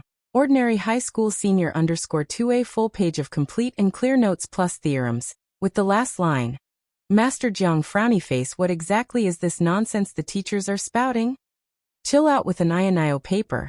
Master Jiang endured several days of taking thorough notes before voicing his doubt. Why am I even sitting here listening to the lecture? Following that, There were several pages on analyzing planetary density based on celestial movement, likely intended for others to read. Master Jiang frowny face, why do I need to explain such an easy question? After seriously analyzing celestial movement for a few more days, he finally burst out. Has Jiang Ziji's brain been eaten by a zombie? Ming Dongheng seems like a paramecium. I want to blow Su Nanjing up. What on earth are these three? It's hard to imagine any university admitting them. It was evident that he wasn't paying much attention in class, frequently daydreaming and coldly snarking with an indifferent face. Bai Lian was almost dying of laughter from these words. She took out her phone. Someone seemed to have recalled something about what was written in his notebook, noticing an unread message from an hour ago. Teacher Jiang frowny face, look at something useful. Lazily tapping on her phone, Bai Lian replied. Like a paramecium? Teacher Jiang frowny face. Bai Lian frowny face, comma. Jiang Fulai on the other side stared at the comma for a while before finding a video in his album and sending it over. Bai Lian clicked on it to take a look. It was a very magnificent blue fire ring, surrounded by transparent blue flames. Her eyes lit up. What's this? Teacher Jiang frowny face, shockwave mock ring. Bai Lian saved the video. It's beautiful, Teacher Jiang frowny face, happy now. Bai Lian frowny face. She leaned on the desk, repeatedly watching the mock ring and casting Shi Yutong and Ren Wanxian to the back of her mind, before lazily propping up her chin and nonchalantly beginning to jot down the other serious analyses he had written. Behind her, a bunch of people were gesturing at Zhang Xiai's to ask around. As people of the same class, they were united, and the new student didn't look like someone who would steal from others. Don't ask why, it's just the beautifying filter they have for the attractive ones. Zhang Xiai's replied with a look. Why don't you ask? It was a joke, having already been up close to Bai Lian transforming and going on a rampage. He wasn't keen on getting himself killed, at least not right now. Everyone looked as if it was obvious. Of course, because you're handsome. Zhang Xiai's frowny face, seems like dying once isn't such a bad idea. Zhang Xiai struggled internally for a long time. He saw that the desk in front of him didn't seem so dangerous, even starting to leisurely play with the milk that had just fallen on the floor. Only then did he reach out, gently tapping on the shoulder of the person in front of him. Bai Lian rested one hand on the desk, slightly turning her body with a lazy look in her eyes. Speak. Oh, Zhang Xiai touched his nose. About that issue with Class 8, can it be resolved? What's the situation now? He had been helping his mother with housework for the past 2 days, completely worn out, having to wake her up every morning for breakfast, and was planning to catch up on sleep at noon. But that plan had been disrupted by the people from Class 8. The rest of the students in Class 15 seemed to be hunched over their work, but each of them was all ears. Even Ning Xiao, Zhang Shi's brooding deskmate, lifted his head. It's resolved. Bai Lian turned back leisurely to take a sip of her milk, and wrote down a character. Zhang Xiai was taken aback. Just as he was about to ask how it was resolved, Lu Lingxi walked in through the classroom door, gently placing an invitation on the desk. Don't keep such valuable things in your backpack next time. If it gets stolen, you might even be falsely accused. Oh. Bai Lian nodded. Her deskmate Yang Lin saw the invitation Lu Lingxi had brought back. It was indeed Bai Lian's. She remained silent as if she wanted to curse about something, but in the end, said nothing, silently taking out a book to work on problems. As soon as Lu Lingxi left the room, the students of Class 15 couldn't hold back any longer, and all crowded around. Bai Lian, is this really yours? What in the world is going on? Damn, I saw Class 8 acting all secretive this morning. And you have one, Bai Lian. She casually stuffed the invitation into Zhang Shi's hands, calmly saying, Take a look, don't disturb my studying. Who would have thought that the item Ren Wanxian from Class 8 had been secretively covering up? Bai Lian had just casually thrown their way, causing a bunch of them to surround Zhang Xiai's. Swoosh, a group of boys shifted their battleground. Zhang Shi's group took the so-called White Tiger Auction House invitation and went out to play basketball during the break. Some guys from Class 8 couldn't stand the atmosphere in their class, so they went to the playground to play basketball. Heading to the playground, They saw Zhang Shi's group from class 15 showing off their red invitation envelopes, asking anyone they met, "Have you seen the White Tiger Auction House's invitation? It's the VIP edition, you know. Come on. Today we're using the White Tiger Auction House invitation to play ping pong." The elite class 8, who had been so secretive and afraid to show their invitations that morning, their faces stiffened. "Class rep, let's just go back." At night, the 6 o'clock training class proceeded as usual. Today neither Ren Wanxian nor Shi Yutong came. The atmosphere in the training class was unusually quiet and eerie. The Class 8 homeroom teacher arrived a bit late today.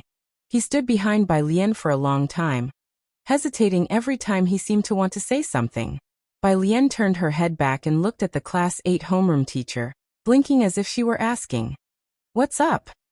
Her almond eyes were as ever, pure with clear black and white contrast, her expression usual. Because of the incident at noon, the Class 8 homeroom teacher was silent for a moment, not knowing how to apologize to Bai Lian. He patted Bai Lian on the shoulder. As clever as they come, he knew what Bai Lian meant. She hadn't taken out the annoyance caused by the people of Class 8 on others. The Class 8 homeroom teacher then lowered his voice. "I was thinking of showing your answers from yesterday to a few students. Would that be okay?" Some content in the answers was beyond the syllabus, and he suspected that some students might not understand it, so he only planned to show it to 2 who would. Bai Lian nodded, her cold white fingers twirling a black pen at her fingertips casually. "Sure." Only then did the Class 8 homeroom teacher straighten up, the screen still playing today's tutorial. He quietly closed the door and went out to print 2 copies of the rearranged answers from last night, intending to give them to Ning Xiao and Chen Zhu. As the answers were Bai Lian's, he had asked for her opinion.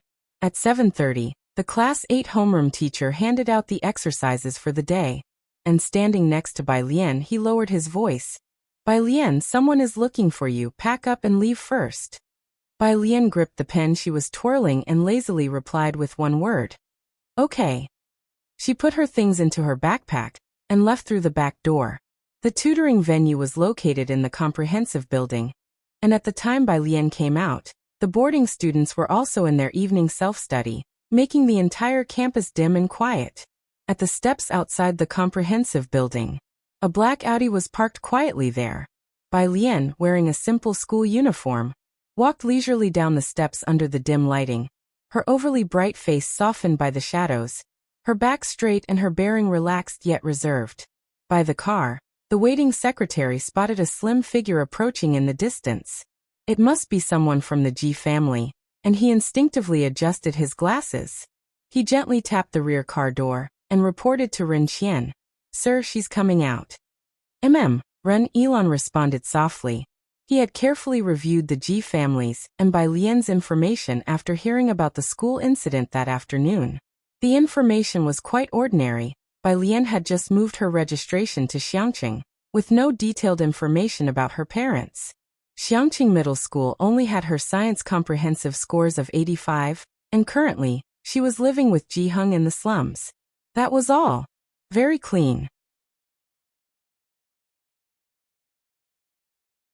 At least the documents didn't indicate anything special, just a very ordinary high school senior, so ordinary that she could be lost in a crowd with hardly a ripple stirred.